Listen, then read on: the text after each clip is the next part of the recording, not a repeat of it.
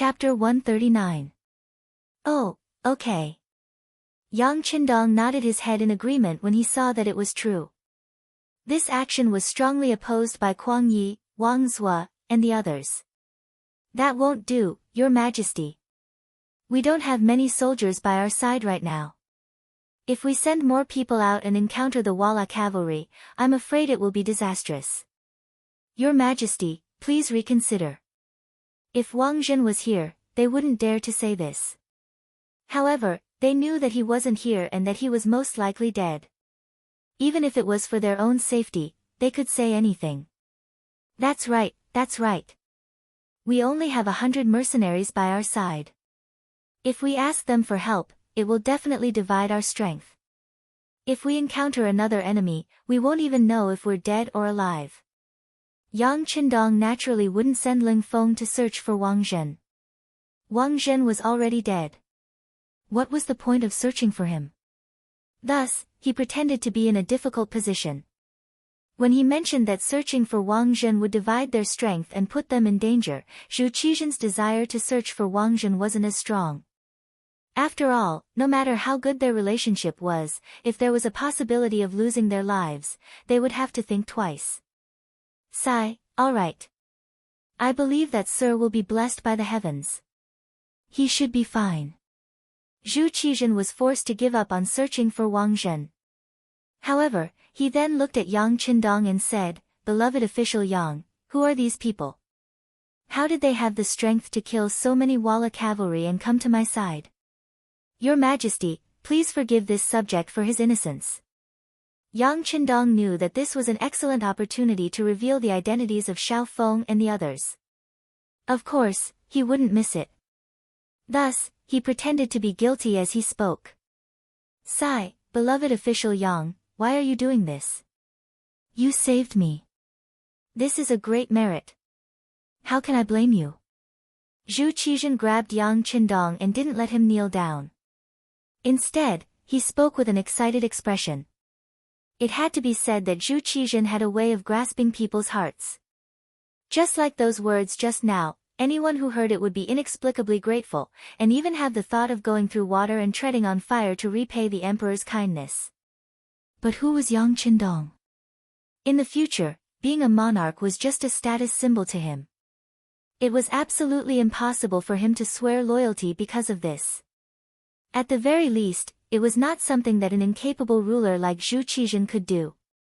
In his heart, he didn't take Zhu Qizhen's words to heart, but on the surface, he pretended to be extremely touched and said, How could this subject save the emperor? It's clear that the emperor is blessed by the heavens, which led this subject to rush over. Zhu Qizhen's face lit up with joy after hearing those words. His fearful expression seemed to have relaxed quite a bit. Your Majesty, the reason why I said I was guilty was because I was afraid of death. That's why I spent a lot of money to hire these foreign mercenaries. They only recognize money and not people. In their eyes, there is no distinction between country and region. They will work for whoever can pay them. Your Majesty also knows that this subject doesn't lack money. I did it for the sake of my own safety.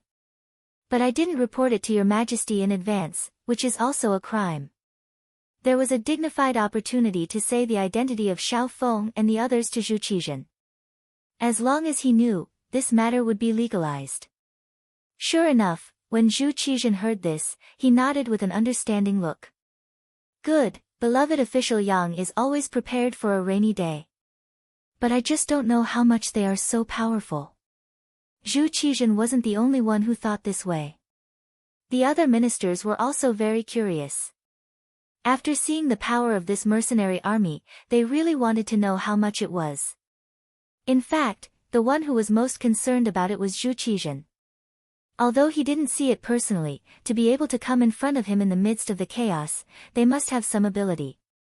Then if everyone could hire such a powerful army, wouldn't it mean that they had the capital to rebel? How could he not pay attention to it? Feeling everyone's gaze on him, Yang Qindong smiled and said, Your Majesty. Coincidentally, they weren't hired by me in the beginning. They were barbarians from overseas who did business with me. This time, they were in charge of delivering goods to the skies beyond trading company. When I met them, the army was about to go to war. I discussed it with them and asked them to protect me for 10,000 taels per person. If it weren't for this coincidence, I'm afraid that they wouldn't be interested in such a small amount of money. 10,000 taels per person, 100 people would be 1,000,000 taels. After hearing this, Kuang Yi and Wang Zhuo couldn't help but suck in a breath of cold air. Especially Wang Zhuo. As the Minister of Revenue, he had a clear understanding of the great Ming dynasty's money. The value of the money that passed through his hands every year was very large. However, even he was shocked when he heard the price, not to mention the other important ministers. This answer also shocked Zhu Qizhen so much that he broke out in a cold sweat. 1,000,000 taels of silver just to protect him. This Yang Qindong was really too rich. Of course, he was probably the only person in the entire court who could afford such a price. After all, whether it was the immortal abode or the skies beyond trading company, large amounts of money flowed in every day. This answer also allowed Zhu Qizhen to breathe a sigh of relief. The higher the price of the mercenary army, the more relieved he would be.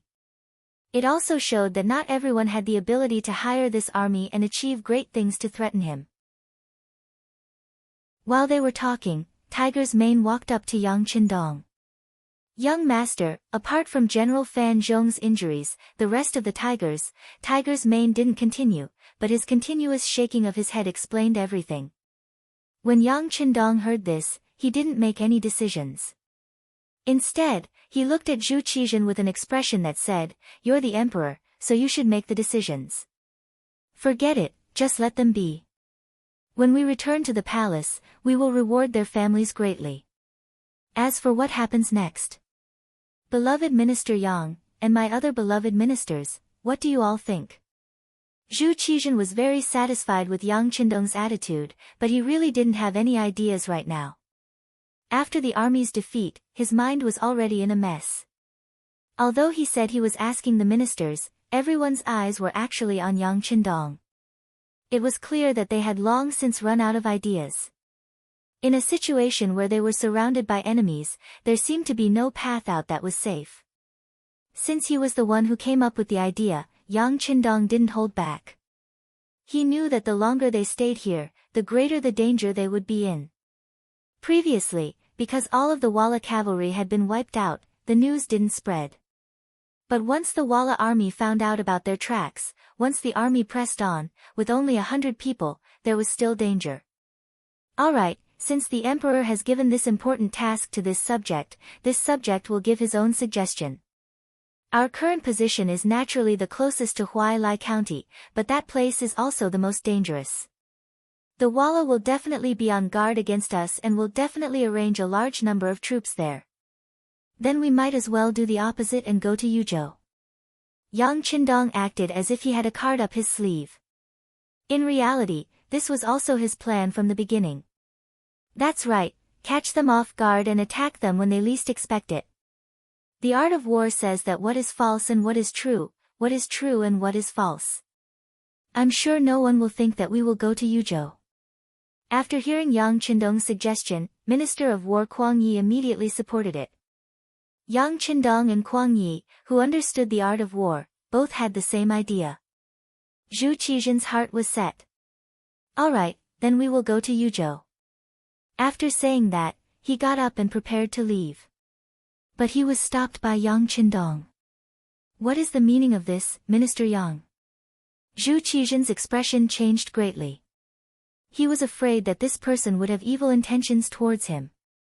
If that was the case, then with only the injured General Fan Zhong, he was afraid that he wouldn't be able to protect himself. Yang Qindong, what are you doing?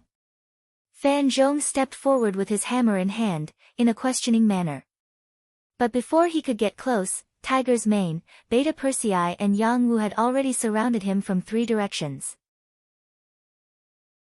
It was guaranteed that if he took another step forward, his blood would splatter 5 feet and he would fall to the ground and die. The situation suddenly became tense.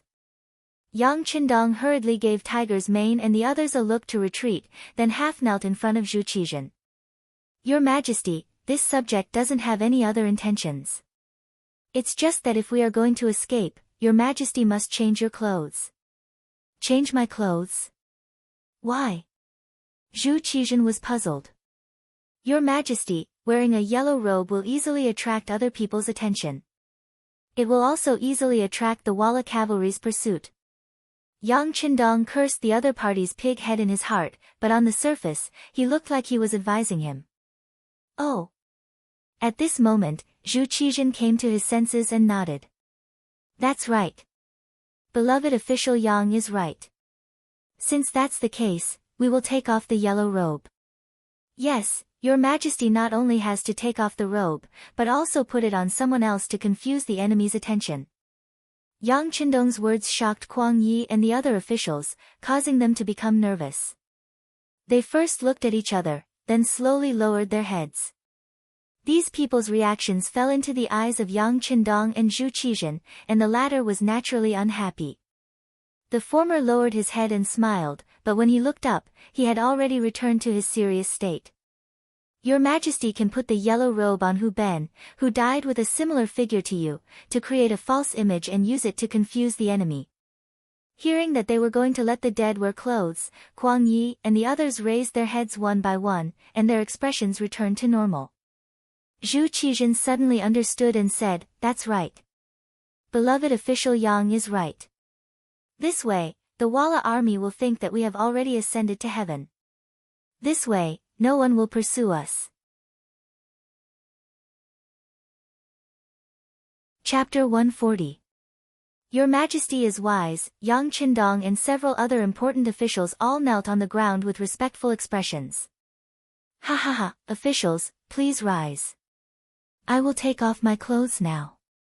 Zhu Qizhen seemed to have found the feeling of being an emperor again. With a laugh, he took off his yellow robe. Soon, Hu Ben, whose body was similar to Zhu Qizhen's, was brought in front of everyone. More importantly, his face had been cut several times. Everyone worked together and put the yellow robe on the body of the dead. Then, they identified the direction of Yuzhou and hurried over. About 2 hours after they left, a group of about 500 Walla cavalry rushed over. Among them was a eunuch wearing a eunuch uniform. This person was Shi Ning, and could be considered an important eunuch in the group. Shi Ning followed the army out. When the chaos broke out, he was unfortunately caught by the Walla cavalry.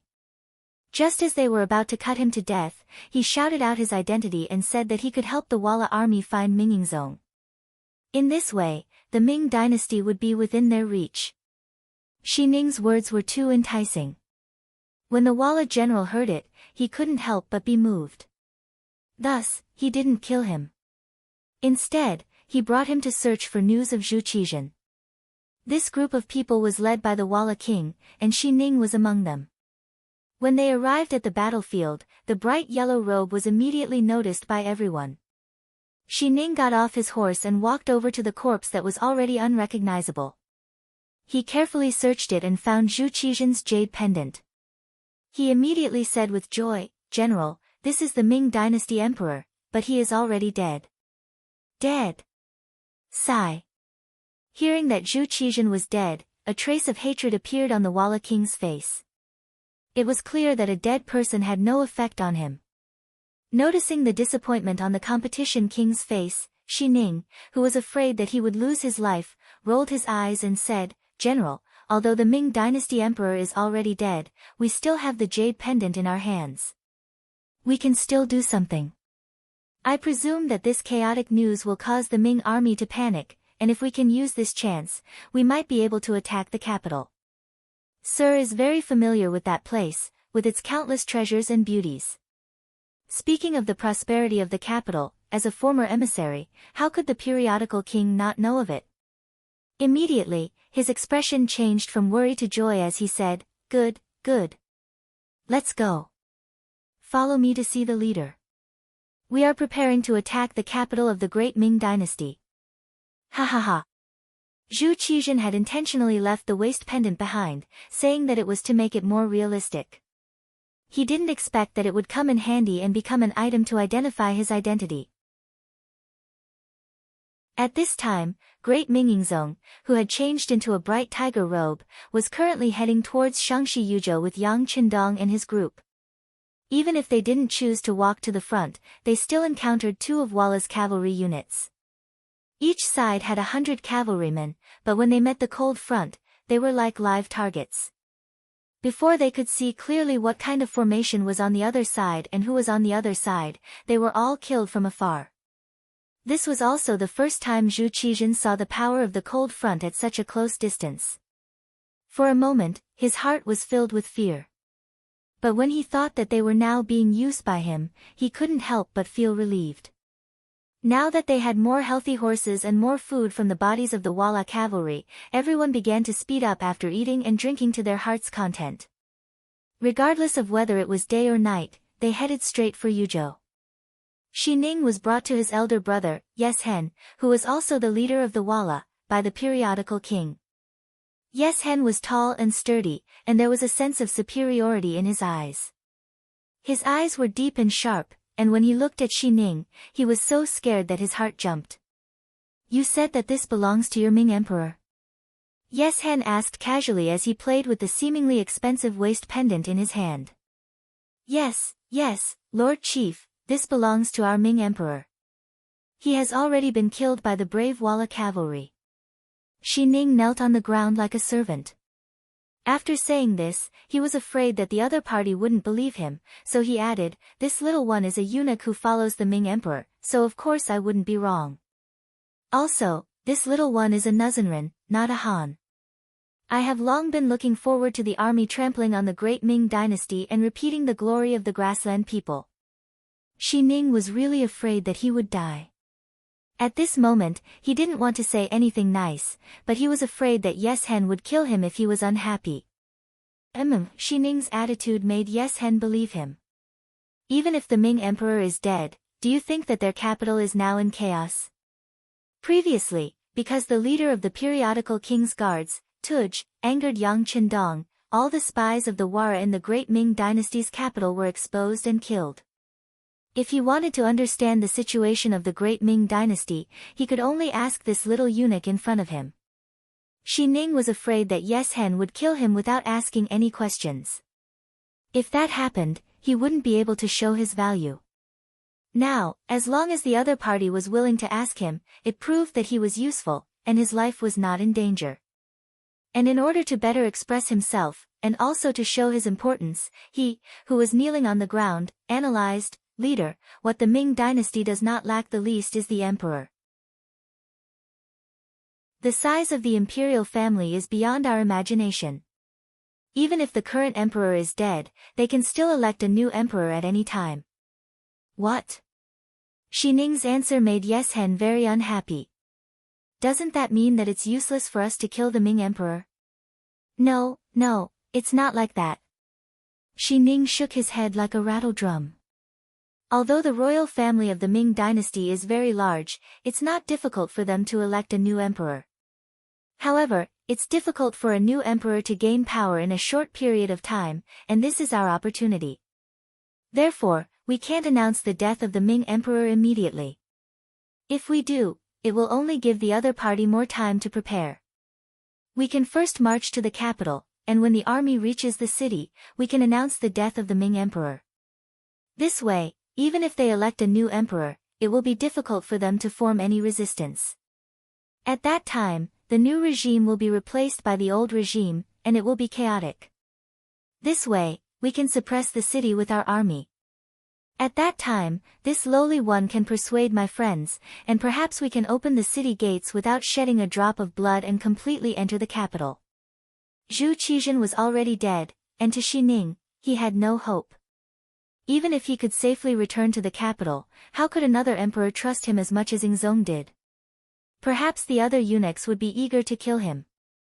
Since there was no way out, he might as well vote for Walla. With his contributions in planning, once Walla succeeded, he might be able to become a powerful eunuch like Wang Zhen. At this moment, Shi Ning seemed to see the glorious light of the future. In order to achieve this goal, he really did his best to plan for Yes Hen. Okay. After hearing Shi Ning's words, Yes Hen was also moved. Originally, he only wanted to attack the border of the Ming dynasty to show his strength. However, he didn't expect to win the battle and even kill the Ming emperor. Now that he had the opportunity to enter the capital of the Ming dynasty, how could he give it up? Thinking back, he once asked the Ming emperor to marry a princess to him for the purpose of seeking peace, but he was rejected. Now, if he could enter the capital, wouldn't he be able to choose all the princesses? He would also be able to take revenge for the humiliation he suffered back then. Shi Ning's proposal was accepted by Yeshen. Next, Walla's army began to clean up the battlefield.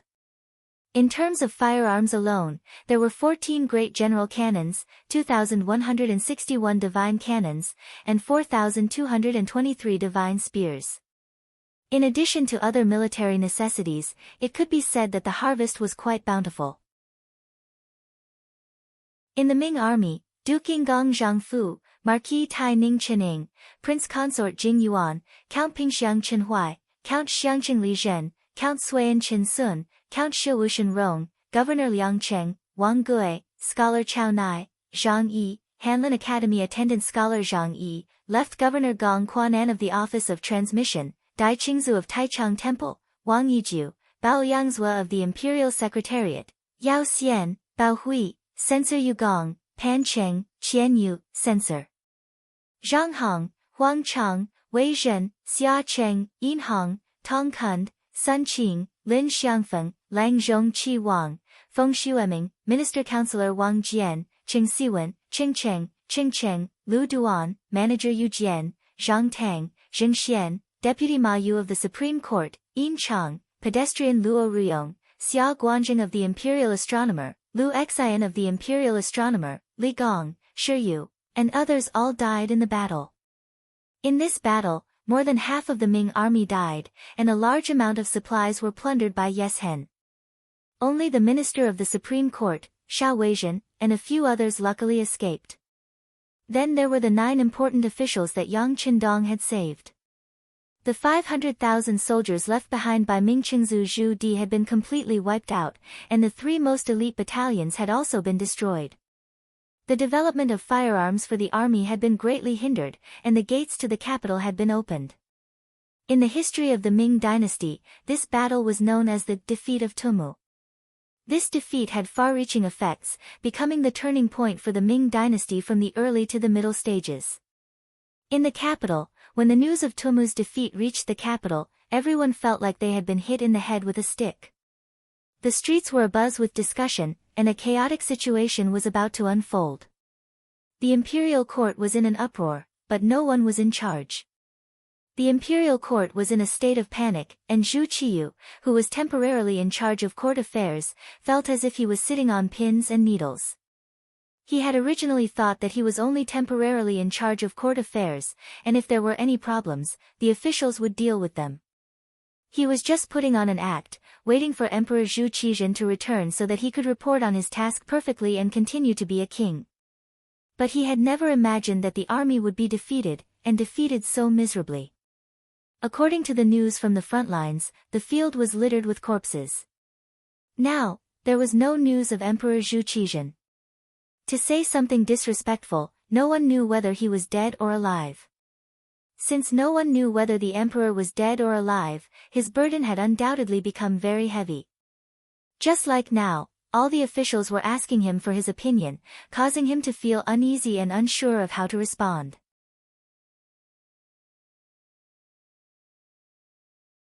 Chapter 141. Prince Cheng, the military report says that Walla's army is coming to the capital. Baiyang Pass is in an emergency. If we don't do anything about it, Zijing Pass and Jiuyong Pass will be in danger.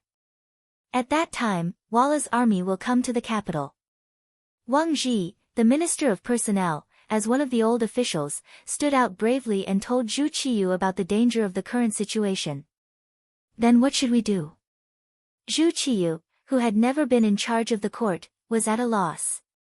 Prince Yu, Minister Wang, we should be discussing the whereabouts of His Majesty and whether he will be able to return.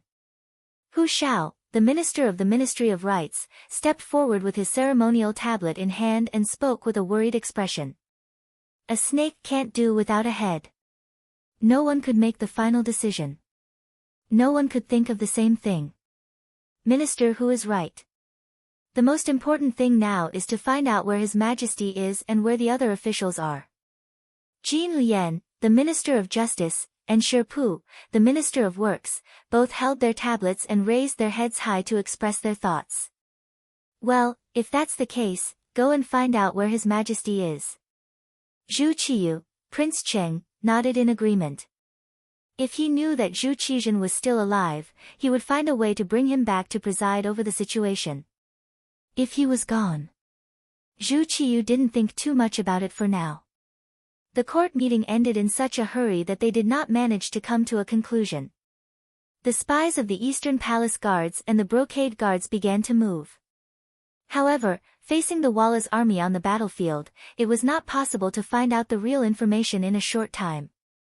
Zhu Qiyu returned to the Nangong Palace with a worried look. The Nangong Palace was a side hall in the palace. Because it was only in a corner of the palace, few people came here. When Zhu Qizhen had left, he had arranged for his younger brother to stay here as a warning. Because the crown prince was only 2 years old and had just been established, he couldn't supervise the country. Therefore, Zhu Qiyu was asked to stay here. But it was just to let him stand there as a puppet. It was impossible for him to have any power or have any thoughts about the imperial power. The arrangement of the remote Nangong Palace was a warning to Zhu Qiyu that she had to grasp her own position and not overstep her authority. Zhu Qiyu did not have any thoughts about being assigned to Nangong's place. He was very clear about his own position.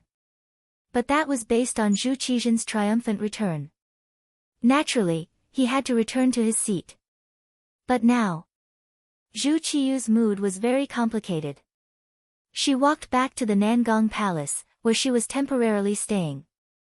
She happened to see a few eunuchs not far away. They seemed to be talking about her and pointing at something. For a moment, anger rose in his heart. It was true that he was a puppet, but at the same time, he was also a prince. How could he allow some little eunuchs to order him around? For a moment, anger rose from his heart, and a trace of killing intent appeared in his heart. However, this killing intent was forcefully suppressed as soon as it arose. Now that Ingzong's fate was unknown, what if he was on the way back? If he killed a little eunuch in the palace without permission, wouldn't that give him something to use against him? Zhu Qiyu knew very well that this elder brother of his was not very broad-minded.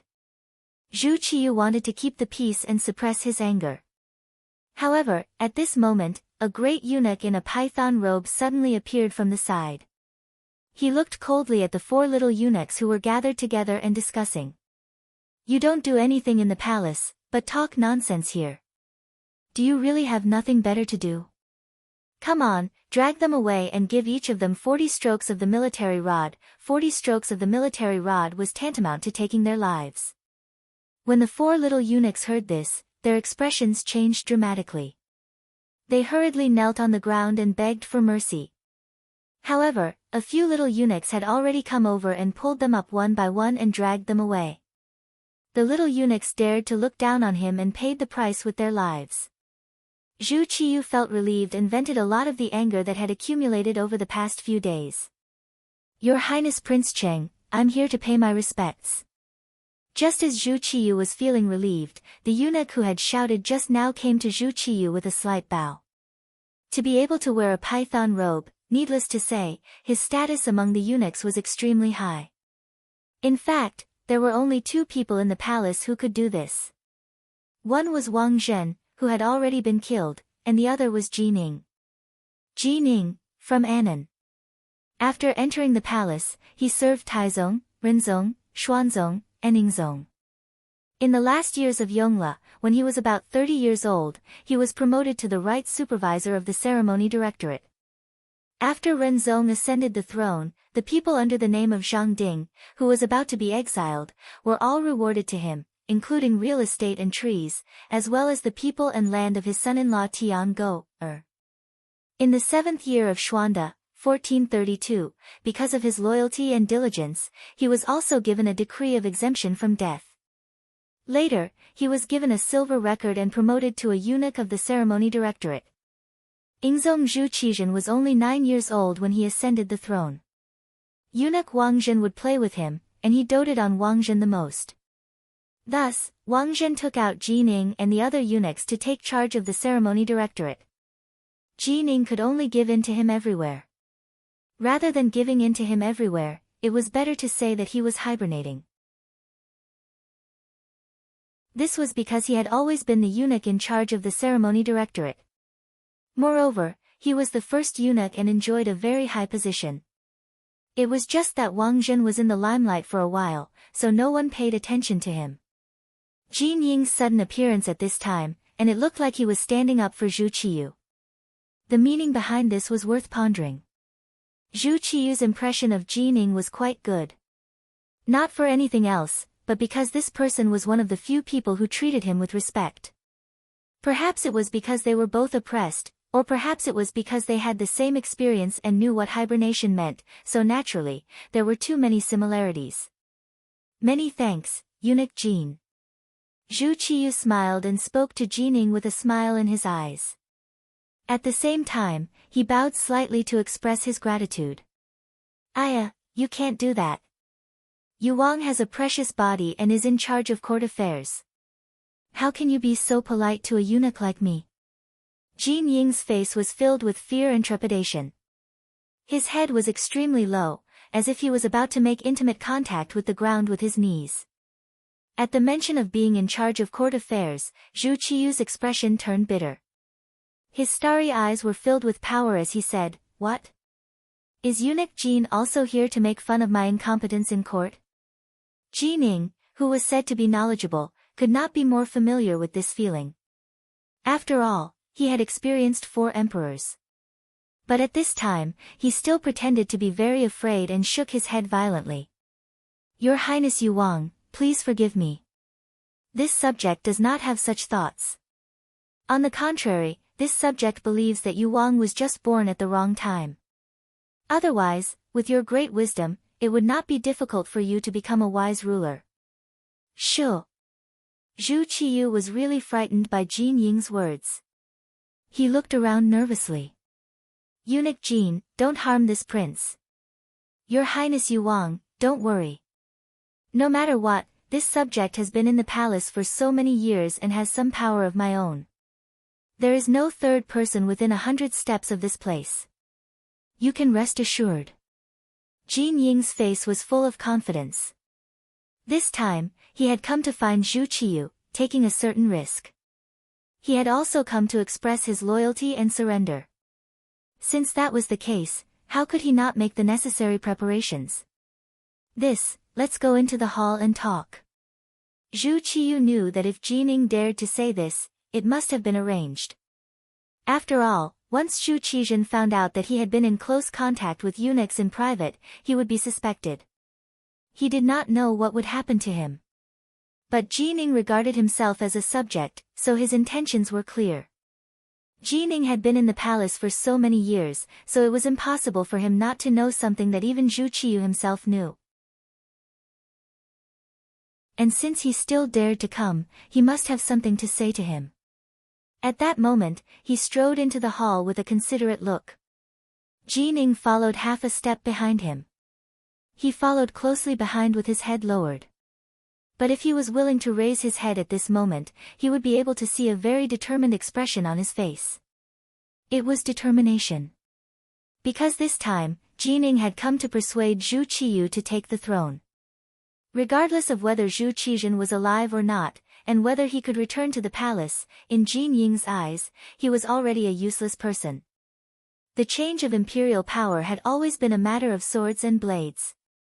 Since you dared to leave the palace, you should be prepared for a turtledove to take over your nest. If you wanted to blame someone, you could only blame Zhu Qizhen for trusting and doting on Wang Zhen too much. Since you doted on someone else and did not give yourself a way out, don't blame him for looking for another way. Then, in the hall of the Nangong Palace, Zhu Qiyu and Ji Ning chatted for a long time. No one knew what they talked about, but the various events that followed were enough to deduce what they had said and what they had planned. The Hu residence. After Hu Xiao and Hu Zhangning returned to the residence from court, they gave strict orders that no one was to leave the residence without their permission. Even the maids in charge of buying groceries and cooking in the residence had to set a time limit. When they went out, they had to bring a few more servants with them.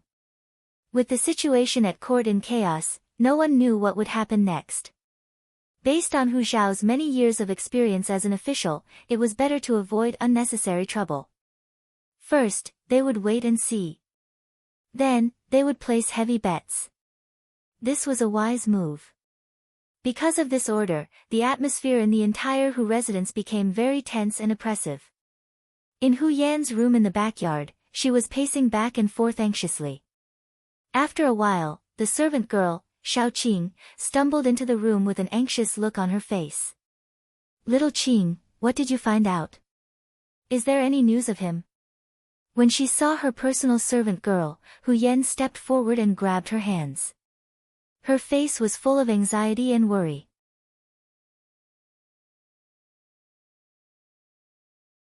Chapter 142. Me. Young Mississippi.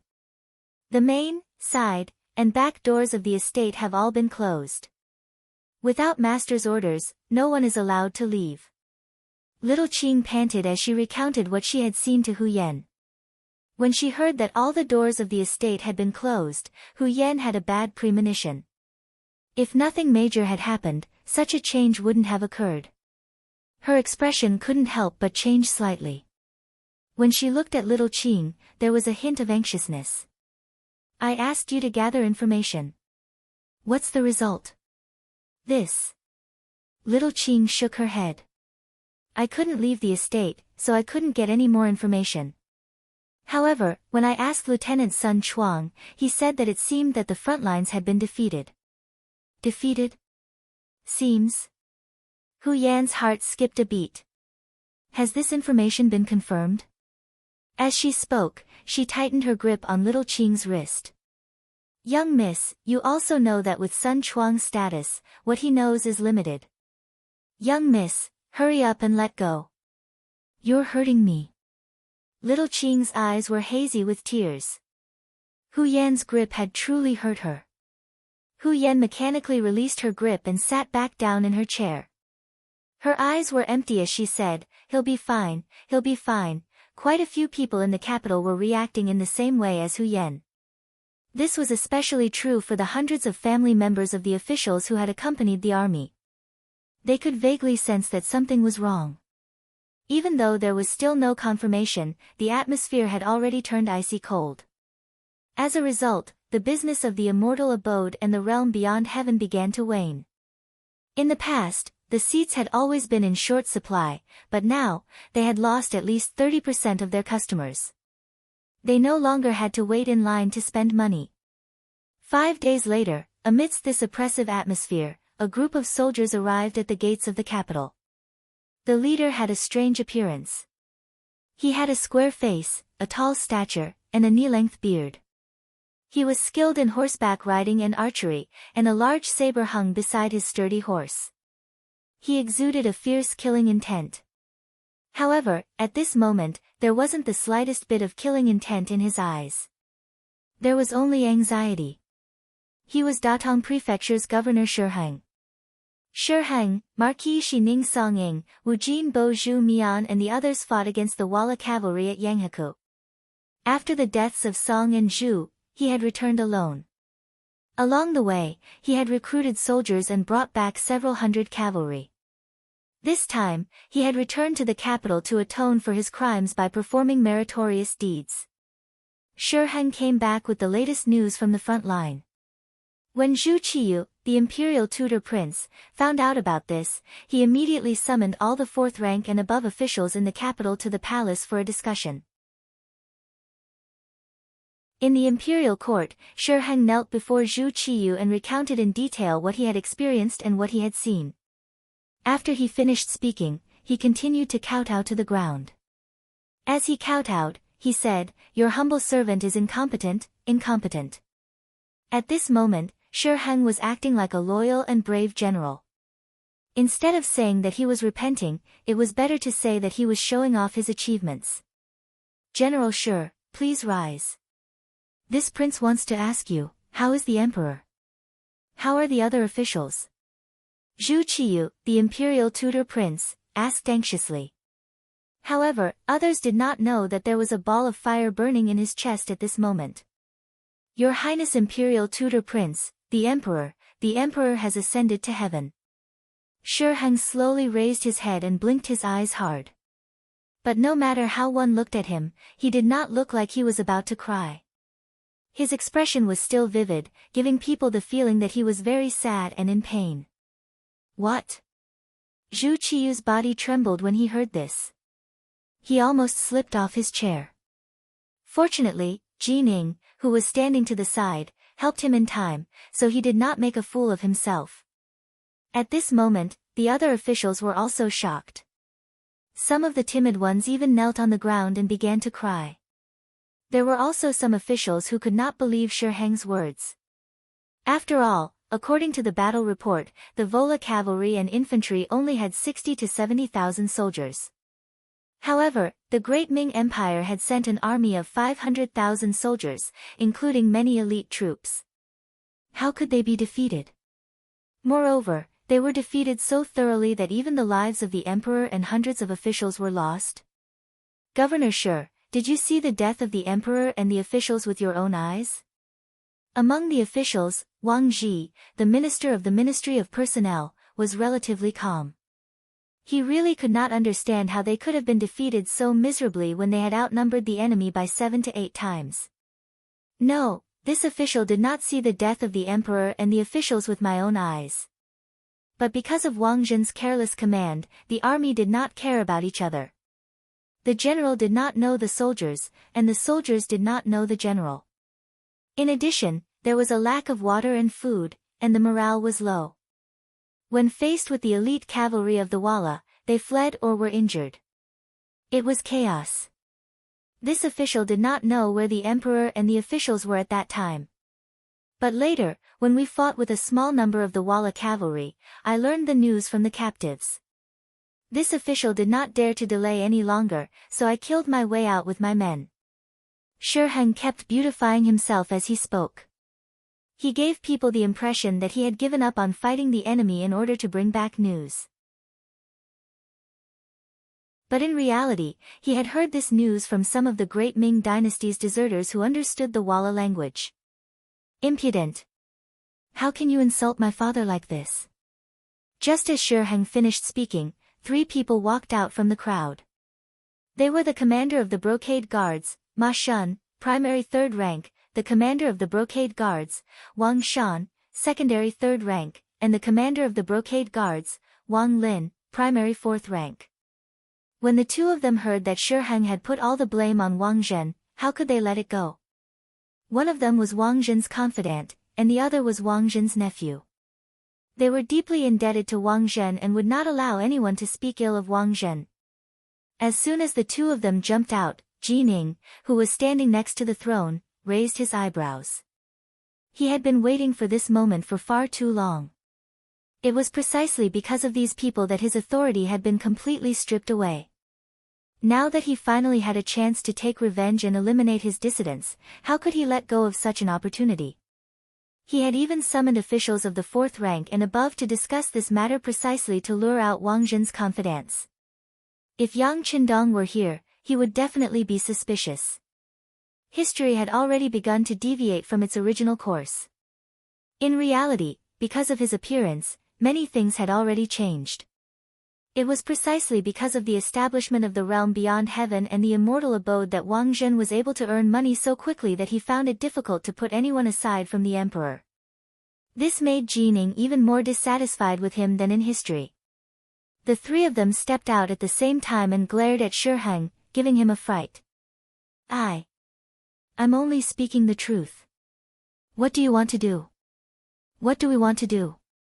Scoundrels like you who spread false information should be put to death. Men, drag him away and behead him. Ma Shun's gaze was as sharp as a sword as he stared at Shi Heng. He looked like he wouldn't give up until he had skinned him alive. As soon as he spoke, 6 tall, burly embroidered uniform guards walked in. They were dressed in flying robes. As soon as the embroidered uniform guards appeared, the atmosphere in the imperial court froze. The expressions of all the officials changed greatly. It was clear that they had all suffered at the hands of these people before. They were terrified from the bottom of their hearts. At this moment, no one noticed that the Mastiff Prince, Zhu Qiyu, and Jining, the eunuch of the ceremony directorate, were exchanging glances. It was clear that they had already known that something like this was going to happen. Zhu Qiyu nodded lightly, as if in tacit agreement. Jining took a step forward, and his voice suddenly grew louder. Come. Why aren't you arresting these 3 traitors for disrupting the imperial court? Behead them as punishment. Jining suddenly stood up and said that she wanted to kill 3 people instead of 1. For a moment, the emperor and his subjects were stunned. Even Ma Shun and the other 2 had a look of surprise in their eyes. They could not understand how Jining could make a mistake in such a situation. They didn't understand earlier because the 6 embroidered uniform guards hadn't made a move yet. But when the 6 of them stepped forward and subdued Ma Shun, Wang Shan, and Wang Lin, they finally understood what was going on. Jining, you traitor, what are you trying to do? Let me go immediately, or I'll make sure you're beheaded. Being subdued by 2 extremely strong embroidered uniform guards, Ma Shun resisted a few times without any success. So, he started cursing loudly. Jining, who had been prepared for this, had a cold expression. He said in a disdainful tone, "You're about to die, but you're still so arrogant. Come, drag him away and behead him." When the 6 strong embroidered uniform guards heard this, they dragged Ma Shun and the other 2 out of the imperial court. Not long after, 3 shouts came from outside. Needless to say, Ma Shun and the other 2 had been beheaded. Their most loyal lackeys had been killed. The officials were all trembling with fear, especially those who had previously sided with Wang Zhen. They were so nervous that they broke out in cold sweat. They didn't know if Jining, who seemed to be in control of the imperial court, would suddenly attack them. Killing people was to establish authority and also to intimidate. Now it seemed that the effect was quite good. Jining sighed softly in his heart. Don't blame me. You forced me to do this. After giving himself an explanation, he suddenly turned and knelt down in front of Zhu Qiyu, the Duke of Yan. Your Highness, the Duke of Yan, now that the Qing sect is in trouble, the great Ming is in danger. Please ascend the throne, preside over the situation, and lead the great Ming back to glory. When Jining knelt down, the entire imperial court fell silent. It was so quiet that one could hear a pin drop. Obviously, this was something that no one had foreseen or prepared for. But this silence only lasted for a moment. Shiheng suddenly pounded his head on the ground and shouted, "This official requests the Duke of Yan to ascend the throne and establish the empire." With Shiheng taking the lead, the officials who reacted quickly knelt down one by one and begged the Duke of Yan, Zhu Qiyu, to ascend the throne and become the emperor. Shiheng had said that the Qing sect, Zhu Qizhen, had already died on the battlefield. Even so, someone had to be the emperor. Now it seemed that with the status of regent, the younger brother of the emperor, and the bloodline of the Zhu family, it was perfectly justified for him to inherit the empire.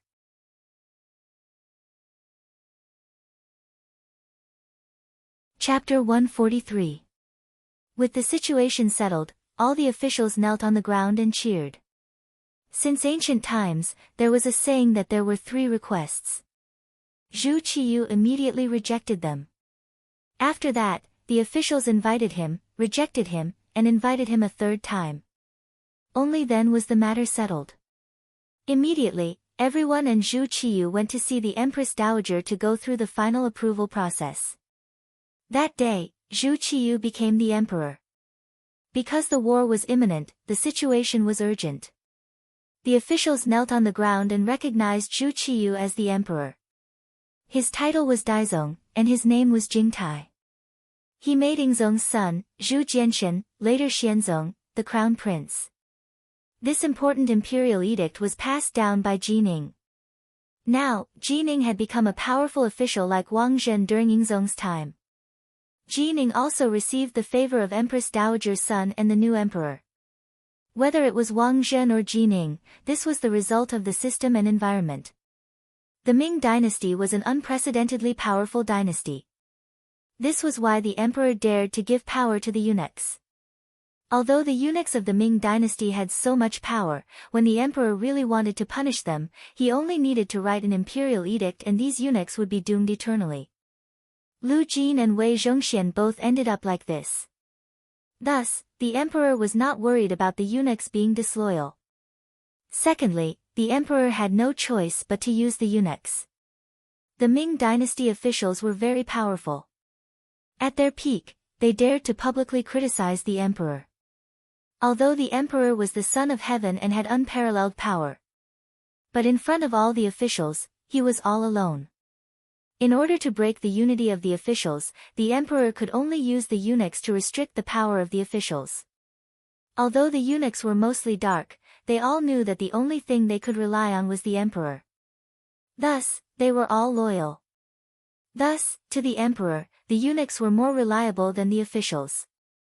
Now that Jining had taken the initiative, she should have immediately attacked Wang Zhen's faction. However, this was not the result of a peaceful development.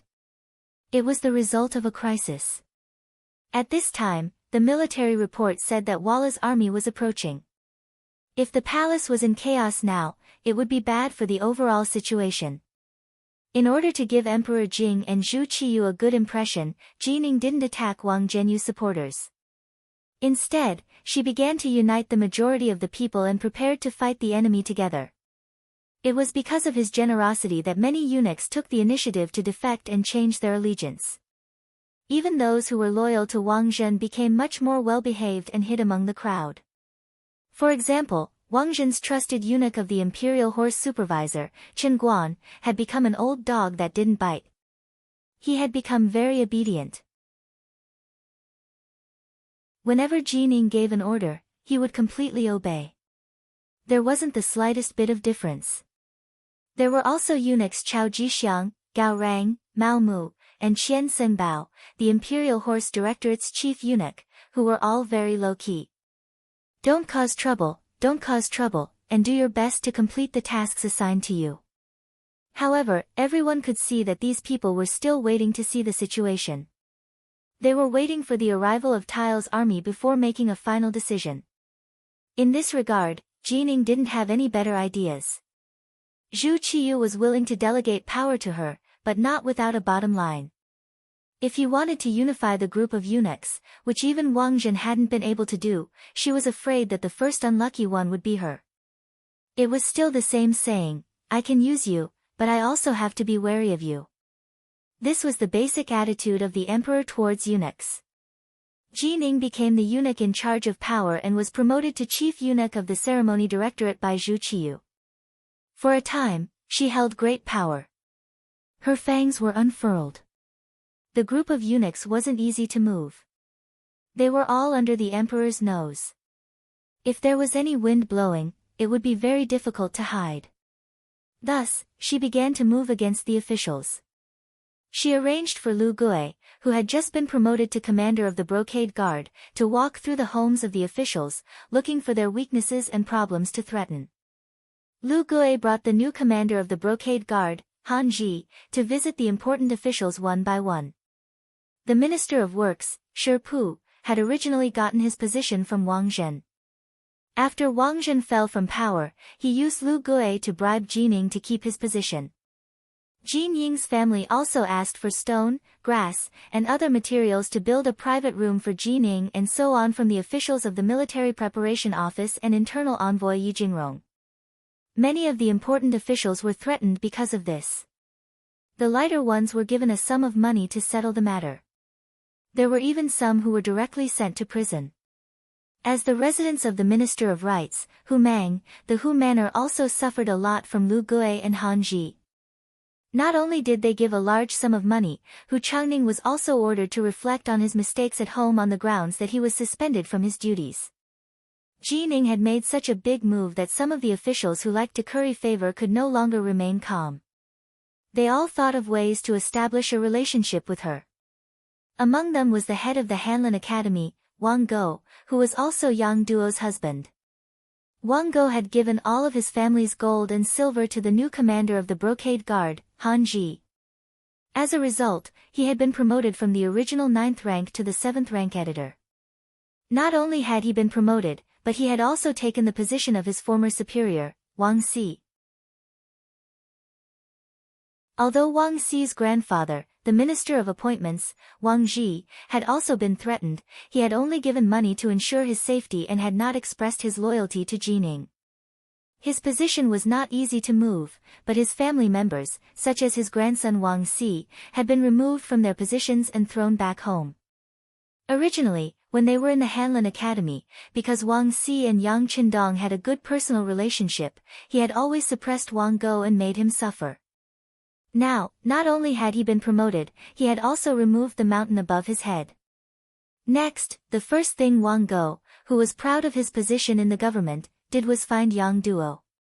He said that he had taken a fancy to the servant girl Xiao Chui and wanted her to warm his room. Xiao Chui was one of the 10 servant girls that Yang Qindong had given to Yang Duo. She was quite beautiful, and Wang Go had also coveted her for a long time. However, she had been sent by Yang Qindong. Even if he had the intention, he did not have the courage. However, now that he had heard that Yang Qindong and Yingzong had died on the battlefield together, he no longer had anything to restrain himself from. Thus, he wanted to show off his power as a man. Yang Duo naturally rejected Wang Go's request. Xiao Chui also threatened to kill herself, saying that if Wang Go touched a single finger of hers, she would die in front of him.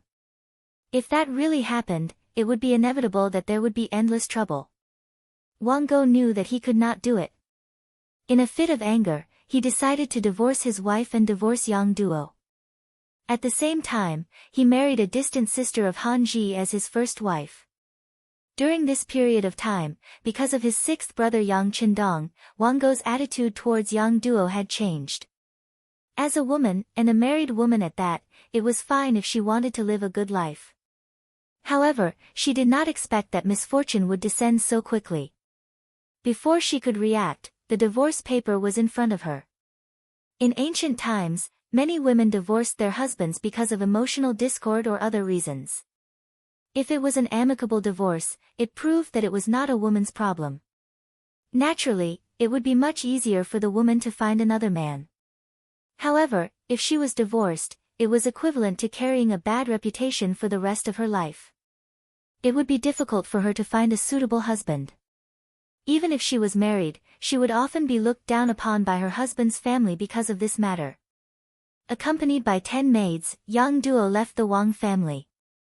She did not even look back because this was the place where she felt sad. After leaving the Wang family, Yang Duo was considered homeless. In the end, she decided to go to the Yang family village. In the village, when she saw Qiao Yin and Madame Shui, who were already waiting there, she burst into tears. The 3 women quickly hugged each other and cried together. The news of Yingzong and the officials' deaths naturally spread to the Yang family village. Qiao Yin and Madame Shui did not know how many times they had cried because of this. Yang Si and Yang Lu, who stayed at home, tried to persuade them, saying that no matter who was in trouble, the young master would be fine. However, this was only taken as comforting words. No one believed them. Even if others did not believe them, Yang Si and Yang Lu were not discouraged. Instead, they met up with the deputy chief of the security bureau, Yang San, who had been active in the capital. After a discussion, the 3 of them decided that before the young master returned, they had to protect the Yang family village and not allow anyone to cause trouble here. As for Yang Qindong's safety, the 3 of them did not worry too much about it. No one knew more about the 6th young master's background than they did.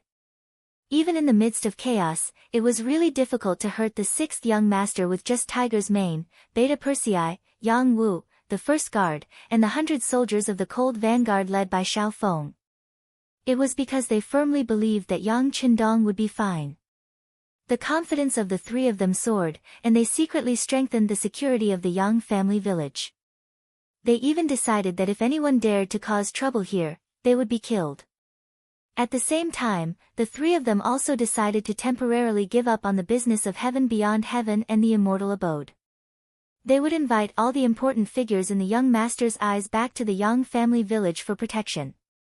It was precisely this appropriate action that left some people disappointed, but it also left some people stamping with rage. The one who was stamping with rage was a member of the Yang family.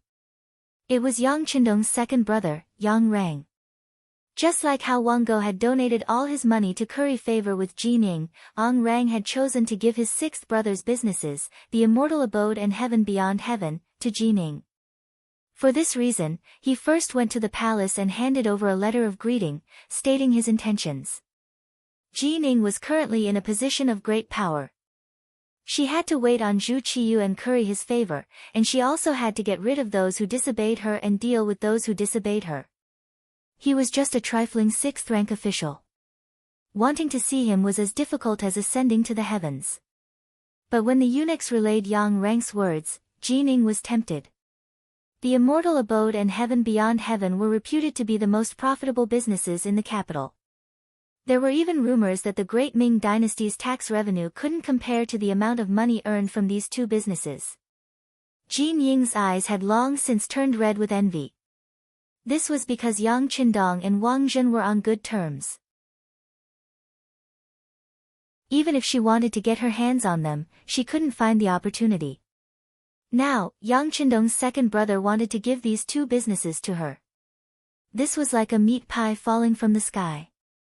Jining immediately summoned Yang Rang in the midst of her busy schedule. When Yang Rang saw Jining, he immediately knelt, looking like a servant meeting his master. It seemed like he wanted nothing more than to be Jin Ying's dog.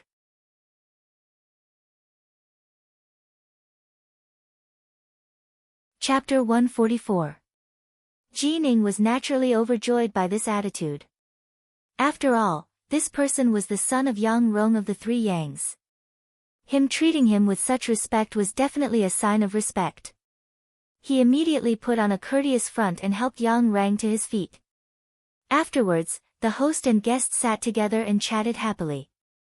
Yang Rang's attitude was resolute. He had to give the realm beyond heaven and the immortal abode to Jining.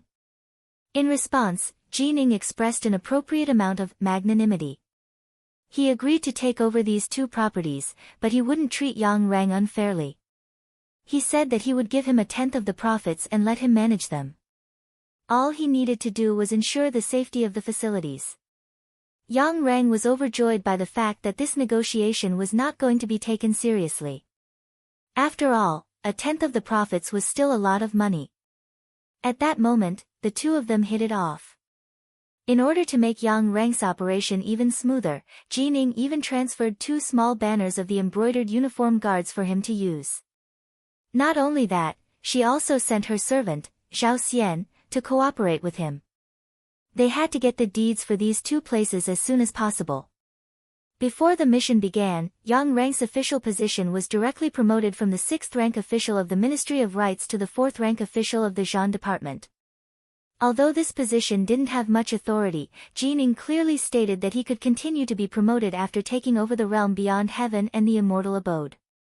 He was suddenly promoted from rank 6 to rank 4. This was a qualitative change. Yang Rang's eyes were filled with hope. He even believed that he would have to rely on himself to develop the Yang clan. As for whether or not he'd gotten everything because he'd thrown in his lot with the eunuchs. Once he succeeded, who would care about asking so many questions? After leaving the imperial palace, the group of 20 headed straight for the immortal abode. However, when they came here excitedly, they were faced with a closed door. Let's go take a look at the realm beyond heaven. Yang Rang frowned. Everyone went to the neighboring heavens beyond, but it was the same here. It was empty. They could even see the emptiness of the interior through the transparent glass. There were no goods left, not even a guard was left behind. This gave Yang Rang a bad feeling. Although news of Ingzong's defeat had already reached the capital, the new emperor had already ascended to the throne. There weren't any businesses that had closed because of this. Perhaps he had been affected a little, but it wasn't to the extent of not doing it anymore. What's going on? Zhao Xian, Jin Ying's servant, was also agitated by the scene in front of him and asked angrily. Yang Rang hurriedly bowed and revealed a flattering smile. It's fine, it's fine. They must be too cowardly and moved all the goods back to the Yang Qindong manor. We'll go there now. Don't worry, I'm Yang Qindong's second brother and the owner of that place. No one will dare to stop me. That better be the case. Zhao Xian snorted. Even without Zhao Xian saying anything, Yang Rang knew the importance of this matter. Jining was interested in the benefits that the immortal abode and the heavens beyond heaven could bring her, not these two properties. Without the goods and services, these two places were not worth much. Yang Rang's forehead was already covered in cold sweat as he hurriedly led the group of people towards the Yang manor. In the Yang manor, it was as if they were facing a great enemy. Dao Xiao, who had been hiding in the shadows, had already led a small team of 10 people to the open and found a suitable location outside the manor. They were ready to destroy the enemy. In the manor, Yang Si and Yang Lu each held a 95-style sword and kept wiping it and checking their equipment. They knew that in the chaos and with the young master not around, there would definitely be someone who had designs on the Yang manor.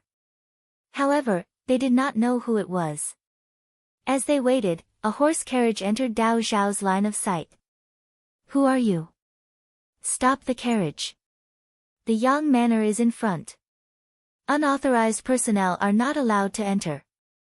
Dao Xiao jumped out from the bushes by the road and stood in the middle of the road. This was because it was only a horse carriage and he could not see any danger.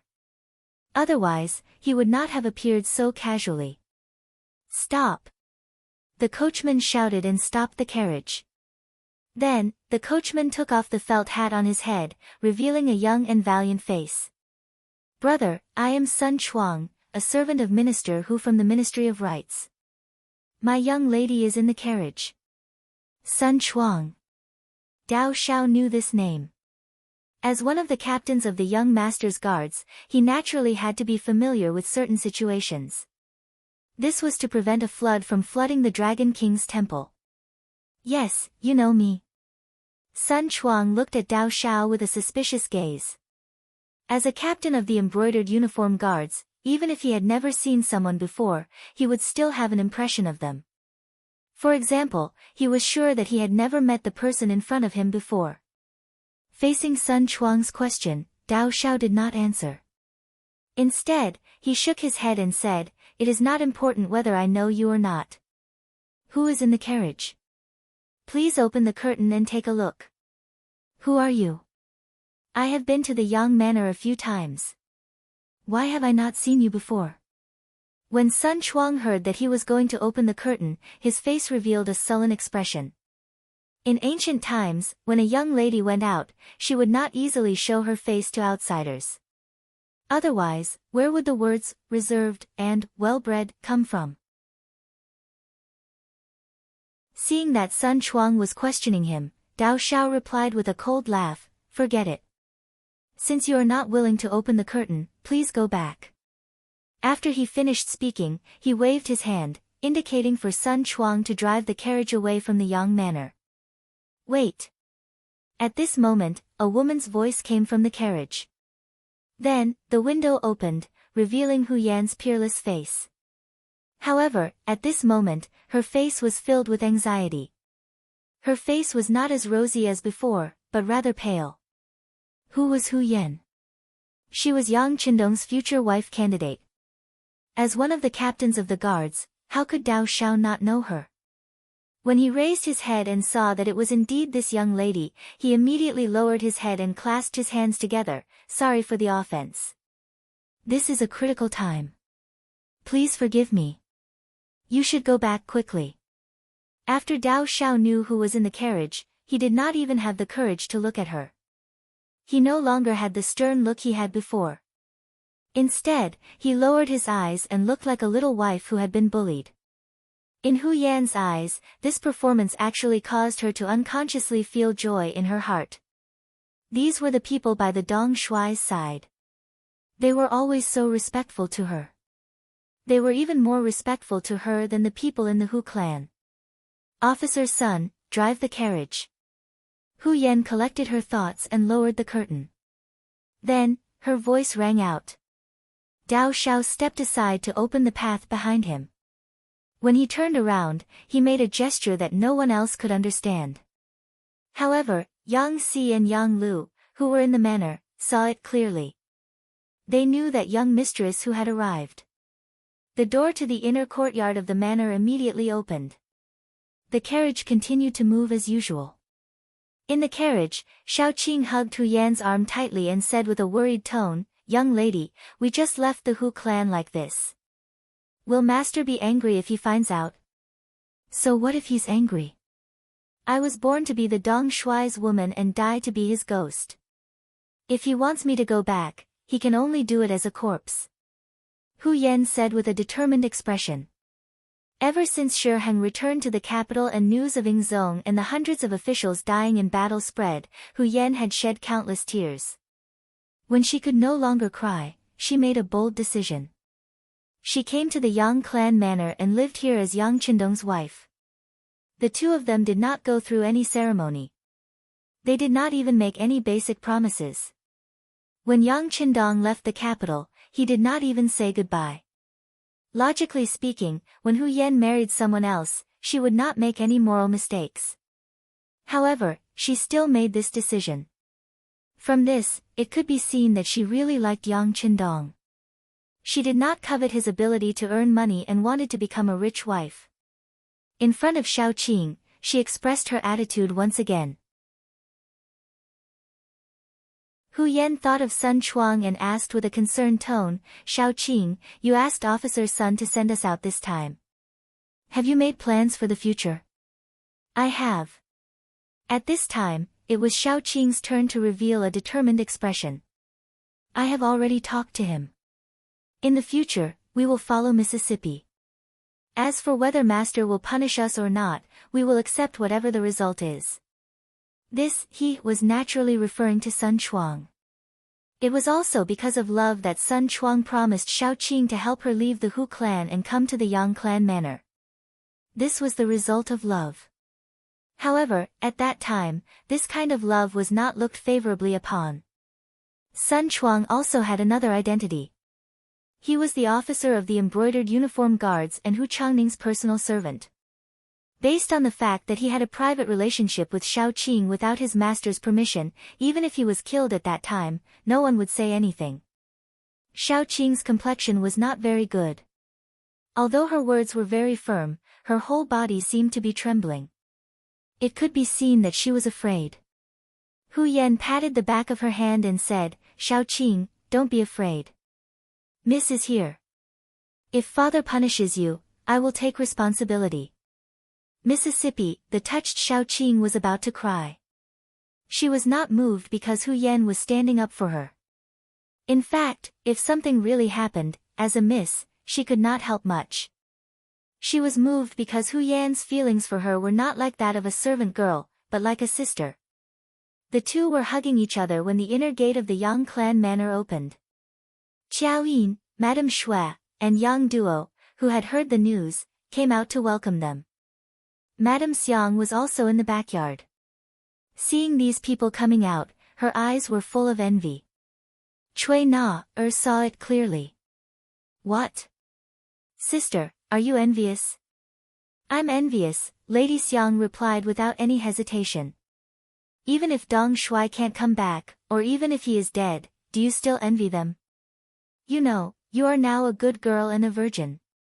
If you want to marry in the future, you will not suffer too much." Cui Na knew that Madame Xiang liked the sixth young master, but had not been accepted.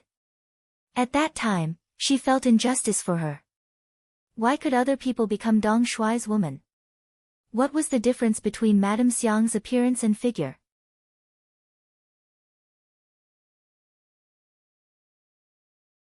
Chapter 145. But now, after learning that Yang Qindong might have died on the battlefield, she felt a little lucky for some reason. One of the advantages was that she didn't give herself to Dong Shuai too early. But she didn't expect that Lady Xiang was still envious of Lady Xue and Lady Qiao Yin. No. Lady Xue shook her head firmly after hearing Cui Na-er's words. You can't find a man as outstanding as Dong Shuai in the whole world. Even if he's dead, I'm already his woman in Hanxiang's heart. As she spoke, her eyes couldn't stop tearing up. Obviously, it was too late for regrets at this moment. If she had known this would happen, she would have given herself to Dong Shuai. It would have been better than regretting it for the rest of her life. Let's not talk about how the women would welcome Hu Yan and how they would cry when they saw each other. Let's talk about the group of people outside the Yang village. They were a group of unusual guests. The reason why they were said to be uninvited guests was because they all had excited expressions on their faces. Moreover, they didn't seem to have any intention of stopping when they entered the Yangjia village. Stop. The gate of the village opened, and Yang Si strode out to welcome them. While they were still far away, he fired the 95 style in his hand into the sky. Bang! The crisp sound immediately shocked the group from afar. Then, the sound of horses reining in their horses sounded one after another. From this point alone, it could be seen that people were afraid of death, especially those who seemed to be awe-inspiring. They often cherished their lives more and were the most timid. Yang Rang and Zhao Xian were riding at the front. The sudden gunshot really frightened them. They reined in their horses in a hurry and almost lost control of their bodies and fell from their horses. Twisting their bodies, they dismounted from their horses. Their faces were as unsightly as they could be. When Zhao Xian's feet finally landed safely on the ground, he pointed to the front with a flustered and exasperated face and said, "Who are they? How can they have firearms in their hands? Where are the laws of the great Ming dynasty?" It was no wonder that Zhao Xian was so angry. Firearms were important weapons of the imperial court, and they wouldn't be shown to people easily. Even the 3 firearm battalions were very strict with the management of firearms. Unless they had the special permission of the emperor and the Ministry of War, it was difficult for anyone to take them out. But now, this thing had unexpectedly appeared in the Yang village. How could they not be shocked, angry, and indignant? The more Yang rang, the more angry he was. But he didn't know these things. In order to calm Yang's anger, he kept nodding and said, "Mr. Zhao, don't be angry. I'll ask them what's going on." As he spoke, Yang Rang turned to look at Yang Si, who was standing at the entrance of the Yang family's inner courtyard with a firearm. Instead of acting like a grandson, he roared like a master, "Who are you? How dare you block our path? Do you know who I am? I'm Stings, What's the reason for entering the village without permission?" Facing the imposing Yang Rang, Yang Si naturally wasn't afraid. Even though he had already recognized that this person was the 6th young master's second brother. But at this time, he had brought so many embroidered uniform guards with him. His purpose was as clear as day. With regards to his own brother trying to steal the 6th young master's wife, he was no longer a member of the Yang family in his eyes. So why should he be polite? Yang Rang heard that he was just a servant, and it sounded so sarcastic. Since when did a servant dare to show off in front of his master? He didn't know how his 6th brother usually managed things. How could he not distinguish between master and servant? Humph! How dare a little servant hold a firearm? Let me tell you, you've already violated the laws of the great Ming dynasty. Now kneel and beg for mercy. For the sake of my 6th brother, I'll only kill you. I won't implicate the others in the village. Yang Rang seemed to be magnanimous, but unknowingly, he had already placed himself in the position of the head of the Yang family village. When the other servants heard their master's words, they must have been terrified. But this was Yang Si. He even beat up the messenger of the Walla. How could he shrink back because of these words? He first shook his head, and then with a trace of disdain in his eyes, he said, "First, how I got the firearm is none of your business. Second, a man can only live standing, not kneeling. Third, nothing will happen to the 6th young master, let alone die." Your so-called sixth brother is simply nonsense. The rebuttals entered his ears one by one.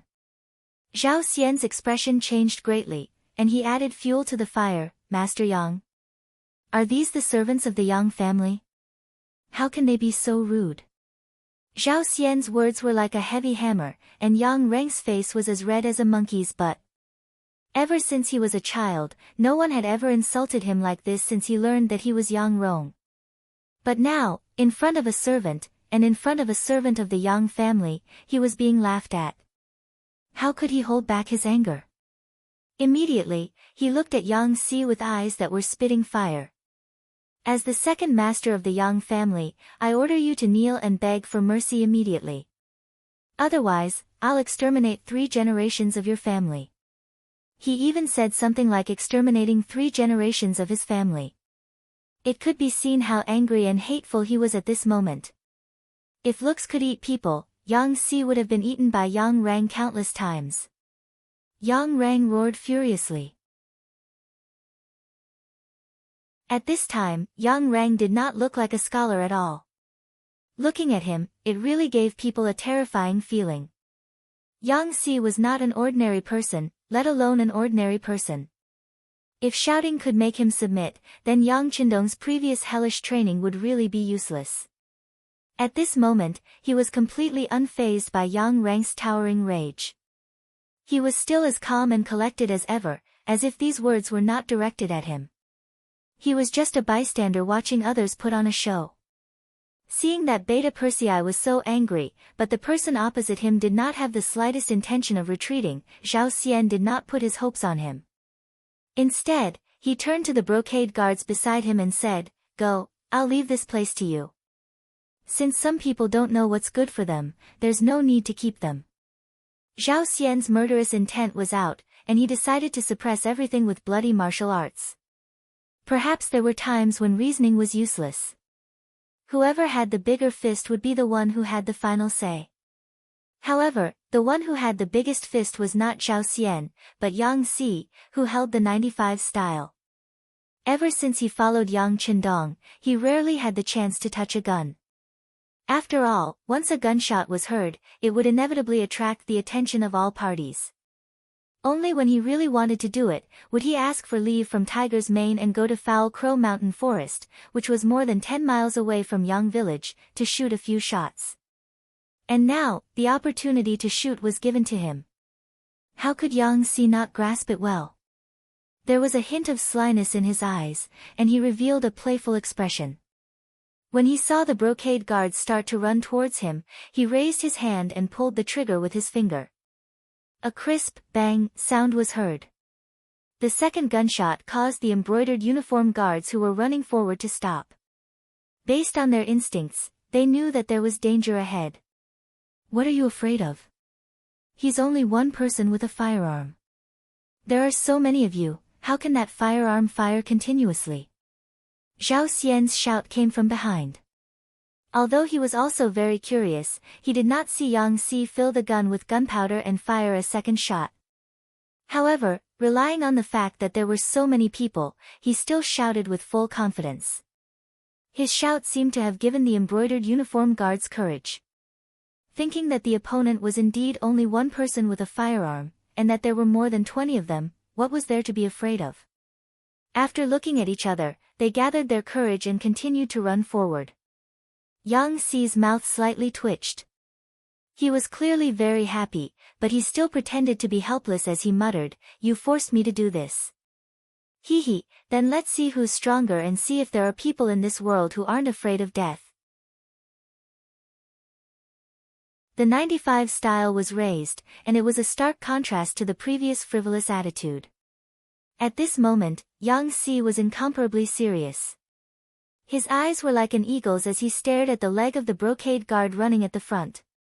His right index finger lightly moved, and his shoulder was rebounded by the recoil of the firearm. In the next second, the bullet spun out of the barrel and accurately landed on the thigh of the brocade guard.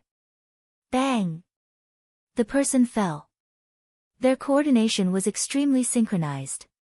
Bang bang! After this shot, Yang Si fired 2 more bullets. 3 brocade guards fell to the ground one after another. Even though they fell to the ground, they did not forget to cry out in pain. At the same time, they rolled on the ground to show what kind of pain they were experiencing. This scene also frightened the others. At this moment, the brocade guards could not help but stop.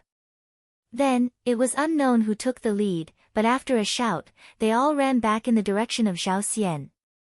At this moment, Zhao Xian was also scared silly. He completely forgot to urge the brocade guards to continue their charge. This was the first time he saw a firearm that could fire continuously.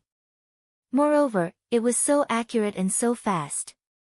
All of this was beyond his understanding. The fleeing brocade guards returned to Zhao Xian's side. Then, they all looked at Yang Si with frightened eyes. It was as if he was a murderous demon. It made people afraid, terrified, and powerless. How is it? Do you still want to charge? Looking at the 3 people on the ground, Yang Si seemed to be very satisfied with his masterpiece. He even whistled happily. Then, his face became serious again and he said, I already said that you are not allowed to charge into the Yang family manor. You just didn't listen. Now, this is the result of your own actions. Immediately take the injured people away and scram.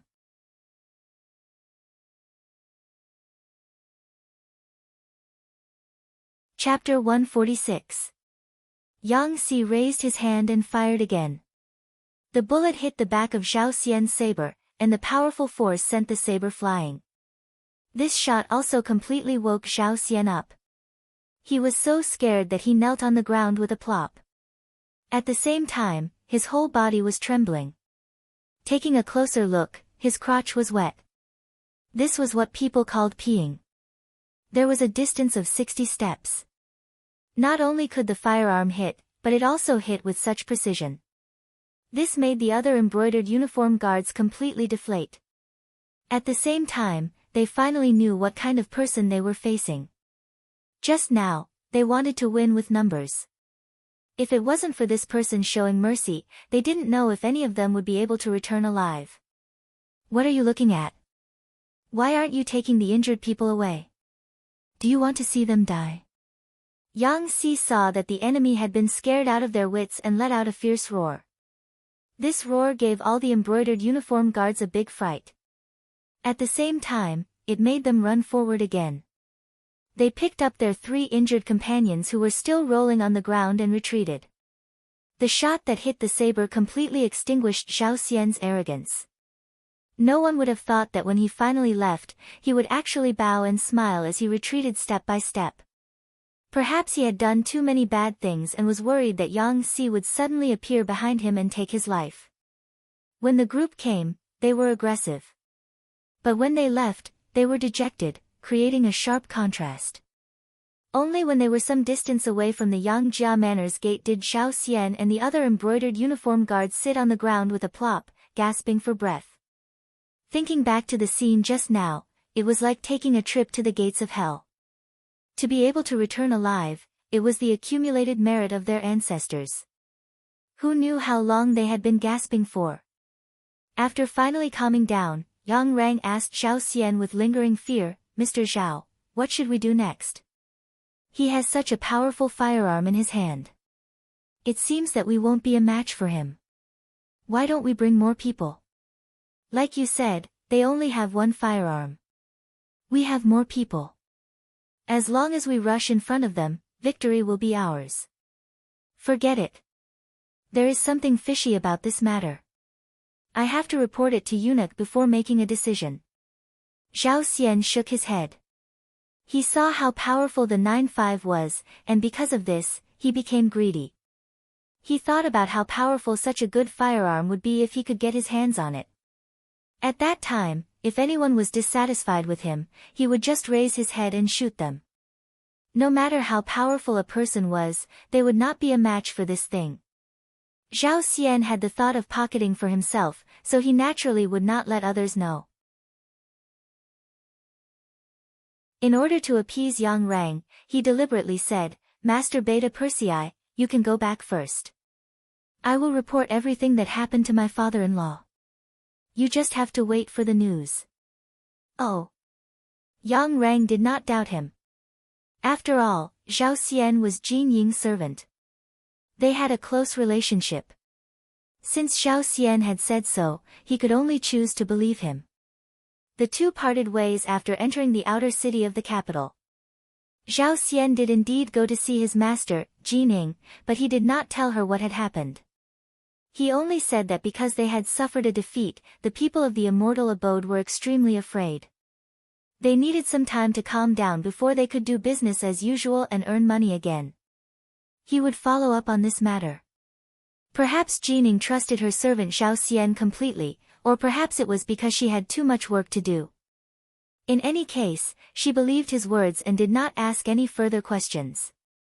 After leaving, Zhao Xian immediately began to search for some ruffians in the city.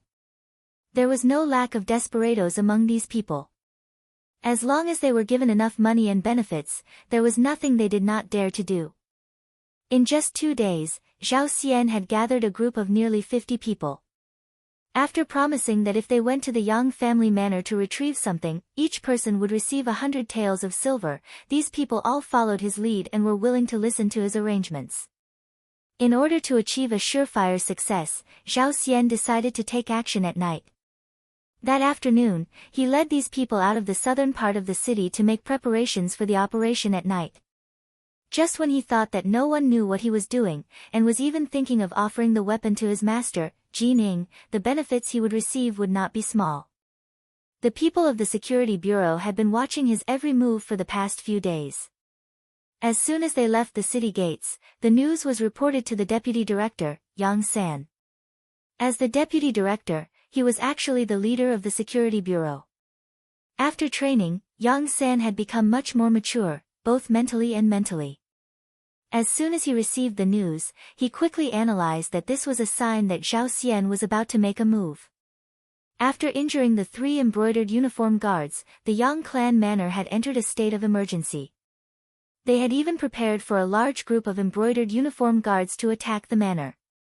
Under Yang San, Yang Si, and Yang Lu's joint plan, they even prepared a rocket launcher, a highly destructive weapon, just in case. Unexpectedly, for the past 2 days, it had been very peaceful outside the manor. After investigation, they found out that Zhao Xian had other plans. He probably did not report the situation truthfully to his master, Jining. This could be seen from the fact that he had privately spent a lot of money to move the 3 injured embroidered uniform guards together for treatment. He wanted to hide something and wanted to play a big game of chess. But what did he want to do? Yang San and the others were only suspicious. All they did was send people to keep an eye on him. Now that there was finally news, as the deputy director, he slapped his thigh and said, "This Zhao Xian's appetite is not small. He wants to destroy the Yang clan manor privately, but he doesn't know how much weight he has." Yang San was really angry. He had clearly seen the power of firearms, but he still wanted to bring 50 people to attack the manor. How bold was he? He must have thought that the Yang clan manor only had one such advanced and powerful firearm. It must be so. Even though his thoughts were so childish, he still dared to have such ambition. Such a person could not be left alive. Yang San immediately made the decision to take the initiative to attack and get rid of Zhao Xian and his group. He also hurriedly sent his suggestion to Yang Si and Yang Lu. 60 miles northeast of Shangxi Yuzhou. A group of people was resting in the mountains. In order to prevent others from discovering their tracks, they did not even dare to start a fire. In the mountains, from a high vantage point, one could see the official road and the majestic Zijing Pass not far away. Naturally, they saw the Walla army knocking on the pass. Why are there enemies here? Could it be that our great Ming has fallen into the hands of the enemy? In the crowd, Zhu Qizhen, who was wearing a tiger's armor, looked very miserable with his hair disheveled. At this moment, when he saw the Walla army that was breaking through the pass, there was a hint of fear and worry between his brows. Ever since he was saved by Yang Qindong, Zhu Qizhen's courage had become much smaller. Along the way, he encountered a few small Walla teams. The scene of them fighting and killing the enemy made him see the fragility of human life. Even though they were all killed by the cold front led by Xiao Feng from a distance, every time they cleaned up the battlefield, when they walked up and saw the various miserable conditions of the corpses, it still hammered his heart time and time again. In the imperial court, in the palace, he would sometimes receive military reports saying that there was a rebellion at a certain place, that there was an enemy at a certain place, and that many soldiers had died in the process. But that was just a number that was forgotten after hearing it. How could it have such a deep impression?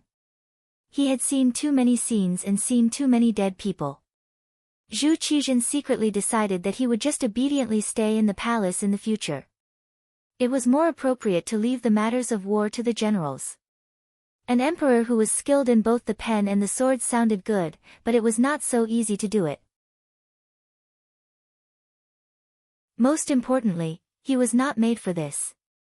Along the way, Zhu Qizhen saw himself more clearly. This was something that Yang Qindong did not expect. With history already beginning to change, no one knew if this change in Zhu Qizhen's mental state was good or bad. It was also because of Zhu Qizhen that this group did not travel very quickly. This was especially true after passing through Yuzhou and getting closer and closer to the capital. This was not because he was afraid of returning home. It was simply because he knew that he was safe. As the emperor, Zhu Qizhen had begun to put on airs. In the absence of any threat to his life, his body began to rebel and display various signs of discomfort. As he walked faster, his body began to develop all sorts of small problems. They were no longer on the run, so no one could forcefully do anything to the emperor. They could only carefully accompany him. However, they had only traveled less than 100 miles in 3 days, and this was under the condition that they were riding on healthy horses. This ant-like crawling speed made Yang Qindong extremely anxious. In the Battle of the Tumu Fortress, Yang Qindong did not interfere too much, or perhaps it could be said that he did not have the authority or opportunity to interfere too much. Only when the situation was settled and chaos descended did he strike with lightning speed to complete his plan. Yang Qindong, who had long known what would happen, had calculated everything beforehand and made all his arrangements come into use. At present, everything seemed to be going according to plan, and everything seemed to be going smoothly. But Zhu Qizhen's speed was truly beyond his expectations. If this continued, it would take at least 7 or 8 days, perhaps even longer, to reach the capital. He had always been worried about the safety of the people in the Yang clan manor, so he decided that he could not wait any longer. He had to strike ahead of time. Passively waiting had never been something that Yang Qindong was willing to do. Even though the Yang clan manor had Yang Si, Yang Lu, Dao Shao, and the others, as well as the phantom sniper squad in the shadows, they were still a force to be reckoned with. With these people, unless an army invaded, ordinary attacks would not be able to harm them. But there was always an exception. History had long ago proven that unexpected things would happen from time to time. In order to avoid the possibility of an accident, he needed to return to the capital as quickly as possible.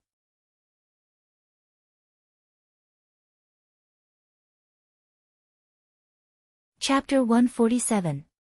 Your Majesty, it has been nearly half a month since we left the Tuma castle. We have been very safe with the protection of the mercenaries. But after all, outsiders don't know our situation, and in order to avoid being hunted down by the Walla, we deliberately did not get in touch with the outside world. Now that so much time had passed, the situation in the capital was truly worrisome.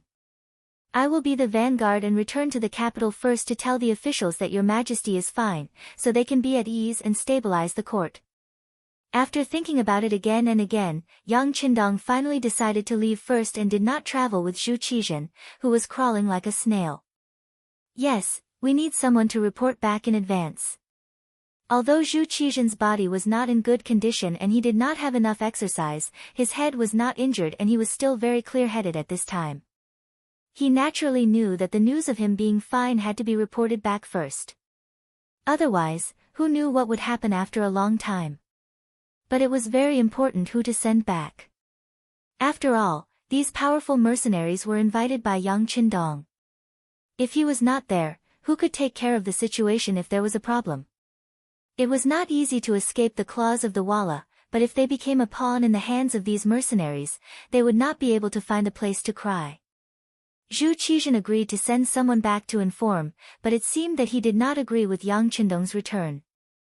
The Minister of War, Quang Yi, and the Minister of Revenue, Wang Zhua, looked at each other and immediately understood. This time, it was because of Yang Qindong that their lives were saved. It could be called a great kindness. And now, it was time to repay the kindness.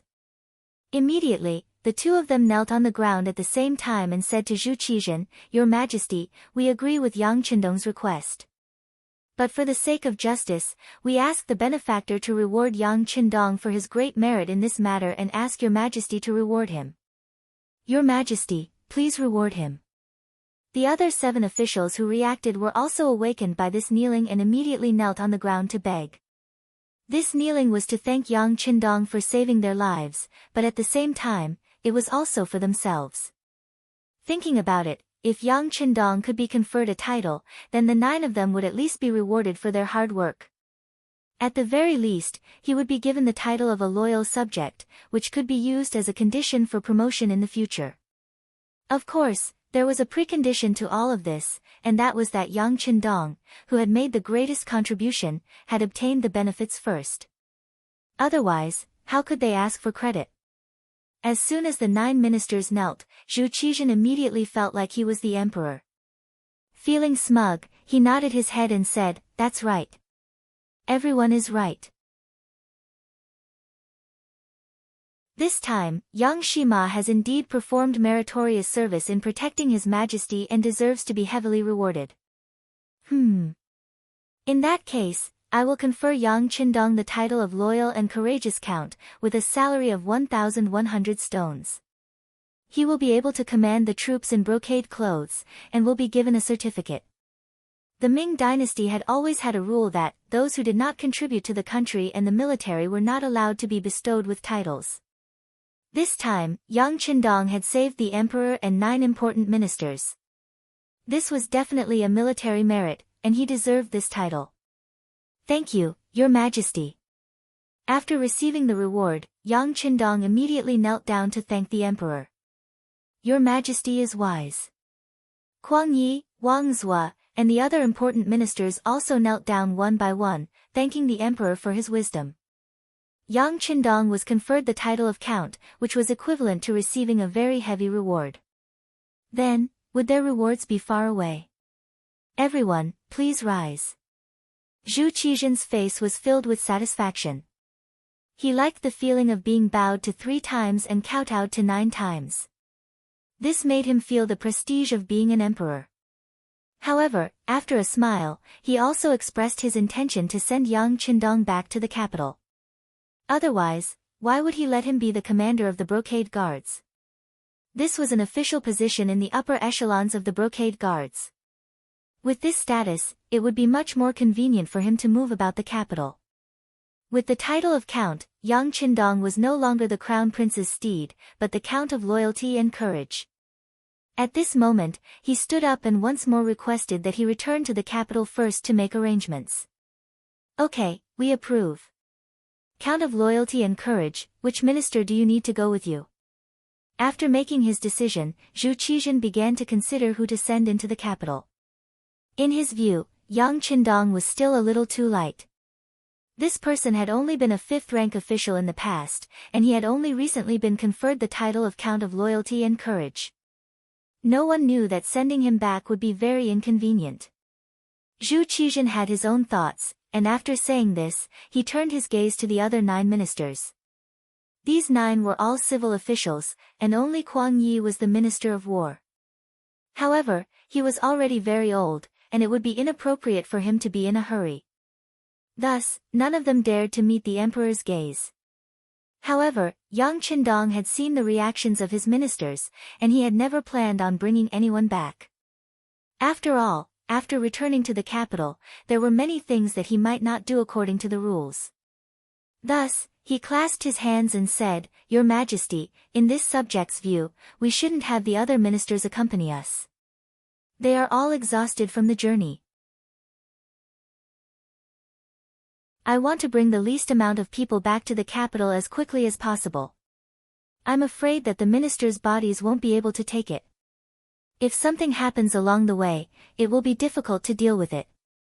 Why don't this subject go alone? Your Majesty only needs to write an edict for this subject. This way, it will be easier to gain the trust of others, and it will also let everyone know that your Majesty is well. Seeing that none of the 9 ministers took the initiative to step forward, and that Yang Qindong's words made sense, Zhu Qizhen pondered for a moment before saying, "All right, since that's the case, do you have pen and paper? We will write an edict to reward the Count of Loyalty and Courage and ask him to write a letter for the Count of Loyalty and Courage to bring it to Empress Dowager's son and Empress Qian. Come, bring me pen and ink." Yang Qindong signaled to Beta Persei with his eyes. Beta Persei immediately responded, and then took out the pen, ink, paper, and inkstone that he had prepared in advance from the bag behind him. In such an environment, Yang Qindong was still able to bring these seemingly useless things.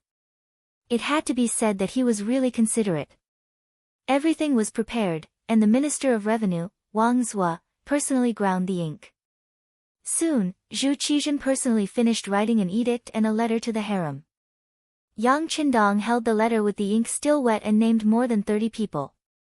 Among them were the first guard, Qiu V, Tiger's Mane, Beta Persei, and others who had been hiding in the cold front. Only Xiao Feng and 70 people were left behind, and Yang Wu was left behind to protect the emperor. Before leaving, Yang Qindong deliberately gave Xiao Feng a look that no one else knew. Even if Xiao Feng was a mercenary and came for money. That was, anyone who had money could use it.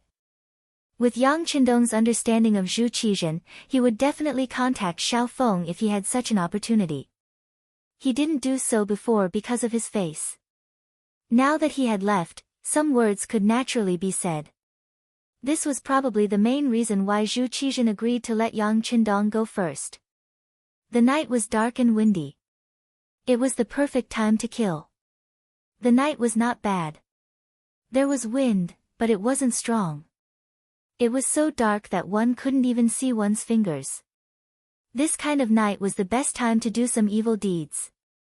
Zhao Xian slowly moved towards the Yang village with the 50 men who were willing to die that he had recruited with a large sum of money.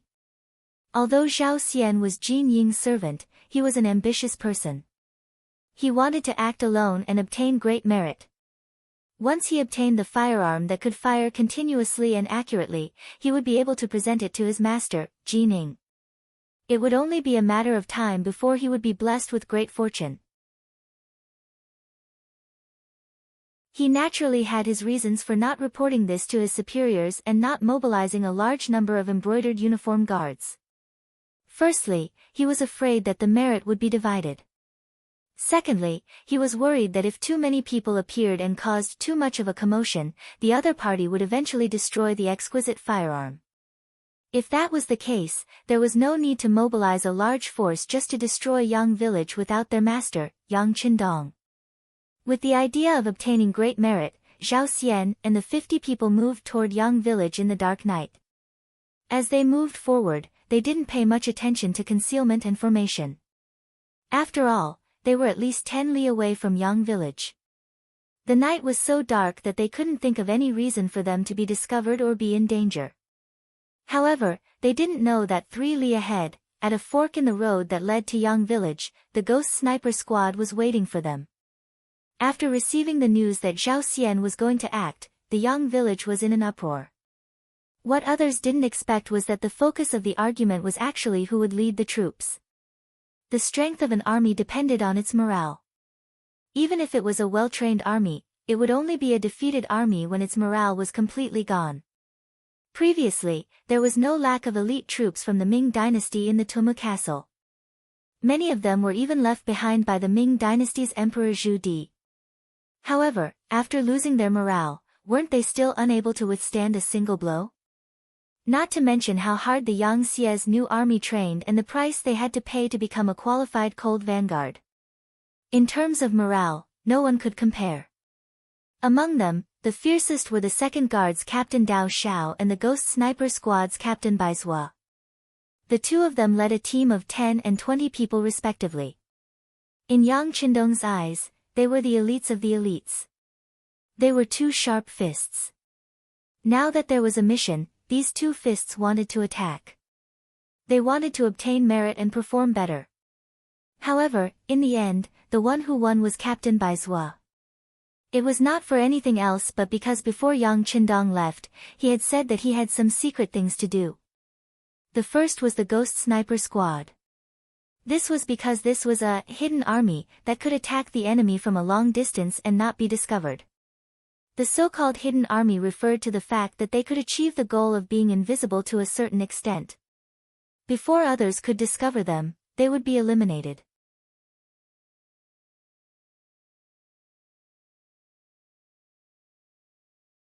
Chapter 148. This time, dealing with Xiao Xian was a secret mission. Mobilizing the Ghost Shadow Sniper Squad was the most appropriate move for this kind of mission. When Baizhua mentioned the sixth young master's message, Dao Xiao had no choice but to lower his head. The advantage of the guards was in their defense. They could even block bullets for their master in times of danger. Loyalty was a must. However, they did not have the ability to wipe out the enemy in an instant.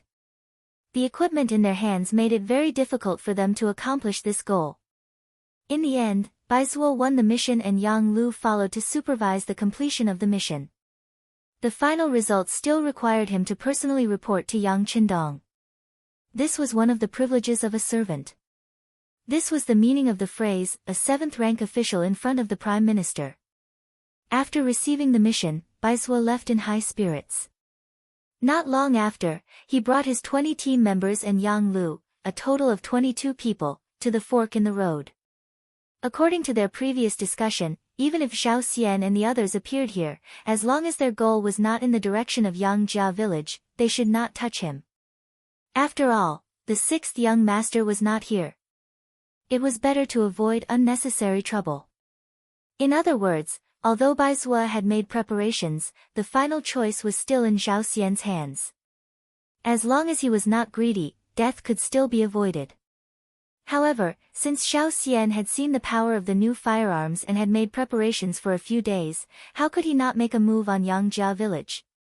Therefore, when Xiao Xian led more than 50 people to the fork in the road, he did not hesitate at all and chose the direction that led to the Yang village. The moment they took the first step, they were destined to meet a tragic end. In order to complete this mission, Baizhua had brought the most advanced weapons and equipment. Needless to say, the sniper rifle had a shooting range of up to 2 kilometers. At the same time, it was equipped with extremely advanced night vision goggles, which ensured that the light in the field of vision was not too different from the light in the day. It was still possible to see every movement of the target clearly, and even every hair on their body. Under these conditions, one could imagine what awaited Xiao Xian and the others. The silhouettes of Xiao Xian and the others appeared clearly in the scope. These men in black seemed to be using the darkness of the night to disguise themselves, but in fact, every movement was magnified and could be seen clearly. Even the slight change in their eyes could be seen clearly. Ready, 3, 2, 1. Fire! As the captain, Baizhua was very calm at this time. Unlike the other teammates, he didn't need a spotter. Even though Yang Lu was crawling beside him, he was only here to observe the situation and wouldn't help anyone. Baizhua didn't need a spotter. He was still comparable to any group of subordinates. When he gave the order to shoot, according to the attack plan, the men in black walking in the last row became the first targets to be shot. Swish, swish, swish, swish. Under the silencer, several flames suddenly appeared, followed by the sound of 11 black-clothed men falling to the ground, followed by the swollen bodies. One of them didn't get hit in the vitals because the silencer would change the aerodynamic efficiency of the bullet when it was fired. This would change the speed and direction of the bullet, which would affect the sniping distance and shooting accuracy. Since he wasn't hit in the vitals, he didn't die immediately. Instead, he struggled and screamed in pain. In such a dark night, the sudden miserable screams immediately attracted the other black-clothed men to hide in all directions like birds startled by the twang of a bow. In a situation where they did not know what had happened, there were even some who directly fell to the ground.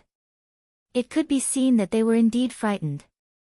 In an era where ordinary firearms were considered the most advanced firearms, the sniper rifle was something that many people had never seen before. There were no signs of life. Just a few flames lit up and people fell to the ground dead. To the ancients who did not know anything about technology, this was no different from seeing a ghost. It made their bodies tremble, and at the same time, their hearts were also trembling. Once the order to shoot was given, the attack wouldn't stop unless all the enemies were eliminated. Even if these people were trembling and feeling fear from the depths of their souls, it couldn't change their fate at all. The flashes of light were like the fluttering of the world, dazzling and eye-catching. What followed was the men in black being killed on the ground one after another. No matter where they hid, whether they were standing, squatting, or lying down, it didn't change their fate of death. After the flashes of light, after only 5 rounds, only Zhao Xian was left on the battlefield. It wasn't that he hid well, nor was it that he was lucky. Leaving him alive was originally Yang Lu's request. More than 50 people were handed over to the Ghost Shadow Sniper team, leaving one person for himself to kill. This was the result that Yang Lu came to after discussing with Bai Zhua. They didn't want no one to know of their existence when they first appeared. Even if Zhao Xian was destined to die, it was also a kind of glory for him to know who killed him before he died. Originally, there was a group of living people around him. Although these people had cold expressions and even had a murderous aura in their eyes, they were still living people after all. It wasn't like now, where the surroundings were filled with a deathly aura and the smell of fresh blood assailed his nostrils. Zhao Xian felt as if he was living in hell.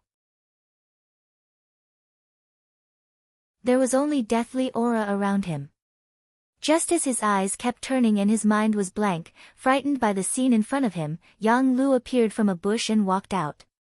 Who are you? Let me tell you, my master is Lord Qing. If you dare to kill me, he will definitely not let you go. Feeling a black shadow creeping towards him in the distance, Zhao Xian's lips kept trembling as he tried to threaten the other party with a trembling voice. He was a fish on the chopping block. At this moment, Zhao Xian's voice was so weak and pale that it didn't pose the slightest threat to Yang Lu, who was getting closer and closer. With steady steps, Yang Lu walked step by step like a heavy hammer pounding on the soul. He arrived in front of Zhao Xian and raised the broadsword in his hand high. Kid, I'll give you a benefit before you die. I'll let you be a ghost that knows the truth. Since you've offended the 6th young master, death is your only fate. You're from the Yang village. No. That's impossible. Your master is already dead and you still dare to offend Lord Qing. You're all destined to die. At this moment, Zhao Xian finally regained his senses and realized Yang Lu's identity. He then shouted hysterically. Unfortunately, no matter how much he shouted, he couldn't change the outcome. As Yang Lu raised his broadsword high and brought it down, a bloody head flew into the air. Zhao Xian was dead. When he died, his widened eyes seemed to express the unwillingness in his heart. He finally knew how powerful the Yang village was. He knew that the Yang village had more than one powerful firearm. He knew that the Yang village was not to be trifled with and was powerful. If he had another chance to choose, he definitely wouldn't have brought his men to the Yang village to steal the credit. Instead, he would have brought a large group of embroidered uniform guards to the Yang village. He didn't believe that the people of the Yang village would dare to resist against the embroidered uniform guards. Zhao Xian really didn't understand the people of the Yang village. They were soldiers of the new era and were particular about obeying orders. As long as it was an order from Yang Qindong, even if they knew that there was a sea of fire in front of them, no one would frown when advancing. Even if the Imperial Secret Service really came, what they needed to do was to actively counterattack without the slightest hesitation. Zhao Xian was dead. He died without any signs of life. As the master, Qing didn't know at all. He really had too many things to do. Wang Zhen still had many remaining supporters to deal with. After all, Wang Zhen had covered the sky with one hand all these years. Whether it was in the palace or outside, he had accumulated too much power. It would take a lot of time to get rid of them. Other than Wang Zhen, there were many people who had to be dealt with in time. Before Zhu Qizhen left the capital, he had ordered Zhu Qiyu to stay in the capital. The court affairs would be handled by Jining, another eunuch, Xing'an, the minister of personnel, Wang Zhi, and the prince consort, Jiao Jing. Wang Zhi and Jiao Jing were easy to deal with. When faced with an extreme situation, the first thing a scholar would think of was self-preservation. As long as he didn't threaten the lives and interests of these people, they would stay put and watch everything with the attitude of watching a tiger fight from the top of a mountain. Xing'an, on the other hand, had first served Empress Dowager's son, then Empress Qian. With the Empress's support, he wasn't easy to deal with. Moreover, they were all eunuchs, so it was easy for them to guess each other's thoughts. As for the Xing'an eunuch, Jining wanted to negotiate first. Although Zhu Qiyu had already ascended the throne and become the substitute emperor, it was clear that he still respected his sister-in-law. If he made a move against Empress Qian's people, he had no idea what would happen if he was sued. It was precisely because of Wang Zhenyu's faction and Xing'an's presence that Jining completely forgot about her servant Zhao Xian. 4 days later, everyone in Wang Zhenyu's faction had been captured and killed. Aside from those who had escaped, most of them had been eliminated. Moreover, the negotiations with Xing'an had gone smoothly. Everyone had reached an agreement to mind their own business. Only then did he remember the matter of the immortal abode and sky beyond heaven. He immediately ordered someone to find Zhao Xian. After learning that Zhao Xian hadn't appeared for several days, he summoned the second master of the Yang clan, Yang Rang. He wanted to ask when these properties would become his. The palace eunuchs came to Yang Rang's residence and led him into the palace. Yang Rang's face lit up with joy.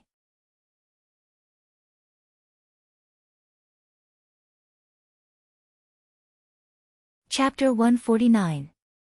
He did not know that Zhao Xian had already gone to hell. He thought that he had succeeded and that Jining was going to reward him. He did not forget that the eunuch in charge had said that there would be more benefits for him. He was still looking forward to being promoted and getting rich. Yang Rang came to the palace with a trace of anticipation and excitement.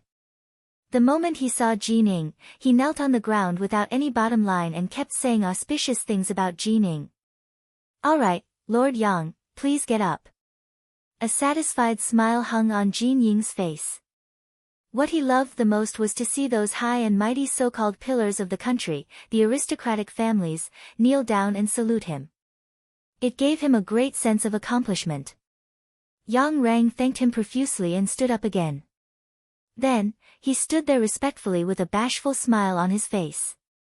"Lord Yang, this time I called you here to ask you, do you know where Zhao Xian is now? And what happened when you went to the Yang village that day?" Jin Ying's question made Yang Rang's heart tremble. He had thought that the matter had been resolved. Unexpectedly, it was not the case at all. Zhao Xian had actually disappeared. For a moment, while he was surprised, he recounted everything that had happened at the Yang village that day. At first, Jining listened carefully. However, the more he listened, the more complicated his expression became. As the master, he knew very well what kind of person Zhao Xian was. He was a person who rejoiced in grandiose achievements. It was only because he was very loyal to him that he was still used by him. Thinking that now that he had great power in his hands, he thought that the matter that was given to him would not go wrong. However, he had never imagined that things would turn out like this. He had a feeling that Zhao Xian's life was in danger and that this matter must have something to do with the Yang village. "Lord Yang, you said that when you went that day, the servants of the Yang village had an unknown firearm and that it was very powerful. Is that so?" Jining thought of the crux of the matter. This was probably the result of Zhao Xian's selfishness. "That's right, eunuch Jin. Those firearms are very powerful. Not only do they have great lethality, but they are also very accurate. Most importantly, those firearms can fire continuously. It's not something that our great firearms camp can compare with. When I saw it, I was also very curious. All right. Jin Ying's expression darkened as she interrupted Yang Rang's boastful speech. I know what happened. You can go back first. Jin Ying waved her hand. She didn't have time to waste on Yang Rang. Her mind was filled with questions about where these advanced firearms had come from and who had given the Yang family servants the courage to confront the brocade guards. Yes. Yang Rang saw that Jin Ying was a little unhappy and prepared to leave. But when he retreated, he thought of something and said aloud, by the way, that servant is Yang Si who beat up the Walla messenger not long ago. Qian Senbao even went to find trouble with him. I know. Jin Ying nodded. After Yang Si withdrew, he immediately ordered people to call for the brocade guards who had followed Zhao Xian to the Yang village that day. At the same time, he also called for Qian Senbao to ask about Yang Si. Soon, 3 injured brocade guards were brought over and confirmed that Yang Rang's words were true. Not long after, Qian Senbao also rushed over. Qian Senbao didn't dare to refuse Jin Ying's summons. Now, anyone could see that this person had great power and influence. His superior, the head eunuch of the Imperial Horse Directorate, Chen Guan, had been imprisoned even though he tried to curry favor with Wang Zhenyu's faction. If he performed well and was promoted, it wouldn't be a problem for him to become the head eunuch of the Imperial Horse Directorate. All of this depended on Jin Ying's attitude. Greetings, Eunuch Jin. When Qian Senbao appeared, he was very respectful to Jin Ying. His eyes were full of flattery. When a person can decide your future and fate, it is very difficult for you to appear as an equal in front of him. Eunuch Qian, let me ask you, what is the matter with Yang Si? Jin Ying didn't have any intention of exchanging pleasantries. They had all been in the palace for many years, so he understood Wang Zhenyu's personality better than anyone else. When Wang Zhenyu had been in power, Wang Zhenyu hadn't even looked at him. Now that he had power, Wang Zhenyu wanted to curry favor with him. This was the nature of people. Yang Si. Qian Senbao was rather confused by this question. He did his best to search for this name, but he didn't come up with anything. Yang Si of the Yang clan, a servant of Ma Yang, Jin Ying reminded him, impatience on his face. Oh, I remember now. That Yang Si once beat up the guard captain of the Walla emissary, Tuj, at the gate of the immortal abode. Because this matter involved diplomatic matters, the higher-ups gave me the task, and I had Tang Tong of the brocade guard go to the Yang clan to demand for him. It was said that he had already left the capital and gone to the Yang clan's Jianing residence. Later on, because of the conflict between the Walla and our great Ming, no one asked about this matter anymore. Qian Senbao was also confused as he answered the question. He didn't understand why Lao Jinying was so concerned about a mere 5th-rank servant. He went to the Yang clan's residence. Let me tell you, a few days ago, he publicly injured 3 of my embroidered uniform guards who went to Yang village to enforce the law. Not only that, but my servant, Zhao Xian, has also disappeared. I suspect that this has a lot to do with Yang Si. As Jin Ying spoke, he let out a soft snort, expressing the dissatisfaction in his heart. Something like that happened? Qian Senbao had truly been shocked by this matter. Putting aside the fact that no one in the world dared to openly oppose the brocade guard, just the disappearance of Jin Ying's servant was a major matter. Based on this, the Yang village was doomed this time. After knowing Jin Ying's intentions, Qian Senbao understood what he had to do next. He immediately took the initiative and said, "Don't worry, Eunuch Jin. I will bring some people to the Yang clan and bring the criminal over. At the same time, I will search the place to see if I can find Zhao Xian's whereabouts." Very good. Seeing that Qian Senbao understood his intentions, Jin Ying's expression eased. Go ahead, but you must be vigilant. There is news that the other party has a new type of firearm with great destructive power. You must bring more people with you. Also, bring Mao Mu with you. In the past, When Wang Zhen communicated with the Yang clan, he relied on this person. Let him reason things out first. It's best not to make a move if possible. Of course, Qing wasn't someone who bemoaned the state of the universe and pitied the fate of mankind. He didn't have the slightest intention of being soft-hearted when it came to the lives of the Yang clan people. He was worried that the advanced firearm would be destroyed, so he wanted to use the method of peace talks to resolve the matter. Qian Sengbao left after receiving his orders. As he instructed someone to find Tang Tong, Qianhu, and have him wait outside the palace with his men, he walked straight to where Mao Mu was resting. Mao Mu was the last-ranked eunuch in the ceremony directorate. Previously, he had been living a very glorious life, but now, he was like a rat on the street, hated by everyone. Speaking of eunuchs, there were too many differences between them and ordinary people. Their jealousy was several times greater than that of ordinary people. The thing they couldn't stand the most was others having a good time. Perhaps it was because of their bodies, but they were more passionate about power and money. Whenever they had the chance, they would always try to get some benefits for themselves. And when they had the chance to step on others, they wouldn't be soft-hearted at all. Previously, because of Yang Qindong's support, Mao Mu had been promoted several times. From a small eunuch leader to a large eunuch leader. As his status changed, he, who represented the diapers, earned a lot of money. For a period of time, other than Wang Zhen, few people dared to give him any face. But with the defeat at the front lines, and the news of Ingzong and hundreds of officials dying in battle, Mao Mu's good days came to an end. There was no one to protect him. What followed was the jealousy of all the eunuchs. Almost everyone with some ability came to him to take advantage of him. Seeing that the situation wasn't good, Mao Mu was decisive. First, he gave most of the money he had saved to Jining, drawing a clear line between him and Wang Zhen. Then, he used the rest of the money to get rid of the other eunuchs who came to make trouble for him. For a time, it could be said that he spent money like it was dirt. Only then did he manage to keep his position. Even so, his authority was no longer what it used to be. In addition, something had happened to Yang Qindong. Now, he couldn't even find a source of diapers. He was completely empty-handed. All day long, he sighed in the palace. He only hated his bad fate. He had just met a wise master, and it hadn't been long before an accident happened. He really didn't know what to do.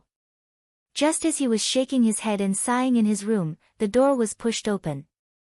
The supervising eunuch of the Imperial Horse Directorate, Qian Sengbao, walked in. When he saw Qian Sengbao, Mao Mu immediately climbed down from his bed. I didn't know that eunuch Qian was coming. Please forgive me for not coming out to meet you. Looking at the awe-inspiring Mao Mu 10 days ago, seeing him being so respectful now, Qian Sengbao was very pleased. Eunuch Mao, Eunuch Jean has an errand for us to do.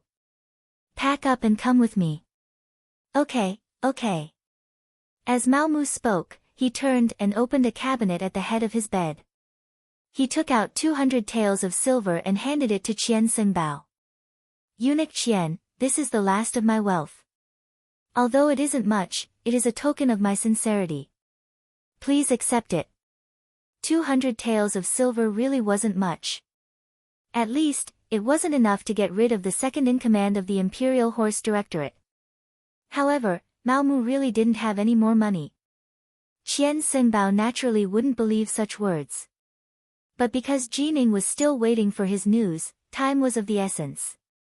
He decided that after dealing with the matter at hand, he would properly interrogate Mao Mu. He wasn't someone who could be beaten with just 200 taels of silver.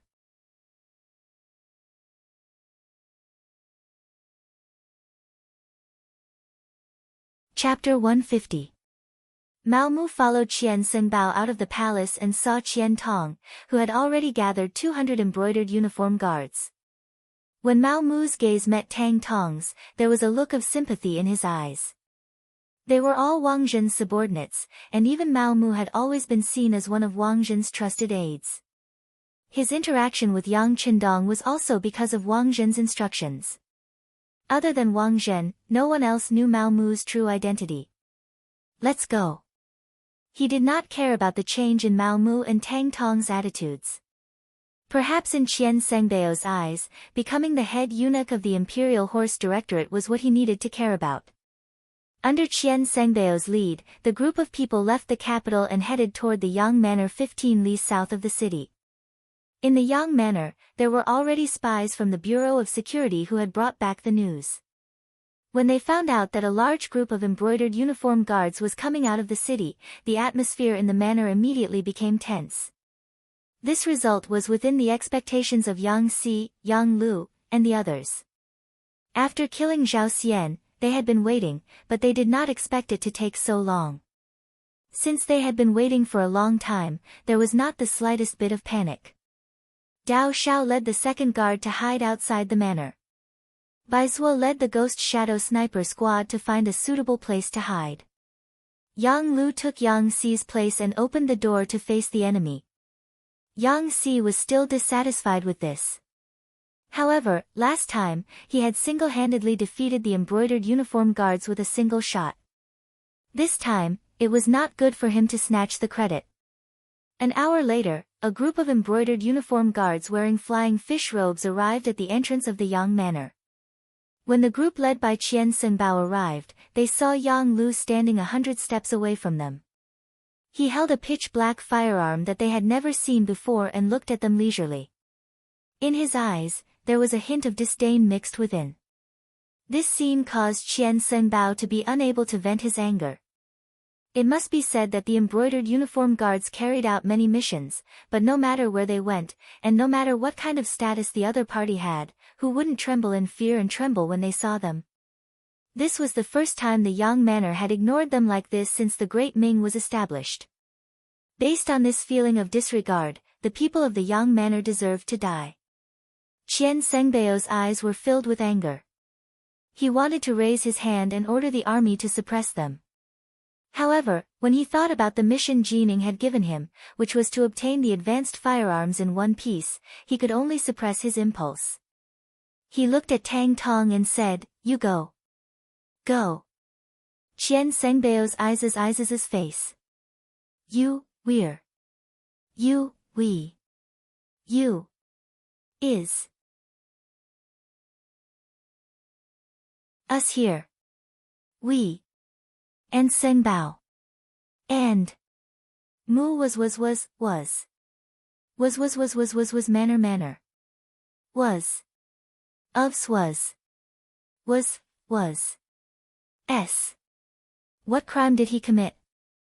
Yang Lu was ready to kill. He did not expect the other party to not attack immediately. Instead, he acted as if he was trying to reason with him. At the same time, he was a little disappointed. Naturally, he wouldn't give them a good face. When the matter involved Yang Si, he directly retorted, expressing his strong side. He hit the Walla's envoy and hurt both our countries. Qian Senbao said. Tang Tong was still talking about the mistakes the other party had made. However, after a few sentences, he felt that something was wrong. The Walla and the Great Ming were like fire and water. Hitting the Walla's envoy was not a crime. Instead, it should be considered to have won glory for the country. Qian Senbao could not continue. Yang Lu laughed and said, "What's wrong? You can't continue. The Walla is a villain. While paying tribute to our Ming dynasty, he actually dared to take the initiative to start a war. This kind of opponent should be beaten up. Not to mention that Yang Si brothers are not here, even if they were, they should have done something meritorious and not wrong. This." Qian Senbao rolled his eyes and said, "Meritorious or not, we have to bring it back and let the higher-ups decide. How about this? Brother, please step aside and allow us to find Yang Si and bring him back first. We will definitely give you an explanation. How about that?" Without an excuse, Qian Senbao could not believe that Tang Tong still insisted on entering the manor. Everyone knew about Sima Zhao's personality. Needless to say, Yang Lu shrugged and spread his hands to show his refusal. "You go." Qian Senbao, who was behind, saw Qian Sengbao's clumsy expression. He was naturally very angry that he had messed up the matter. He pointed at Mao Mu and instructed him to persuade Yang Lu. Mao Mu, of course, did not want to go. No matter what, Yang Qindong had done him a favor. Now that he was no longer around, he was unwilling to be a villain. However, this was not Qian Sengbao's idea. It was Jin Ying's idea. An arm could not win against a thigh. He had no other choice. Mao Mu reluctantly walked out from the crowd. His face was ashen as he walked to Tang Tong's side. As soon as Mao Mu appeared, Yang Lu's eyes were filled with suspicion. He stared into Mao Mu's eyes. Outsiders did not know about the relationship between Mao Mu and the sixth young master, but as a servant of the Yang family, he was very clear. Before the sixth young master left, he had instructed the security bureau to pay attention to Mao Mu's performance. At the same time, this was also a test. If Mao Mu could pass this test, he would definitely be put in an important position. On the other hand, if Mao Mu was a traitor, they would not mind getting rid of him and replacing him with someone else.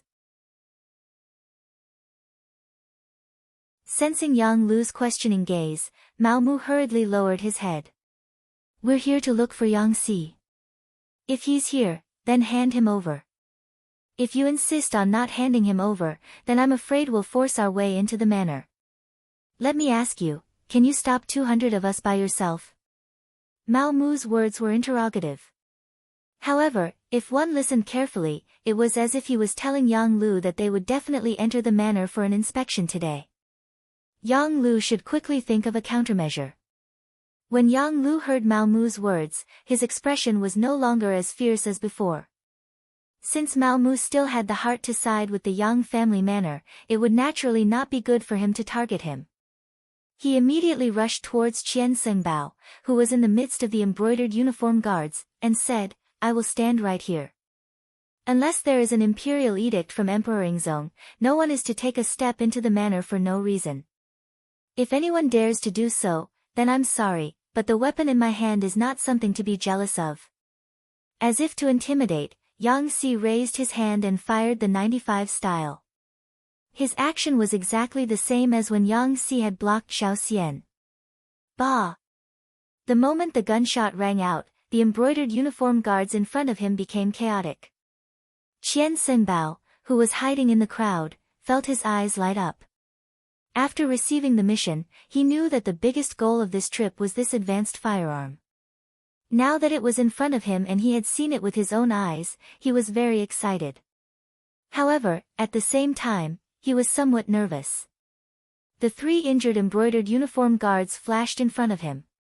Qian Senbao, who did not know how many times this firearm could be fired, would not take the initiative to take the risk. On the contrary, he valued his own life very much. It was because of this that he had already made preparations for this trip. He waved his large hand behind him, and a group of 50 embroidered uniform guards holding fire barrels, also known as fire barrels, appeared. They held primitive bronze fire barrels in their hands, and they appeared at the front of the group. This type of fire barrel was lighter and more agile than the earliest firearms. The barrel was slender and the front was cylindrical, and it could be used to store bullets. The medicine room was bulged in the shape of a ball, and there was a fire door on the wall for a fuse to ignite the fire. The tail end was hollow, and there was a wooden handle, making it easy for the shooter to control. Torches were quickly lit, and 50 embroidered uniform guards held torches and looked forward, as if they were ready to light the fire barrels at any time. The sudden hostility caused the atmosphere to drop to a freezing point. Mao Mu and Tang Tong, who were standing in the middle of the field, were so scared that they fell to the ground. They did not know the power of the firearm in Yang Lu's hands, but they had seen the power of the fire barrels in the hands of the embroidered uniform guards behind them. If the guns were fired randomly, there was no telling where the target would be. If they still dared to stand in the middle, they would undoubtedly become living targets. Whether the two of them were afraid of death or of being accidentally injured, they simply lay on the ground. In comparison, Yang Lu stood there with the 9-5 style as if nothing had happened. He didn't show the slightest bit of fear because of the appearance of these fire cylinders. On the contrary, his eyes were full of radiance.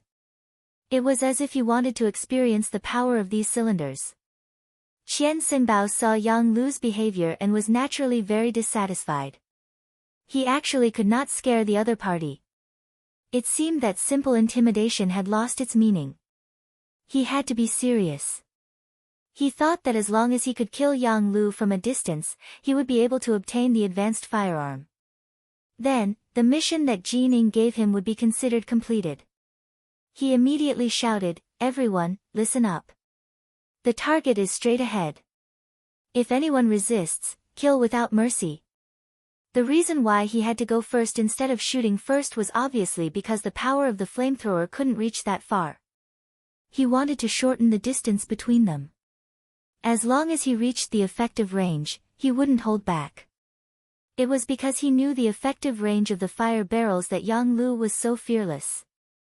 Now that he saw the other party's troops moving forward, he raised his gun and let out a deafening gunshot. "Stop where you are. Otherwise, I will shoot whoever dares to move forward."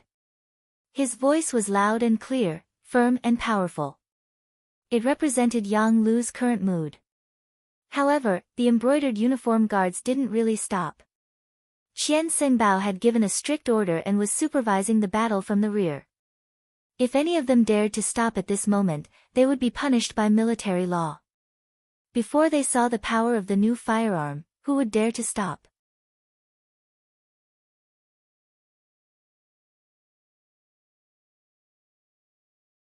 Chapter 151. The embroidered uniform guards did not stop because of Yang Lu's words. They continued to walk forward in a straight line. From their point of view, there was no reason for them to lose when 200 people fought one person. However, they did not know that this scene was exactly what Yang Lu wanted. He was really worried that if he shouted a few words, he would scare them. If that happened, he would not be able to use his skills. Now that these people were not afraid of death, it was exactly what he wanted. He also had a chance to show off. His shout spread out. Seeing that the embroidered uniform guards did not move, Yang Lu smiled. He raised the 95 style in his hand and aimed it at the embroidered uniform guards at the front. He then adjusted his breathing and his right index finger gently pulled the trigger. He began to fire one by one. In Yang Lu's eyes, the embroidered uniform guards who were lined up with fire barrels were like fixed targets. As long as he wanted to, he could easily take the life of any one of them. However, these people were not enemies, nor were they like the fugitives that Zhao Xian had brought. They were only soldiers who had received orders. They were not enemies who would not rest until one of them was dead. He did not need to kill them. He only needed to injure them and make them suffer heavy injuries to break their fighting spirit. Yang Lu moved the muzzle of the gun slightly, from the original position of the forehead to the legs.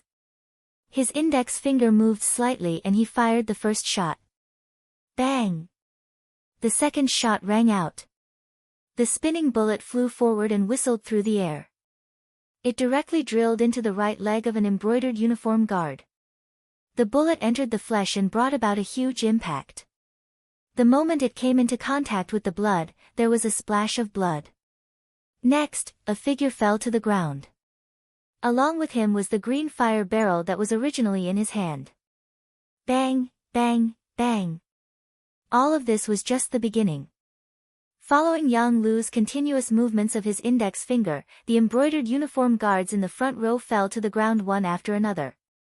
The extremely fast speed and accurate hit rate caused the embroidered uniform guards in the front row to become a complete mess. There was no one who wasn't afraid of death, especially when they knew that they were going to die. Even the embroidered uniform guards' morale began to waver. Some directly ran back, some took the initiative to lie down on the ground, and some had already lit their barrels and poured out the gunpowder. As for whether they could hurt Yang Lu or not, they no longer cared. 7 shots were fired, and after taking down 7 armed embroidered uniform guards, the entire formation fell into chaos. Qian Xinbao, who was sandwiched in the crowd, was also completely frightened by this scene. The scene of Yang Lu shooting at the embroidered uniform guards flashed in his mind. From this, he concluded that the other party's firearms were indeed very advanced. Once Qing obtained them, who in the world would be a match for him? If he could hold such a powerful weapon in his hands, whether he gave it to Qing or kept it for himself, it would become the most powerful weapon he could use to intimidate others. Overjoyed, he ignored the chaos in the formation and shouted to the front, let's go together, what are you afraid of? No matter how powerful he is, he can't kill all of us. Whoever rushes to the front and takes the firearm will be rewarded with 1,000 taels of silver and a promotion of 3 ranks. In order to achieve his goal, Qian Xingbao made a heavy promise. With a heavy reward, there were bound to be brave men. With this shout, many of the embroidered uniform guards who had been running back stopped in their tracks. Thinking of how to make a name for themselves, some of them made a fierce sound, turned around, and ran in Yang Lu's direction. The sudden change was noticed by Yang Lu. Naturally, he wasn't afraid of 8 or 10 people with one gun, but with so many of them charging at him together, he probably wouldn't even have the time to reload his gun. Originally, he wanted to be like Yang Si and fight the enemies alone, but now it seemed that he had underestimated the willpower of these embroidered uniform guards. He couldn't help but start to retreat. At the same time, he made a gesture with his right hand behind his back, telling the Ghost Shadow sniper team hidden inside the Yang village to prepare to attack. Charge! Seeing that Yang Lu had started to retreat, the embroidered uniform guards couldn't help but be overjoyed. They seemed to have seen the light, saw the hope, and also saw that promotion and wealth were right in front of them. In the Yang village, Bai Zhua and the other 21 people were lying on the roof, each looking for the best angle to shoot. They were just waiting for the embroidered uniform guards to run into their shooting range to kill them. As the embroidered uniform guards approached step by step, the atmosphere became very tense. A big battle could break out at any time. Once the Ghost Shadow sniper team attacked, the scene would be filled with corpses. It would also mean that the Yang village and the Great Ming dynasty had completely broken off. At this moment, everyone's hearts were thumping. They were nervous and excited. Bam bam bam. Just when the embroidered uniform guards were 200 steps away from the Yang village, and Bai Zhua was about to give the order to shoot, a series of intense gunshots suddenly rang out from behind them. This sudden gunshot also shocked the Ghost Shadow sniper team, who were ready to shoot. Captain Bai Zhua didn't understand. They had agreed to attack first, and Dao Xiao and the second guard would finish them off. Why did they attack first? Captain, are we going to attack? One of the Ghost Shadow sniper team members couldn't suppress the excitement in his heart and quietly asked Bai Zhua. Wait a minute, don't shoot first. Bai Zhua looked at the Yang village's main gate in confusion. Then, he took out his high-powered binoculars. When he looked at it, his expression became very excited. Tell everyone, don't shoot without orders. The 6th young master is back. Yang Qindong was indeed back. He led more than 30 people and rushed over. 1 man and 2 horses didn't stop to rest. Finally, they arrived at the Yang village at the last moment. When he saw a large group of embroidered uniform guards rushing into the village, he didn't say anything and gave the order to shoot. Yang Qindong viewed the Yang village as very important. Otherwise, he wouldn't have left Zhu Qizhen in such a hurry and rushed back first. He definitely wouldn't allow anyone to threaten the safety of his village and the lives of the people in the village. After Yang Qindong gave the order, the 30 people following him naturally wouldn't be polite. They raised their guns and roared. The unprepared embroidered uniform guards behind them quickly fell. This also scared Qian Xingbao, who was in the crowd. He didn't understand where these people came from and how they actually dared to attack the embroidered uniform guards. Did they still have the law in their eyes? When he looked back with a puzzled heart, he saw a group of Ming dynasty soldiers wearing Mandarin duck battle jackets. The people who came were actually Ming dynasty soldiers, which made Qian Xingbao even more surprised. Since when did ordinary soldiers have the guts to attack the embroidered uniform guards? Moreover, Where did those advanced firearms in their hands come from? In order to find out the reason, he ordered all the embroidered uniform guards to stop moving. He brought a few of his trusted subordinates and walked towards Yang Qindong at the back. At this time, Yang Qindong also gave the order to stop shooting. He wanted to see who couldn't help but attack the Yang village after he left. Of course, no matter who it was, he would make them pay the price in blood. As Qian Xingbao strode over, he naturally saw Yang Qindong in the crowd. Although he was dressed differently from his usual azure robes, who in the capital didn't know of the Dong Shui? Yang Qindong. It's actually you. Impudent. Who are you? How dare you call my family's name directly? Tiger's Mane, who was riding on a horse, had a cold look in his eyes. The muzzle of the pistol on his wrist was naturally pointed at Qian Sengbao's chest. Ha, you're just an insignificant fifth-rank official. You really don't enter this eunuch's eyes.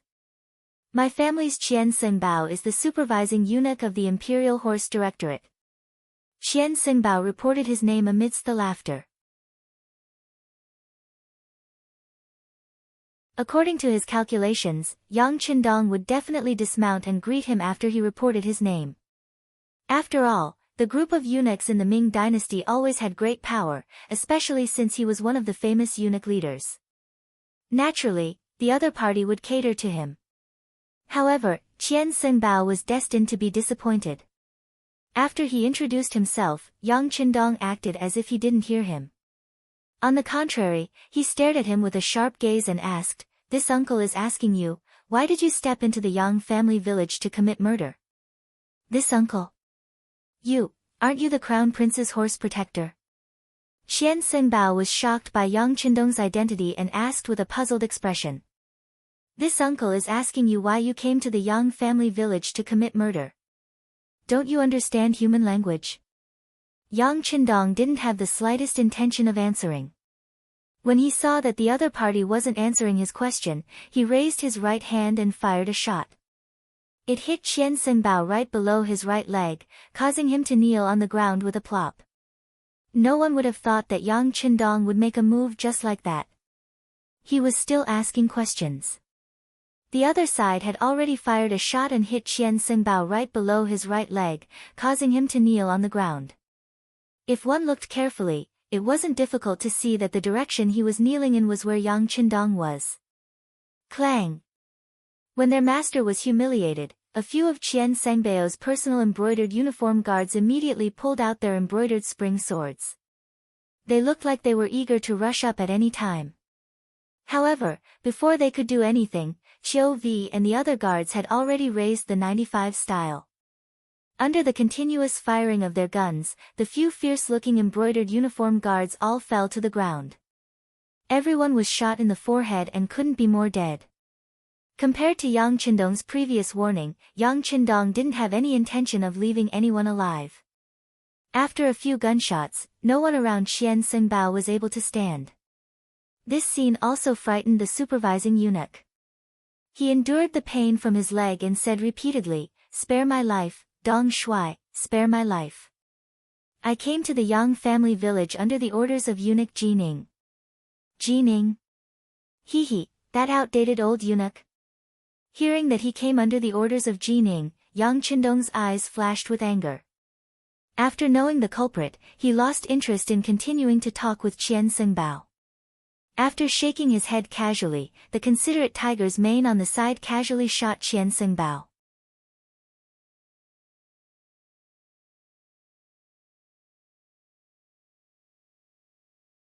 Chapter 152. After the gunshot, Qian Sengbao's eyes widened and he fell to the ground with an unwilling expression. Even as he died, his eyes were still wide open. He clearly couldn't believe that Yang Qindong would be so bold. Not only did he kill the embroidered uniform guards, he also killed the chief eunuch. Was he not afraid of the bright king's law? With Qian Sengbao dead, the other embroidered uniform guards looked at Yang Qindong with a strange gaze. At this moment, almost everyone was in a daze. They really didn't know if this person would be so bold as to kill them in the next breath. After all, he had already killed so many people, it didn't seem to matter if he killed a few more people. Under the protection of more than 30 guards and Ling Feng, Yang Qindong rode past the embroidered uniformed guards who were kneeling on the ground in fear. He saw Tang Tong, who was also kneeling on the ground and trembling, as well as Mao Mu, whose eyes were filled with surprise. Watch these people. Without this uncle's orders, don't let a single one escape. Also, take care of these corpses. Eunuch Mao and Captain Tang, follow me into the manor, Yang Qindong said in a low voice, then turned and walked into the manor. At the entrance of the manor, Yang Lu was already kneeling on the ground respectfully. In the whole world, only the 6th young master could make him kneel so willingly. Get up. You've worked hard. When he passed by Yang Lu, Yang Qindong's voice became much more amiable. It was this "you've worked hard" that made Yang Lu have the urge to cry. However, he instinctively held back his tears and said, to be loyal to the 6th young master is a subordinate's duty and obligation. Very good. Yang Qindong nodded lightly. He leaped past Yang Lu and headed straight for the entrance of the Yang Manor. Here, he saw Qiao Yin, Madame Shui, and Madame Xiang. Of course, he also saw 7th sister Yang Duo and Hu Yan. Young master. When they saw Yang Qindong appear safe and sound, Qiao Yin and the others immediately burst into tears. From the looks of it, they seemed to have endless things to say. Don't cry. Young master, didn't I come back safe and sound? Hee, I have some matters to attend to. After I'm done, I'll have a long chat with you. Yang Qindong said to the girls with a happy expression. When his gaze fell on Hu Yan, he nodded lightly. Under their gazes, Hu Yan was immediately embarrassed. She had a feeling that her actions this time would definitely be accepted by Yang Qindong, and even her entire person would be accepted by him. Tang Tong and Mao Mu didn't even dare to raise their heads as they followed Yang Qindong into the Yang Manor. Just now, Qian Sengbao was killed without saying a word. They really didn't know if they would be killed because of their inappropriate actions next. Perhaps from Yang Qindong's performance just now, the two of them had already crowned this Dong Shui with the title of daring to the extreme. If it was possible, they could even say that he was rebelling. In the side hall, Yang Qindong sat down. Tiger's mane stood on his left, and Beta Persei stood on his right to ensure his absolute safety. Qiao Yin still played the role of a personal maid. After taking the initiative to serve tea, she left. Needless to say, Yang Qindong was indeed a little thirsty after rushing all the way here. He didn't care about his image and drank the tea in one gulp. Then, his gaze fell on Tang Tong and asked, "Tell me, what's going on?" "Dong Shui, I'm innocent. I'm just following orders. I don't have the slightest intention of becoming enemies with the Yang clan." Tang Tong, who was called out, knelt on the ground with a plop. It could be seen that he was extremely afraid now. His original backer, Wang Zhen, had fallen. Now, he had become a fish on the chopping board. Since Yang Qindong killed Qian Sengbao without batting an eye, what was he to him? There was probably no difference between killing him and killing a chicken. He knew that Tang Tong, a Qianhu official, didn't have much ability and didn't dare to have any ideas about the Yang clan. Thus, he ignored him and looked at Mao Mu. "Tell me, how has the current situation changed?" After seeing Yang Qindong kill Qian Sengbao with his own eyes, it would be a lie to say that Mao Mu wasn't afraid. In the past, he chose to rely on Yang Qindong because he liked his ability to make money and wanted to hitch a ride. Facts proved that his choice was right. He was promoted several times and became one of the eunuchs in charge of the ceremony directorate. Although he was ranked last and didn't have any real power, he was still one of the chief eunuchs. When he first heard the news that the emperor and all the officials had died on the battlefield, Mao Mu sighed that his life was not good.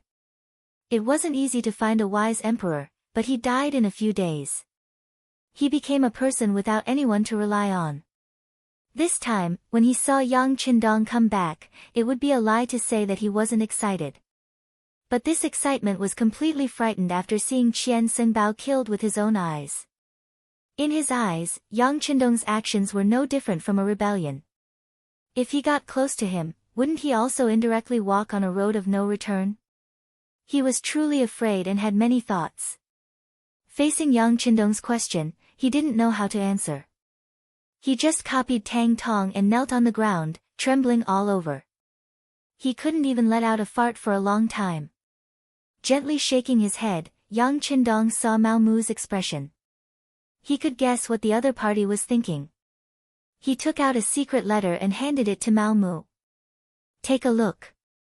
What is this? With your status, you should be able to recognize whose handwriting this is. A letter was handed to him. Mao Mu curiously reached out to take it. When he slowly opened it and saw the handwriting and content, his original nervousness turned into excitement and then joy. He immediately kowtowed heavily to the ground. This little one greets Uncle Zhongdan, greets Uncle Zhongdan. When Yang Qindong saw this scene, he couldn't help but sigh in his heart. It seemed that there were still many things that he needed to do. Even Mao Mu, who had a close relationship with him and had even recognized him as his master, believed in imperial powers so much. If he really declared himself king, there probably wouldn't be many people in the world who would sincerely respond to him. Even if he relied on advanced weapons to become king, it was a situation that was formed under pressure. It wasn't a situation that he sincerely submitted to. While Yang Qindong was still sighing, Tang Tong, who was kneeling on the ground at the same time, had a strange look in his eyes. He didn't understand why eunuch Mao had such a huge change. As if sensing Tang Tong's confusion, Mao Mu handed the letter to him and said, "Take a look. This is a reward from the emperor. It is definitely written by Yingzong." After receiving the letter, Tang Tong looked over and quickly kowtowed to the ground. At the same time, he shouted, "This official greets Uncle Zhongdan, greets Uncle Zhongdan. Okay, both of you, get up. Now, you can clearly explain the situation in the court to this uncle." After revealing his trump card, Yang Qindong had won the trust of the two. With Zhu Qizhen's personal handwriting, Mao Mu naturally didn't have any psychological burdens and began to speak of everything he knew. Occasionally, Tang Tong would add a few words. As he listened to the two, Yang Qindong's expression turned grave, and he couldn't help but sigh at the power of the wheel of history. Although he had saved Zhu Qizhen, this did not change the fact that the Mastiff King had become Daizong. Moreover, without Yu Qian, the court was completely under eunuch Jin Ying's control. Yang Qindong also had no good impression of Jin Ying. This eunuch was essentially jackals of the same tribe as Wang Zhen, and he was also not a good person. With him here, Daizong would probably find it very difficult to become a wise sovereign. It took an hour for Mao Mu and Tang Tong to give a rough account of the situation in the capital, but even this was not complete. Fortunately, Yang Qindong had already understood and had a general understanding of the situation. Okay, this uncle already knows the situation. I presume that you've already guessed that Yingzong is fine and is currently heading to the capital under the protection of soldiers. This uncle is merely a vanguard official. Now comes the problem. The Great Ming now has two emperors. How will you choose? As Yang Qindong spoke, he turned his deep eyes to Mao Mu and Tang Tong, intending to force them to state their stance. He had even made up his mind. It would be fine if these two were willing to swear loyalty to Zhu Qizhen, but if they weren't, he would kill them both. Until he had infiltrated the palace and met with Empress Qian, his return could not be exposed. Sensing the pressure in Yang Qindong's eyes, Mao Mu made his choice without the slightest hesitation. This lowly one is a eunuch appointed by Yingzong and naturally must swear loyalty to him. Yes, this lowly one is also loyal to Yingzong. This time, Tang Tong reacted quickly and made his choice right behind Mao Mu. Okay. This answer was within Yang Qindong's expectations. They had all been glorious figures of Yingzong's era, but now that Daizong had been replaced, Jin Ying viewed them as dissidents, and they were on the verge of being eliminated. It had always been easy to choose where to go. Since all of you have chosen Ingzong like this uncle, it is time for us to repay His Imperial Majesty's kindness. Mao Mu, immediately arrange for me to enter the palace and meet with Empress Qian. Remember, only you can know of this matter. As for how much silver it will cost, I will prepare it for you in a little while. Tang Tong, immediately get in touch with those embroidered uniform guard leaders. This emperor is also the commander of the embroidered uniform guard. As long as they join me, their past mistakes can be forgiven. Of course, Yang Qindong would also choose to work for Ingzong, Zhu Qizhen. This was not about who he wanted to swear loyalty to, but in the current situation, Ingzong was clearly at a disadvantage. He had to help him gain a foothold. In his opinion, whether it was Ingzong, Zhu Qizhen, or Daizong, Zhu Qiyu, as the emperor, they could not be too strong. It would be best if the two emperors worked together. This way, he would be able to benefit from both sides. Now that Ingzong was at a disadvantage, he naturally had to help him.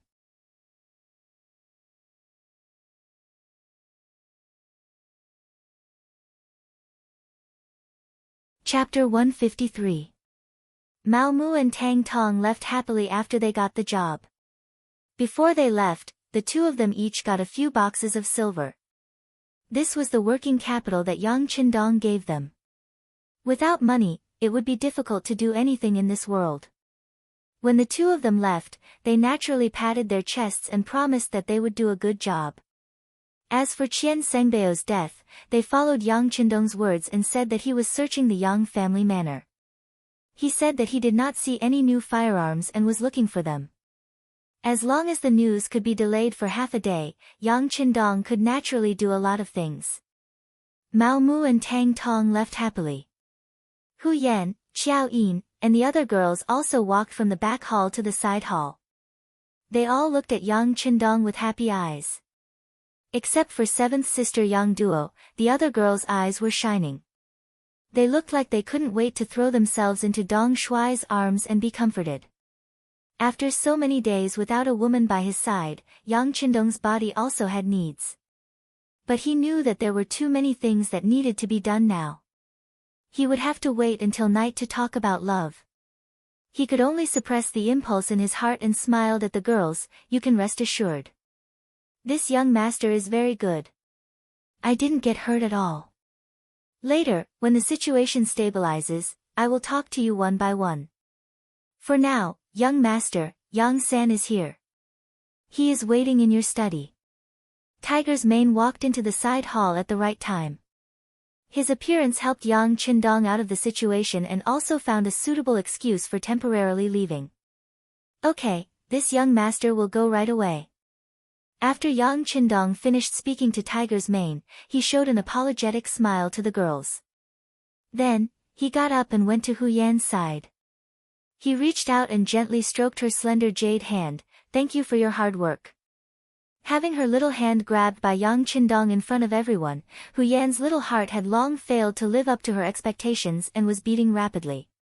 Her little face was blushing and her head was almost buried in her neck. She didn't even know when Yang Qindong left. She only remembered that Xiao Yin and the other girls came to her side and laughed at her for a while, making her even more embarrassed. In the study, Yang San rushed back from the capital after learning that the young master had returned safely. At the same time, he brought more detailed information about the capital. Flipping through page after page of accurate information obtained by the Security Bureau, Yang Qindong had a clearer understanding of the situation in the capital. Jining had indeed served several emperors. Once she gained power, her methods were very impressive. In an extremely short period of time, she had roped in many old officials for her use. From the looks of it, once Ingzong returned to the court, the situation would become even more complicated. Among all the information, there was one that caught Yang Qindong's attention. That was that the eunuch Xing'an, who was serving Empress Qian and had followed Empress Dowager's son and led the harem, had actually reached an agreement with Jining. This was also thanks to the Security Bureau being willing to spend money to obtain such important information. However, even Mao Mu probably didn't know about this information. Thinking about how Mao Mu, who did not know, might enter the palace to contact Qing and discuss his meeting with Empress Qian, Yang Qindong's expression changed. He decisively decided to change his previous plan. He looked at Yang San and asked, "Let me ask you, is it possible to contact Empress Qian without anyone noticing?" After some thought, Yang San gave Yang Qindong an answer. "It's possible. We bribed one of the Empress Palace maids, but if we do this, the spies we've spent so much money on will be exposed. It's fine. If they're exposed, they're exposed. In the future, we'll just spend money to plant more spies. How about this? Immediately get in touch with that palace maid, and then..." Mao Mu excitedly returned to the capital and entered the imperial palace. Just as Yang Qindong had guessed, he went to find Xing'an, the chief eunuch serving the empress. As the chief eunuch serving the empress, Xing'an had 40 eunuchs under his direct command, and there were countless eunuchs under these 40 eunuchs. Unlike the eunuchs serving the emperor, Xing'an's authority was mainly in the harem. If the empress had too much power, then the chief eunuch in the harem could be on par with some of the chief eunuchs serving the emperor. From how Ingzong allowed Xing'an and Jining to assist him on this expedition, one could see his status. However, because Empress Qian wasn't keen on power, he wasn't as awe-inspiring as Jining. Even so, other eunuchs couldn't meet him just because they wanted to. Fortunately, Mao Mu was originally the eunuch in charge of the ceremony directorate. In addition, he had spent a lot of money to send a message to Xing'an, allowing the two to meet. "So it's eunuch Mao. But why aren't you working in the ceremony directorate? Why have you come to this duke's place?" They met, but Xing'an's attitude wasn't good. He spoke in a condescending tone. "Eunuch Xing, this lowly one has come to discuss something important with you. Please dismiss your attendants." Mao Mu saw that there were two other eunuchs in the room and spoke carefully. Xing'an was about to bring a cup of tea to his mouth when he heard this and was startled. He carefully looked at Mao Mu and saw that he wasn't faking it. He thought that Mao Mu wouldn't dare to harm him here, so he lazily waved his hand, leaving only the two of them in the room. Now that there were no outsiders, Xing'an put down his cup and said, "Eunuch Mao, I hope that you truly do have something important to discuss with me." "Of course.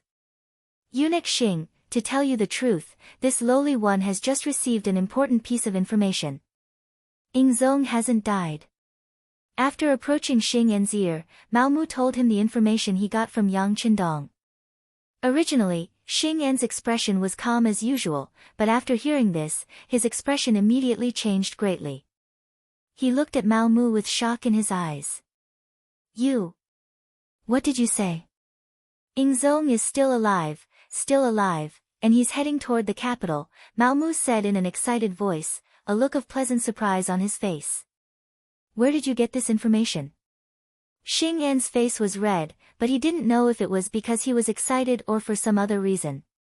Mao Mu didn't think too much at this moment, nor did he know that Xing'an had already reached an agreement with Jining. One of them was in the imperial court while the other was in the harem. Both of them minded their own business. He thought that Xing'an had this expression because he was happy, so he said, "I can't say where it came from yet. Someone is a vanguard sent back by Ingzong. He wants to meet with the empress first, and eunuch Xing needs to arrange it." Hearing that the vanguard was sent back, Xing'an's eyes flickered continuously. His somewhat gloomy eyes emitted a sinister glint. "All right, I will personally arrange this matter. Just tell me when he might enter the palace." Mao Mu had come happily and left satisfied. Xing'an's last few words were about this matter. He would definitely tell the empress his role in this matter. In this way, his meteoric rise was just around the corner. After Mao Mu left, Xing'an hurriedly left the harem and went straight to Jin Ying's office. But what he didn't know was that just as he left, two palace maids left the empress's palace together. Xing'an's sudden arrival naturally attracted Jin Ying's attention. Currently, there was still a pile of matters to deal with in the imperial court. He really didn't want to have any disputes with Xing'an right now. Of course, once he grasped the overall situation, no one knew what he would do. In the secret room, Qing told Jining the news he got from Mao Mu. As expected, it gave her a big fright. Eunuch Qing, this matter can't be taken as a joke. General Shi Heng said that Ingzong and hundreds of officials died in the battle, and his body has been found. How could there be another Ingzong?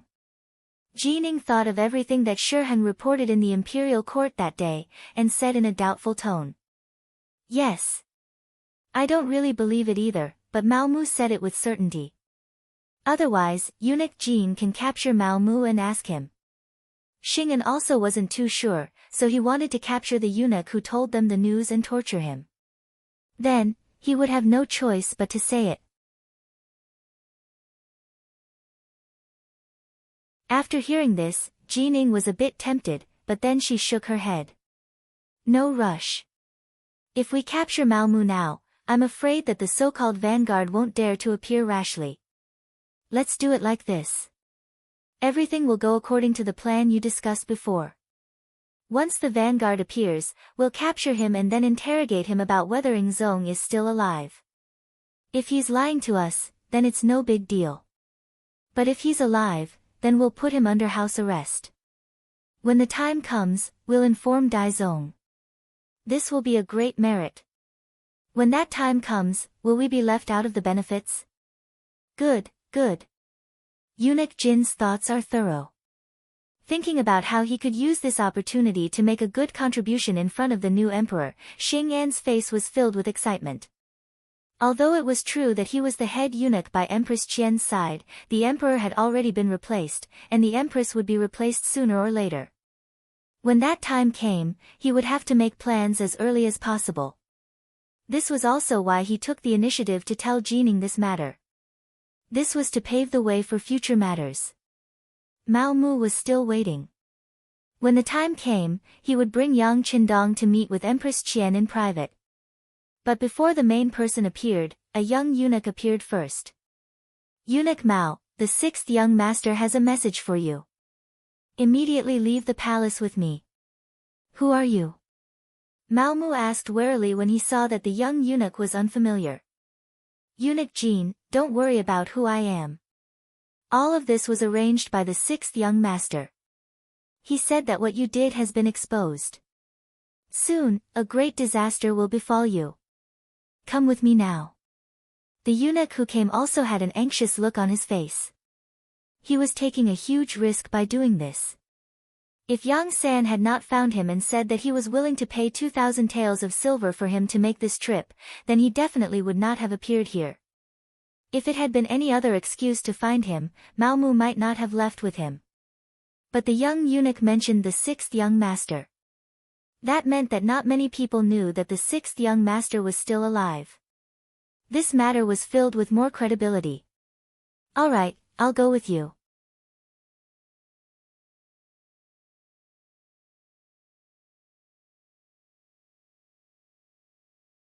Chapter 154. Yang Family Manor. A carriage arrived outside the manor, and entered the manor without any inspection.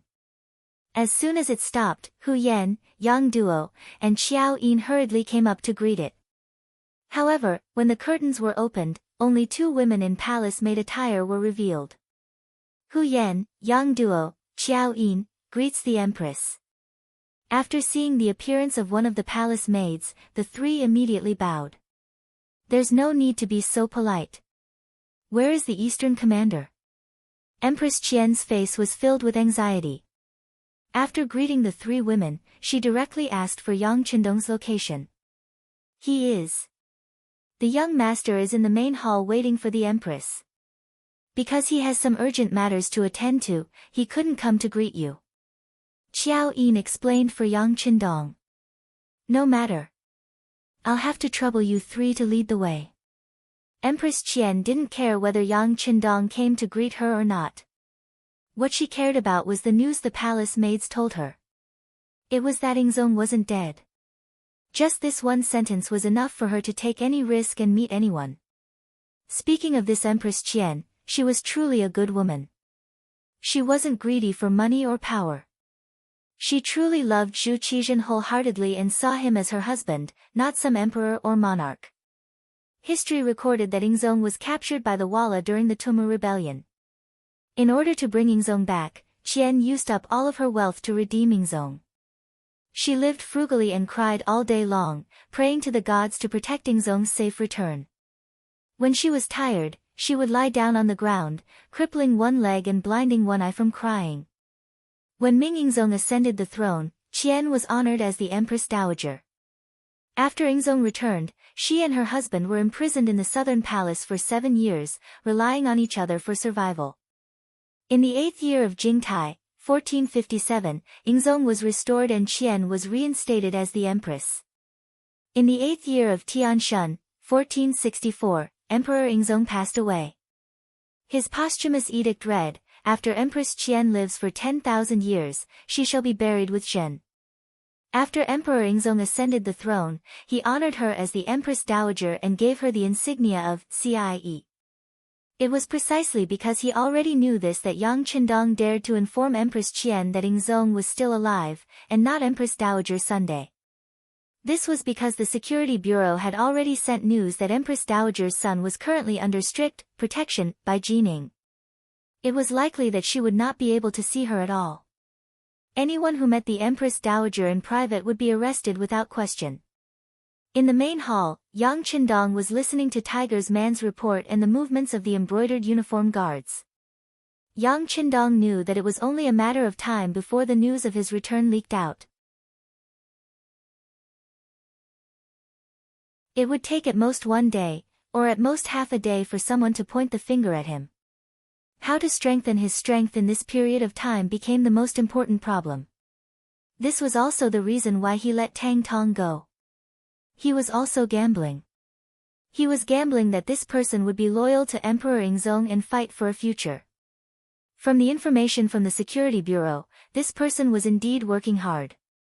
He had already contacted many embroidered uniform guards Qinhu and Baihu. However, at the same time, he had also caused quite a commotion.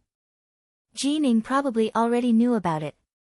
Arrange for Baizhua to lead the Ghost Shadow Sniper team out of the manor to provide support.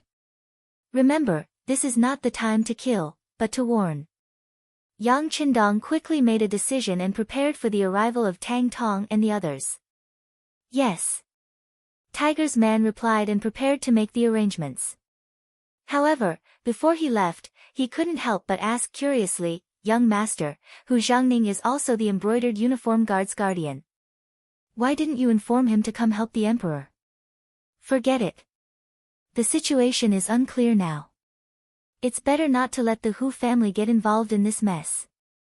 Yang Qindong shook his head decisively. Of course, he had considered his future father-in-law. However, he could support Emperor Ingzong because he had the means to protect himself. However, the Hu family was different.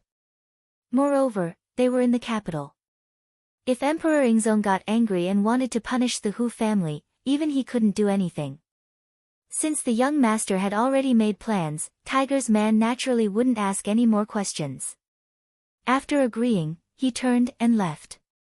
Just as Tiger's man left, Empress Qian, dressed as a palace maid, came to the main hall. It had to be said that the empress was the empress. Even though she was dressed in palace maid attire, it was still difficult to hide her noble aura. In addition, she was indeed very beautiful and young. Her appearance actually made Yang Qindong's eyes light up.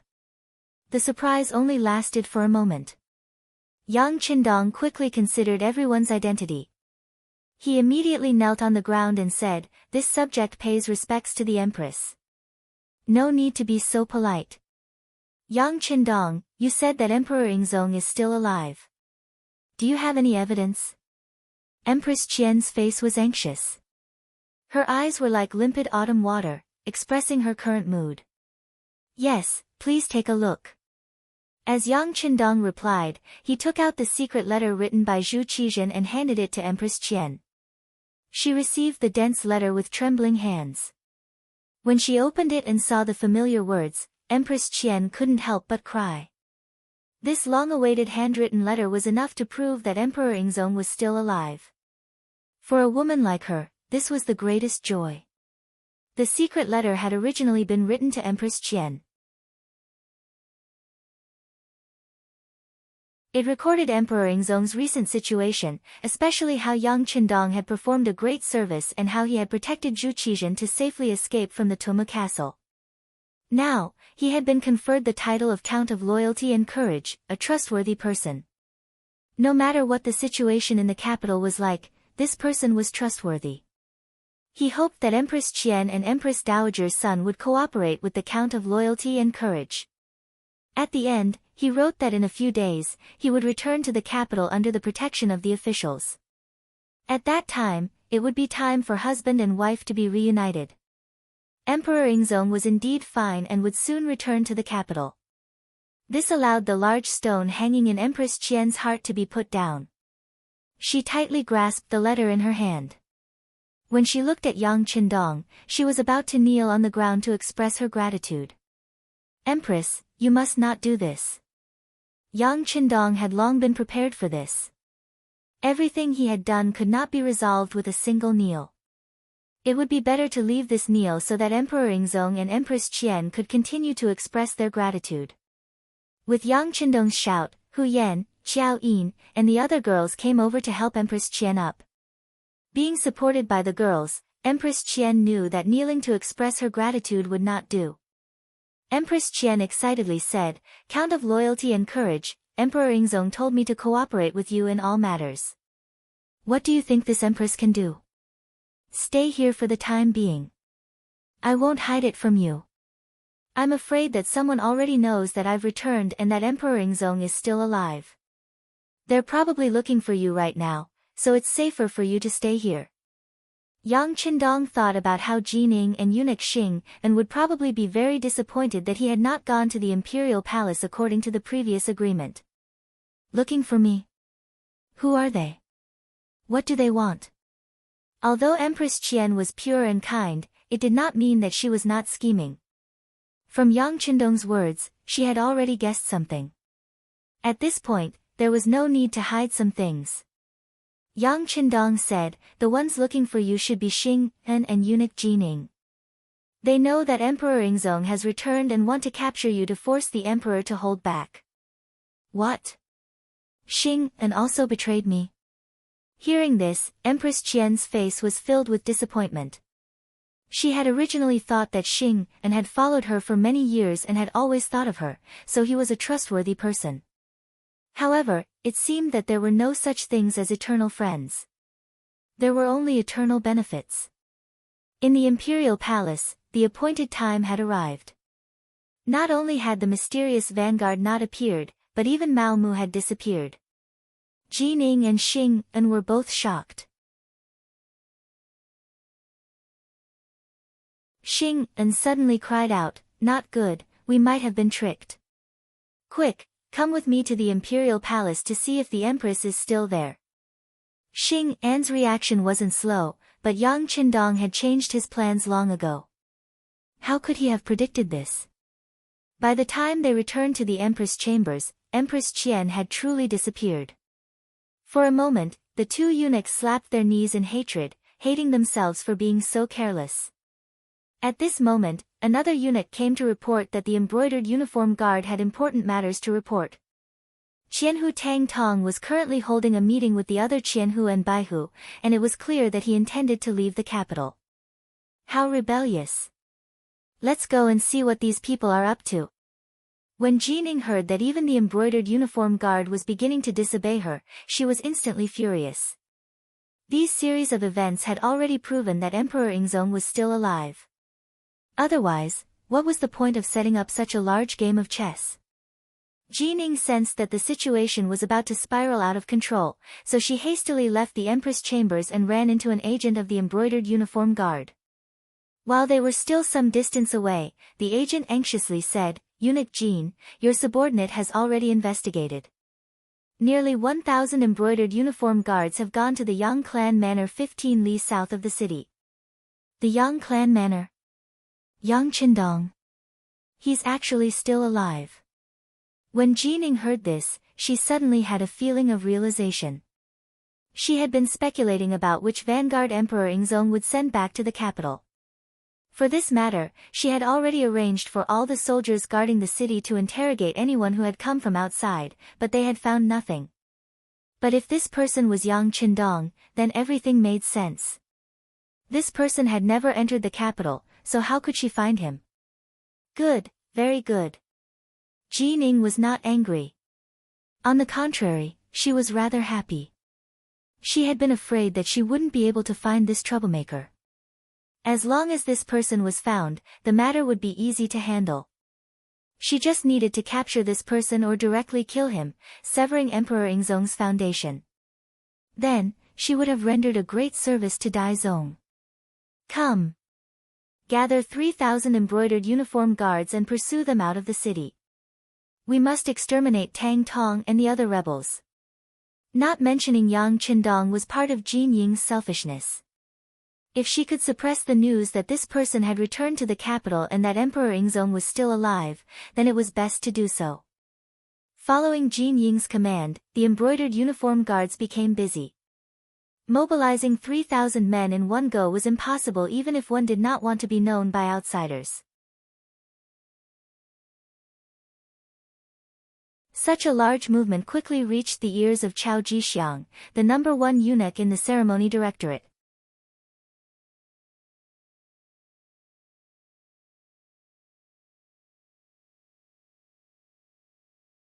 Chapter 155. Chao Jixiang was the first of Wang Zhen's students. In the first year of Jingtong, 1436, the court sent an army to Luchuan to suppress Si Renfa. Chao Jixiang served as an army supervisor. In the 9th year of Jingtong, 1444, Chao Jixiang participated in a punitive expedition against Wulianga. Together with Duke Qing Zhuyong and eunuch Lu Yong, he sent out troops. In the 13th year of Jingtong, 1448, he went to Fujian with Marquis Ning Yang Qin Mao to suppress the peasant uprising led by Deng Maoqi. He supervised firearms with eunuch Wang Jin. Every time he sent out troops, he would select some brave generals and nimble soldiers to serve under him. After he returned, he would raise them at home.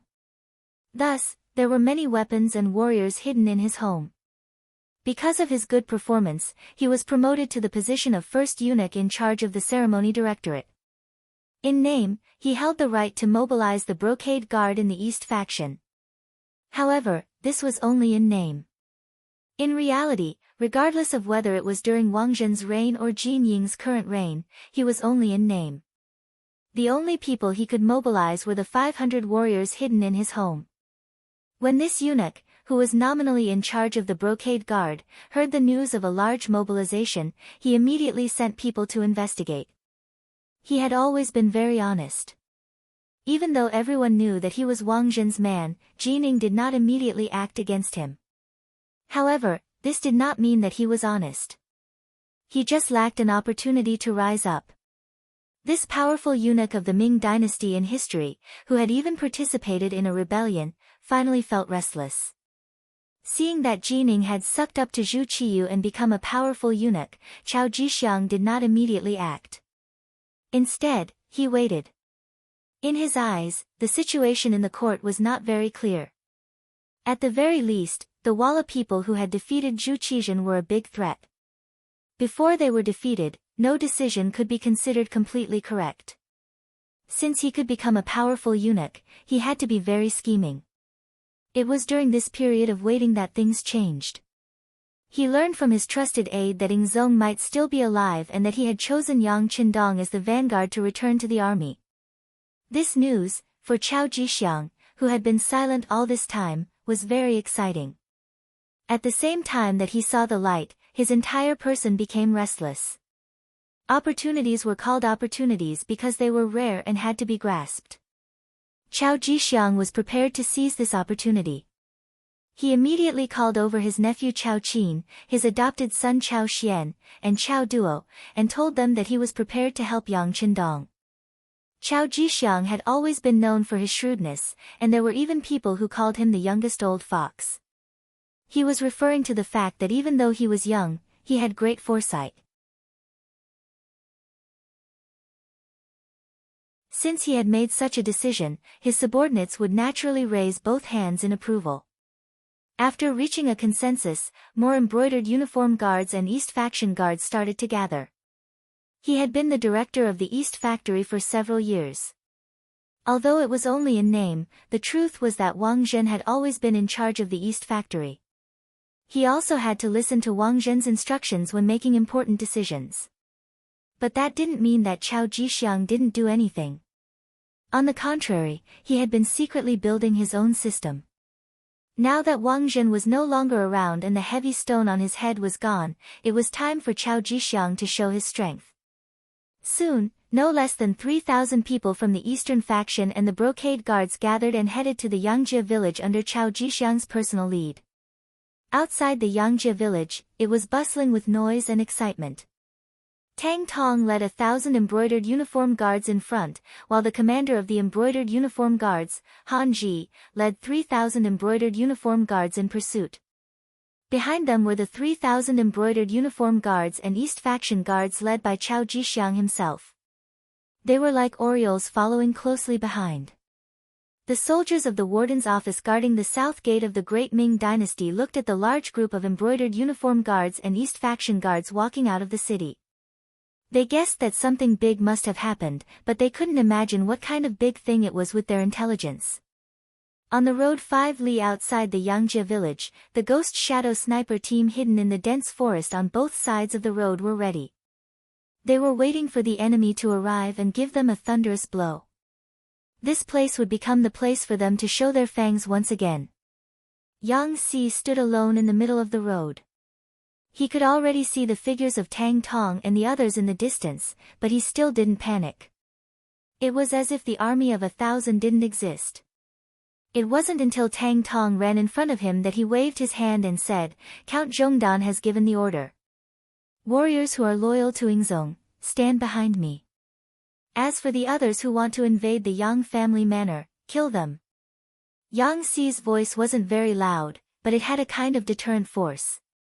Tang Tong and the others consciously stood behind him and formed a formation. Just as they finished doing this, a group of people came from the distance. They were all wearing flying robes and holding embroidered spring sabers. Their faces were murderous. "Stop right there."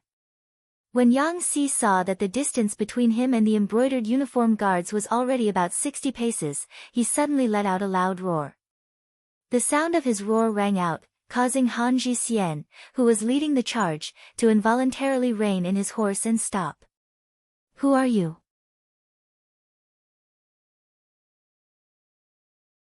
"You dare to block the path of my embroidered uniform guards.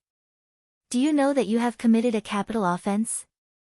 Han Ji's eyes were full of murderous intent as he glared at Yang Si. "In front of us is the private manor of Count Zhongdan. No one is allowed to enter without permission. Otherwise, it is a capital offense. I want to ask you, how many heads do you have? Are you tired of living?" Facing the angry Han Ji, Yang Si responded with a sneer. His eyes were full of contempt and disdain.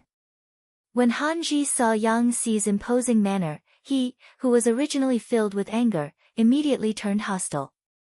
"Brat, I am now under eunuch Jin's orders to capture these traitorous remnants of the embroidered uniform guard. If you know what's good for you, dismount from your horse and kneel on the ground and beg for surrender. Otherwise, don't blame this official for being merciless." Lightly shaking his head, Yang Si narrowed his eyes into slits and didn't say anything else. The warning had already been issued. If the other party still insisted on doing things their own way, the Ghost Shadow Sniper Squad would show them what the end of the road was and what despair was. Seeing that Yang Si didn't say anything else, Han Ji's imposing manner couldn't help but rise. He turned his head to the left and right and said, "Go, capture Tang Tong and the leaders of the rebellion. If anyone dares to resist, kill them without mercy and wipe out their families." "Yes." A few of the embroidered uniform guards who were swept by Han Ji's gaze immediately puffed out their chests and raised their heads. They rode their horses forward as if they couldn't bear to look at them. At the same time, their right hands pressed on the embroidered spring sabers at their waists. They looked like they would kill anyone who dared to resist. Puff puff puff. The snipers with silencers opened fire under Baizuo's command. Without the slightest movement, four embroidered uniform guards who were riding forward fell from their horses. When they landed on the ground, each of them widened their eyes. Their faces were filled with unwillingness and confusion. The four officers of the embroidered uniform guard were suddenly killed on the spot without any warning. This frightened the others. For a moment, the embroidered uniform guards who were advancing stopped in their tracks. They looked around as if they were looking for something. There's no need to look. If anyone is looking, I guarantee that the next one to die will be him. In order to increase the sense of mystery, as well as to deal a fatal blow to the enemy's morale, Yang Xi's shout rang out. Some of the officers who were obedient immediately stopped their actions of inquiring about the situation. However, there were also two who didn't know what was good for them. They didn't take Yang Xi's words seriously at all. They were still looking around to find the reason for their comrades' deaths. However, in the next second, the two of them became corpses. They fell from their horses with a spear between their eyebrows. 6 people died in a row. This sudden turn of events caused the embroidered uniform guards to cry out in alarm. Death wasn't scary, but to die without knowing why, or even who killed you, this became very scary. Han Ji also had a physical body. With the help of Jin Ying's power and influence, such a person would naturally cherish his life more than ordinary people. Glory and wealth were right in front of him. If he died without enjoying it, how unjust would that be? Seeing that 6 of his subordinates had died in succession, he really couldn't find the reason. His expression changed again and again, and he said to the left and right, "Go, you guys rush over. This official wants to see who is causing mischief in the dark." Han Ji didn't know the reason. Naturally, he couldn't go back and report to Jin Ying. Whether it was for his own position or to give his superiors an explanation, he needed more people to test the danger and find the real killer move. The embroidered uniform guards who were called out immediately changed their expressions. There were only 2 kinds of people who knew that they would die but still wanted to go forward. One was someone with strong faith. The other was someone who was stupid. For these embroidered uniform guards, faith was nothing. In their eyes, power and money were more important. To be elected to the embroidered uniform guards, they naturally weren't stupid. If there were no benefits, why would they be willing to take the risk? At that moment, several people looked at Han Ji with pleading eyes. Their pleading was very obvious. What? Is no one going to listen to my orders? Let me tell you, if you rush forward and die in battle, you will die for the country. Your family will be compensated. On the other hand, if you disobey, not only will you die, your family will also be implicated. Choose for yourselves. The angry Han Ji wouldn't reason with his subordinates. He directly made his position clear. To outsiders, the embroidered uniform guards were very powerful. They could even capture important officials. However, at the same time, their internal rules were very strict. So strict that even the slightest mistake could result in death. Since Han Ji had already threatened them, they had no other choice. After a few people looked at each other, their eyes filled with determination. Their hands shook the reins of their horses and they leaped into the ranks. After a few more almost inaudible gunshots, none of the embroidered uniform guards were lucky enough to survive. They all fell off their horses and died.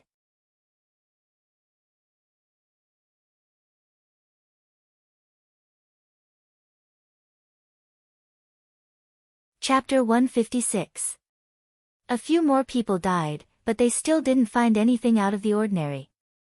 While Han Ji's expression changed drastically, he realized that the embroidered uniform guards around him were intentionally keeping their distance from him. From the looks of it, it was clear that they were afraid of being called out and sent to their deaths. In the dense forest beside the road, the members of the Ghost Sniper team were very excited. They liked the feeling of taking someone's head from 1,000 meters away. The moment the bullet whizzed out, the blood in their bodies seemed to boil. Now, they just hoped that Han Ji wouldn't be scared and give them a chance to kill to their heart's content. Would Han Ji be scared? The answer was yes. Seeing 10 of his brothers die in front of him for no reason, he was scared out of his wits. At this moment, he wanted nothing more than to turn around and leave. If it wasn't for the fact that he didn't know how to reply to Jining, he would have disappeared long ago. In contrast, Tang Tong and the others were in high spirits. Although they didn't know why the enemy died as soon as they moved, they were sure that the person who did it in the dark was one of their own. With such a strong external aid, what else did they have to be afraid of? Now, they just had to watch the other party advance and die one by one. At the same time, many of the brocade guards who were hesitant about whether to follow Tang Tong were glad that they made the right choice. Report. Just as Han Ji was in a dilemma and didn't know what to do next, a cavalry scout came from behind.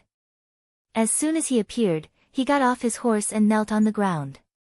Report to Master Han, Chao Jixiang is leading 3,000 brocade guards to surround us. Chao Jixiang. Hearing that someone was coming to surround them, Han Ji didn't feel nervous. On the contrary, he was very happy in his heart. He was originally worried that he wouldn't be able to report back without a reason. Now, Chao Jixiang's arrival gave him enough of an excuse. Not good, they're here to deal with us. So, everyone listen to my order, retreat. Han Ji reacted as if he was facing a great enemy and shouted in horror. Then, he urged his horse back.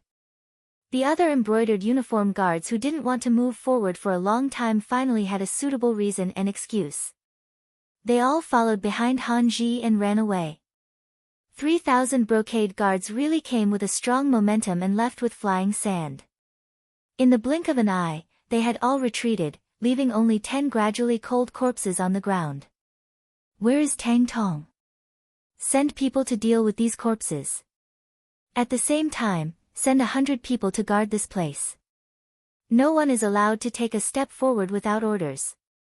Otherwise, these people will become their role models. Yang Si issued the order loudly, then rode his horse back to the Yang village.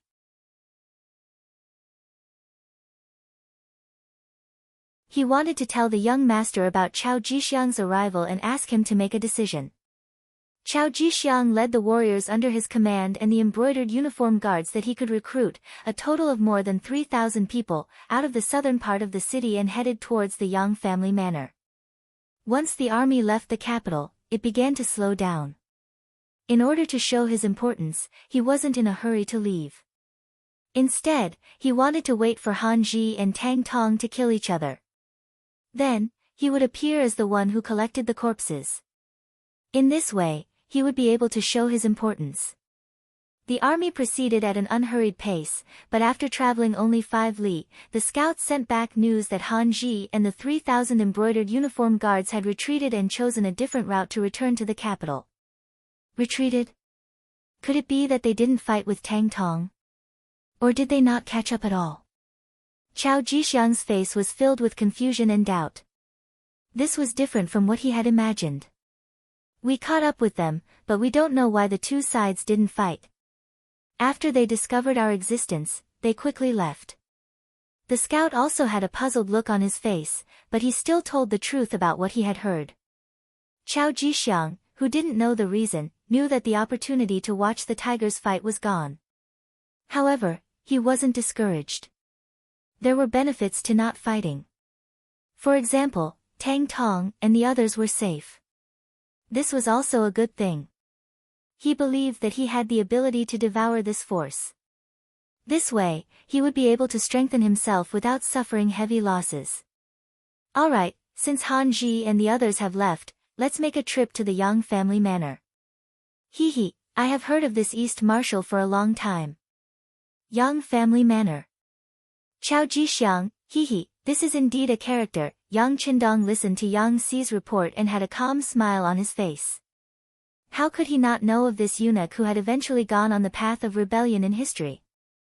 It was only because of Wang Zhen's Jining that he didn't stand out so much. With the passage of time, this person had finally stepped onto the stage of history. Based on his performance, he had even had the opportunity to shine earlier than in history. Pass down the message.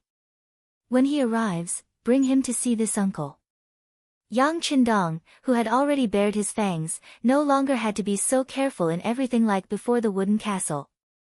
Even when facing Chao Jixiang, he still had a sense of superiority. Yes. Yang Si cupped his fists in acknowledgement and left. Yang Qindong was left alone to think about what to do next. He could no longer hide the fact that he was the vanguard of the Qing sect. A dynasty was about to have 2 emperors. He really didn't know what choice everyone would make. And what choice would the acting sect master, Zhu Qiyu, make?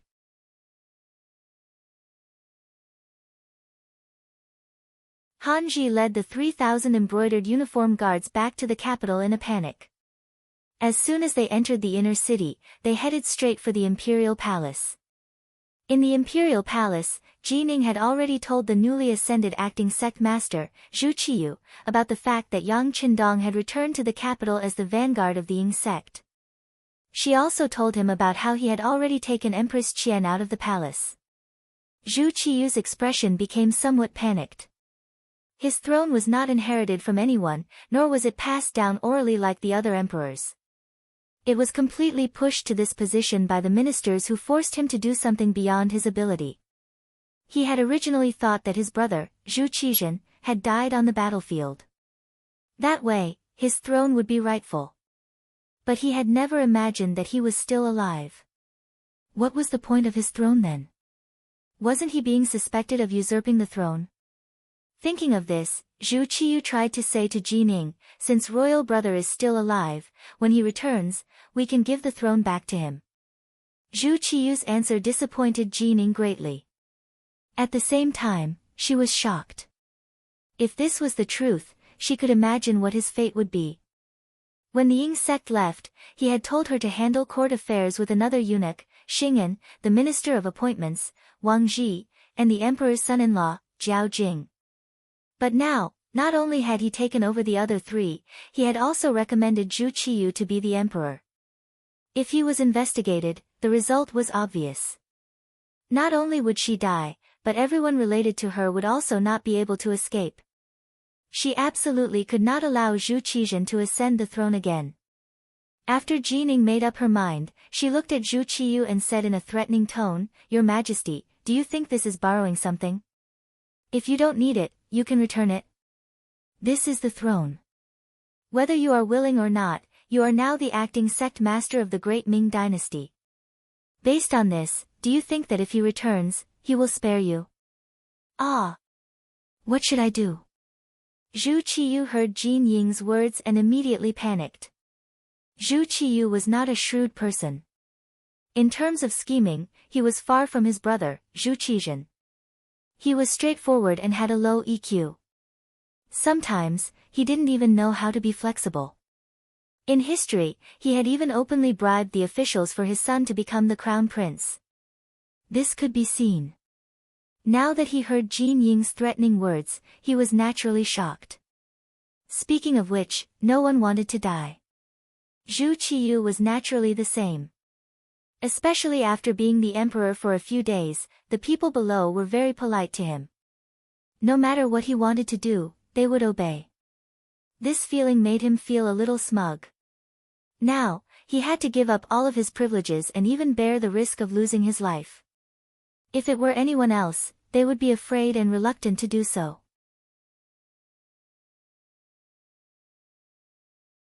Jining saw that Zhu Qiyu was a little scared and knew that her words had worked. While she was happy, she spoke her opinion and meaning. "Your Majesty, no matter how you obtained the throne, there is no doubt that it is legitimate. You were recommended by the officials and approved by Empress Dowager Sunday. Then, you are the current emperor of the great Ming dynasty. There is no doubt about this. If anyone has doubts, then they should be arrested and killed as an example to others." Arrested and killed? Zhu Qiyu repeated Jin Ying's words. "That's right, capture them and kill them. This way, no one will dare to say bad things about you. As for the matter of Emperor Yingzong returning to the court, I think we can make him the retired emperor, just like Li Yuan during the Tang dynasty. Wasn't he revered as the retired emperor by his second son, Li Shimin? In later generations, because Li Shimin was close to the government and loved the people, he was still revered as Emperor Taizong of the Tang dynasty. This is the example set by our predecessors. Qing was not an ignorant and incompetent person. When she spoke of history, she was clear and logical. After Jin Ying's advice, Zhu Qiyu's expression became much better. He did not want to die. In order to live on and even live a better life, he could only let his imperial brother suffer. All right, then we will do as you say and honor my imperial brother as the retired emperor. However, I don't know how the officials will react. Will they support me? After all, I have only been the emperor for a few days. My imperial brother has been the emperor for more than 10 years. It's fine. As long as we give enough benefits, these officials will make the right choice, Qing said confidently. Now that he had great power and Zhu Qiyu's support, he did not believe that anyone would dare to have any objections. Of course, he still prioritized roping in those who could be roped in. Ever since the Han dynasty revered Confucianism, the disciples of Confucianism were a privileged class and were high above the masses. They monopolized education and officialdom. They were decadent and fell. They were conservative and stubborn. However, they had great power. Even the emperor had to give face to Confucianism.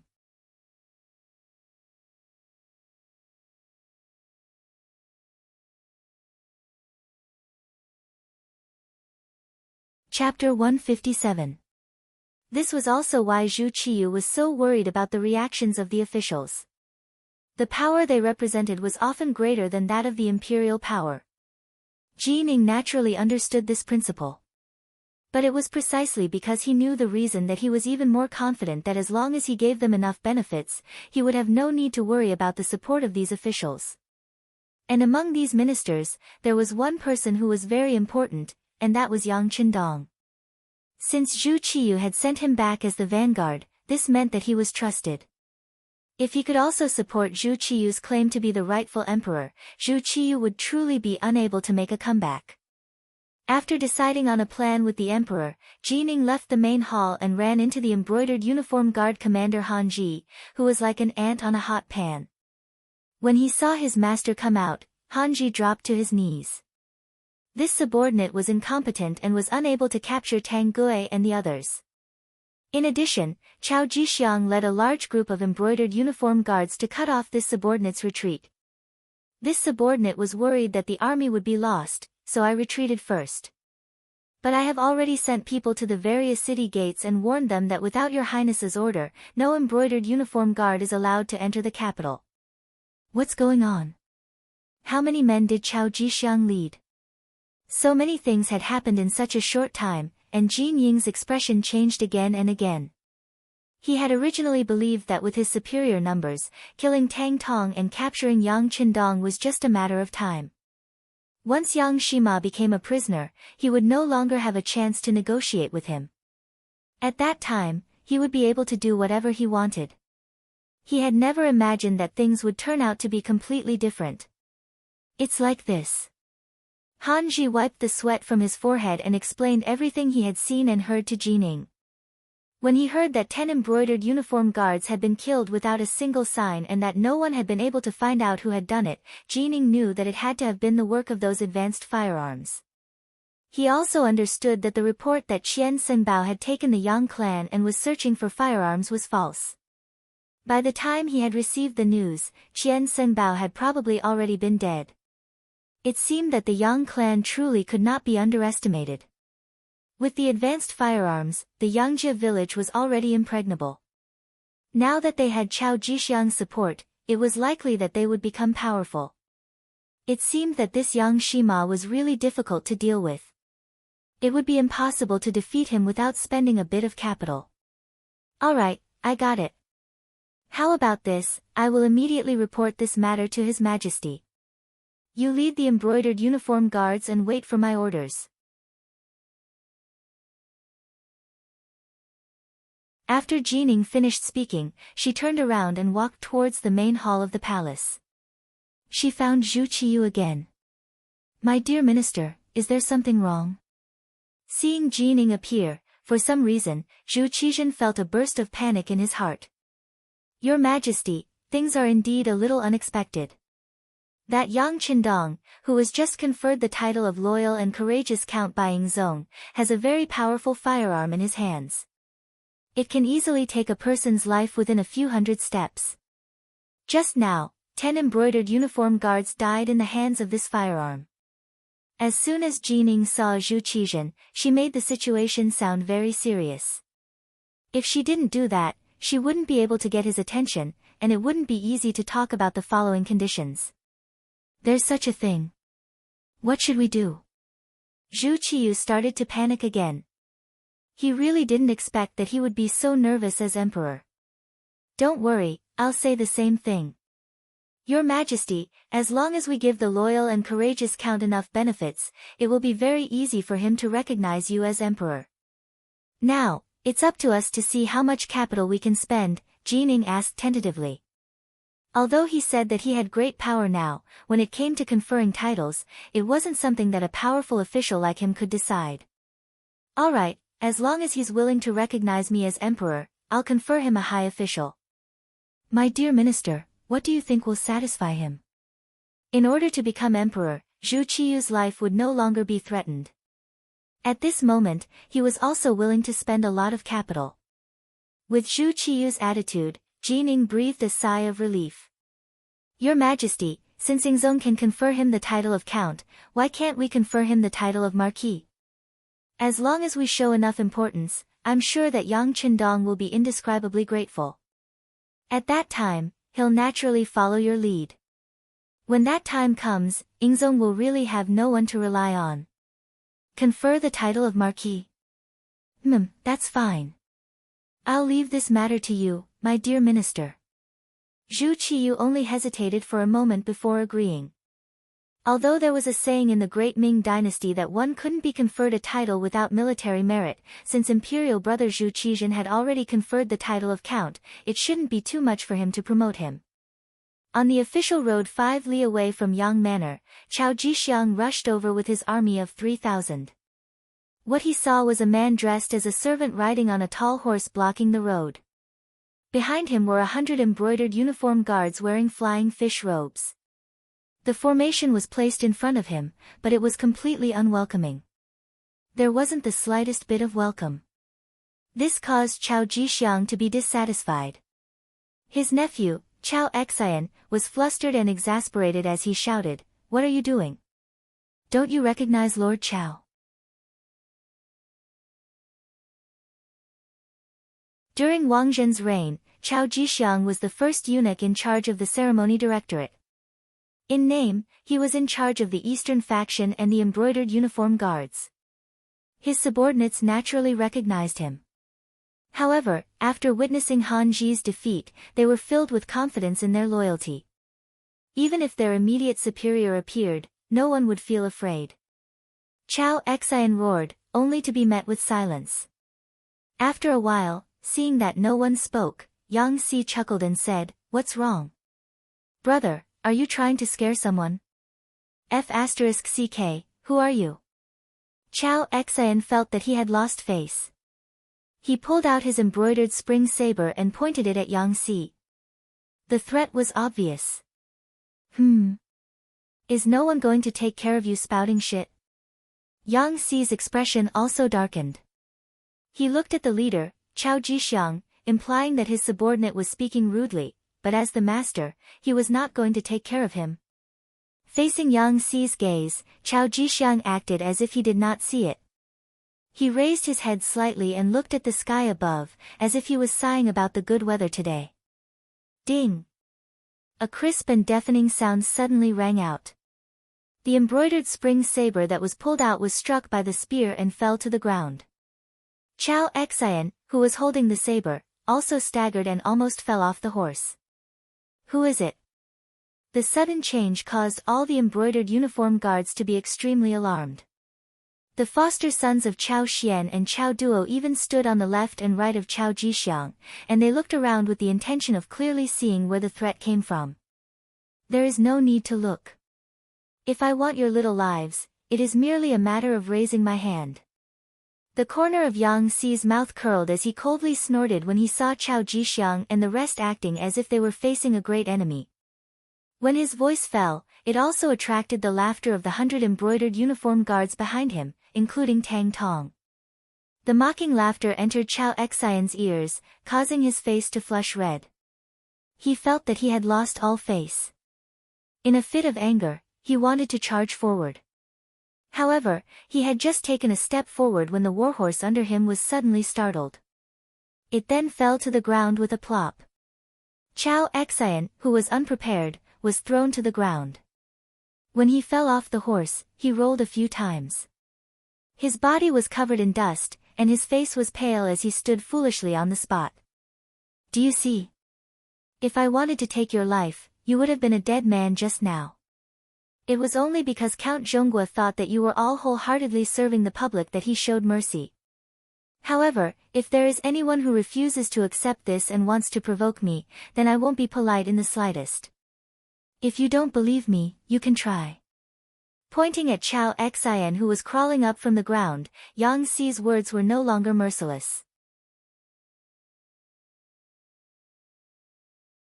This time, there was no one who didn't believe him. Although there were still some people who didn't accept this, they suppressed the impulse in their hearts. This was because they knew that if they didn't act properly, it was very likely that they would end up dead on the spot. Chao Jixiang, who was originally calm and waiting for Yang Qindong to appear, was no longer as relaxed as before. When he looked at Yang Xi again, he first pushed away Chao Xian and Chao Duo who were protecting him. Then, he mounted on his horse and cupped his hands together. This brother, I am Chao Jixiang. I have something to discuss with Count Zhonghua. Please pass on the message. Wouldn't it have been fine if you had done this earlier? Alright, wait for me to report to Count Zhonghua. Yang Xi had long expected this kind of result. He cupped his hands together and spoke with a trace of politeness. Turning around, Yang Xi didn't immediately head straight for the Yang clan manor. Instead, he said to the leader, Tang Tong, look carefully. If anyone doesn't listen to my advice and recklessly charges forward, you only need to shout loudly and there will naturally be people who will take their lives. After saying this, Yang Xi swaggered off, leaving Chao Jixiang and the others with no place to vent their anger. No matter what, Chao Jixiang was the eunuch in charge of the ceremony directorate and was ranked first. Moreover, he also had the status of the East Faction factory manager. Normally, when he met any minister, the other party would be polite. How could he have encountered this kind of situation? Even if Yang Qindong had already been conferred a noble title and became Count Zhonghua, there were still many people in the Great Ming dynasty who had a noble title. How could he dare to be so impolite to the East Faction factory manager? It was just that the situation was stronger than the person. Although in terms of status, he was a level higher than the other party, the killing intent that came out of nowhere really scared Chao Jixiang and the others. Yang Xi told them to wait obediently, so they could only continue to wait. In the Yang clan manor, Yang Qindong was in the study drawing for the women. Because there were too many women squeezing in, it actually felt a little crowded. Hu Yan, Qiao Yin, Yang Duo, Lady Shui, and Lady Xiang were all in the study, waiting in line for Yang Qindong to draw. A strange atmosphere lingered in the study, giving Yang Qindong a kind of scalp-tingling feeling.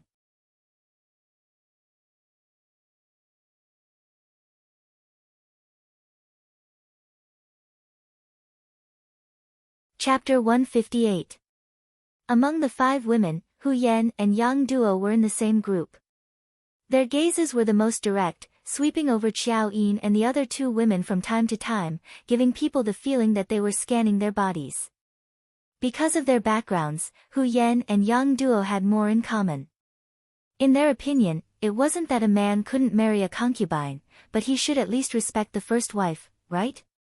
Obviously, Hu Yan should play the role of the first wife. Qiao Yin and Madame Shui were in the same group.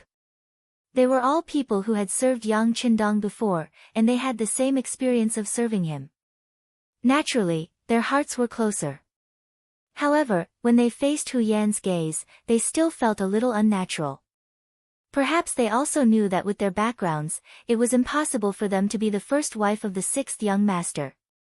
To be able to become a concubine was already a blessing from their ancestors. The last of the 5 women, Madame Xiang, felt uncomfortable standing there. She was extremely careful when she spoke and walked. Her background wasn't good, and she hadn't been recognized by Yang Qindong. Logically speaking, she shouldn't stay here. However, after experiencing the previous incident, she didn't want to let go of this relationship. So what if she was looked down upon? In short, this time she definitely wouldn't back down. Even if she had to refuse, she would do it on Dong Shuai's bed. It was said that 3 women were enough to make a show, but now there were 5 women. 4 of them had feelings for him, and one of them was his biological sister. Yang Qindong didn't know what to do. Although he was still holding a brush, he was no longer in the mood to paint. Cough. With a light cough, Yang Qindong decided to change this situation. Some things needed to be made clear. Otherwise, he didn't know how he would live in the future. What he wanted was to enjoy the happiness of having multiple wives, not to look at other people's faces and consider their feelings. His cough immediately attracted the attention of the 5 women. Almost at the same time, several cups of tea were handed to him. Seeing all the women fawning over him, Yang Qindong couldn't help but let out a long sigh and said, "All right, I understand your intentions. Now, I'll give everyone a choice. If you want to leave my woman, you can do so. Not only will I not pursue the matter, I'll even give her a large sum of money. It can be considered as ending our fate." "That's right, 7th sister, can you leave first?" Yang Qindong's intention was to discuss, but his tone was extremely firm. This caused 7th sister Yang Duo, who originally wanted to stay here to watch the show, to feel a chill run down her spine. She actually involuntarily agreed and then left the study. After Yang Duo left, the 4 women left behind all liked Yang Qindong, and Dong Shuai also liked them.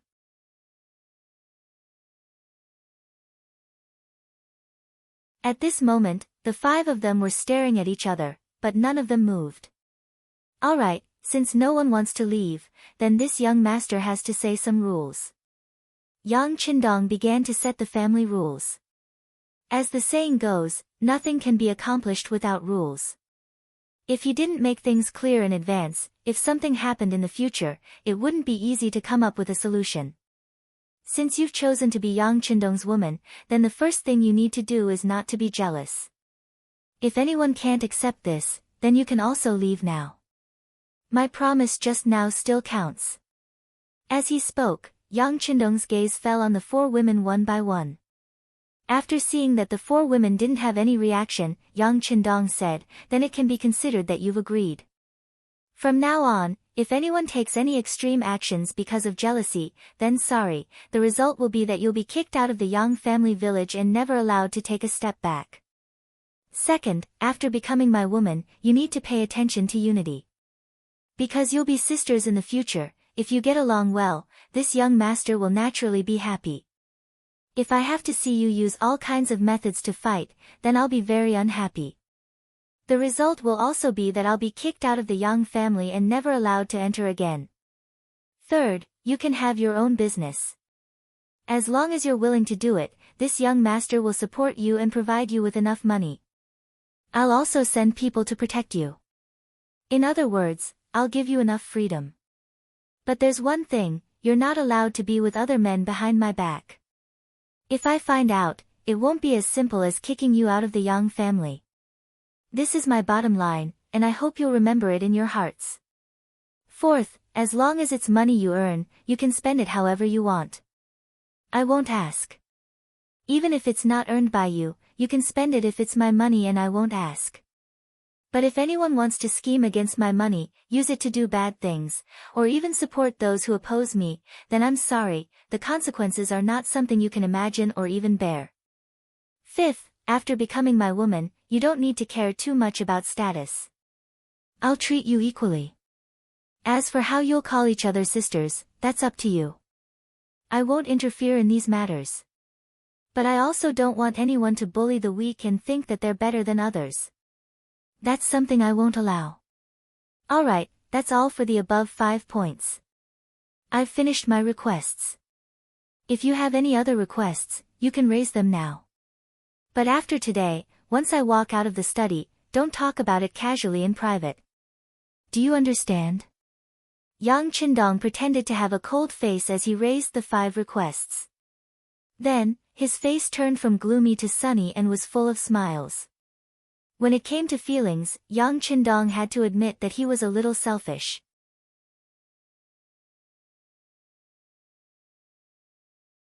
For women, it could be said that each had her own merits. He didn't want to let go of any of them, but he also didn't want to hurt any of them, so he had to say the ugly words first.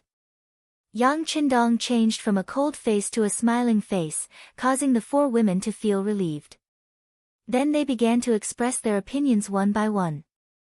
The first to speak was Hu Yan. Although none of the women said anything, everyone knew that Hu Yan was very likely to become Yang Qindong's wife in terms of background and knowledge. This was determined by the environment, and it was very difficult for Yang Qindong to change it. Not to mention, Hu Yan knew that Yang Qindong was likely to have an accident, but she still came to Yang Qindong and claimed to be the daughter-in-law of the Yang family. Just this point alone was not comparable to ordinary women. If she became the first wife, others would not have any objection. Hu Yan was the first to stand up. Her eyes fell on Yang Qindong, and she said with shyness, I abide by the 5 requirements of Dong Shui. At the same time, I also have to criticize myself. In fact, I didn't mean to be rude to my sisters. It's all my 7th sister who taught you. Alas, she suffered in the Wang family. She was afraid that you would suffer like this, so she did this. I can understand, but don't do it again. You can't do this in the future. I'm not that Wang Go. By the way, you can call me Lu Lang in the future. Yang Qindong's face was full of smiles. He had already learned from Yang Si and Yang Lu that before he came back, the women got along very well. For such a sudden change, it must be 7th sister who played a role in it. Sure enough, Yang Qindong directly pointed out the problem. Hu Yan blushed and said, I really can't hide anything from Lu Lang. Ha, Lu Lang is a good name. Of course, only my women are qualified to call me that. Ha, okay, come over and let Lu Lang hug you. Yang Qindong laughed and ignored Xiao Yin and the other women who wanted to say something. He first put Hu Yan, who was the closest to him, on his lap. Since he had made the request and no one had any objections, there was no need to listen to the attitudes of these women. Wouldn't it be better to see everything through their actions in the future? It was Hu Yan's first time being so close to Yang Qindong, and she immediately blushed. However, when Xiao Yin, Madame Shui, and Madame Shui also came to Yang Qindong's side and huddled together, her shyness quickly disappeared and she blended into the warm atmosphere. Outside the study, Yang Si had been there for a while, but when he saw Miss Seven guarding here and not allowing anyone to enter, he could only stand aside and wait respectfully. It was not until about an hour later that Yang Qindong's voice came from inside. Yang Si, you're back, right? Come in and talk. Yes. Yang Si quickly responded, then lowered his head and entered the study.